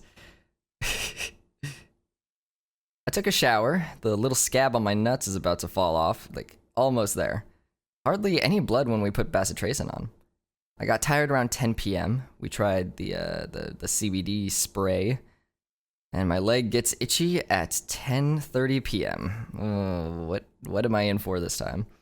The bladder spasms are real bad. I took half a gummy. Then 5 minutes later, I do the bad thing you're not supposed to do, where you're like, I don't know if it's doing anything, and you take the second half before it really kicks in. I really want to pass out. Don't want to go through last night again. I suffered in bed for maybe 15 to 20 minutes, rolling on each side. And I did PT twice that day. Wow, that certainly was a lot of days that we got through, wasn't it? Well, there's plenty more where that came from. This is my longest episode of PinkBlue, I'm pretty sure. I'll see you in the next part of this episode. We split it into 4 parts just so you could get all the wonderful, drugged up Jesse recovery ramblings that you need. We're here to give you your fix. And speaking of the people who helped to give you your fix, I'd like to give just a great big wet sloppy shout out to my patrons. These get weirder the more they go on, I feel. I'm not on script, and that always is just a throw of the dart at the dartboard to see what's gonna come out of my mouth. I want to give a special shout out to my silver sponsors: Alex Buhner, Cyberlink420, Dan Millington, Dane McRae, Gadarine, Giselle Nara, Marie Byrne, Mike Fireburn, Mike Birdfire, Mike Birdfire, Mike Burns the Fire. That's what this person does. Neve Kinor, Pocket Jawa, Sam McDonald. All these people are my silver sponsors. Hell yeah, y'all. Thank you so much. I'd also like to give a special shout out to my gold sponsors, or should I say gold sponsor, Sam Bartram. It's you. You're here. You're here in the gold sponsor category, and I thank you so much for being here. You are the gold sponsor.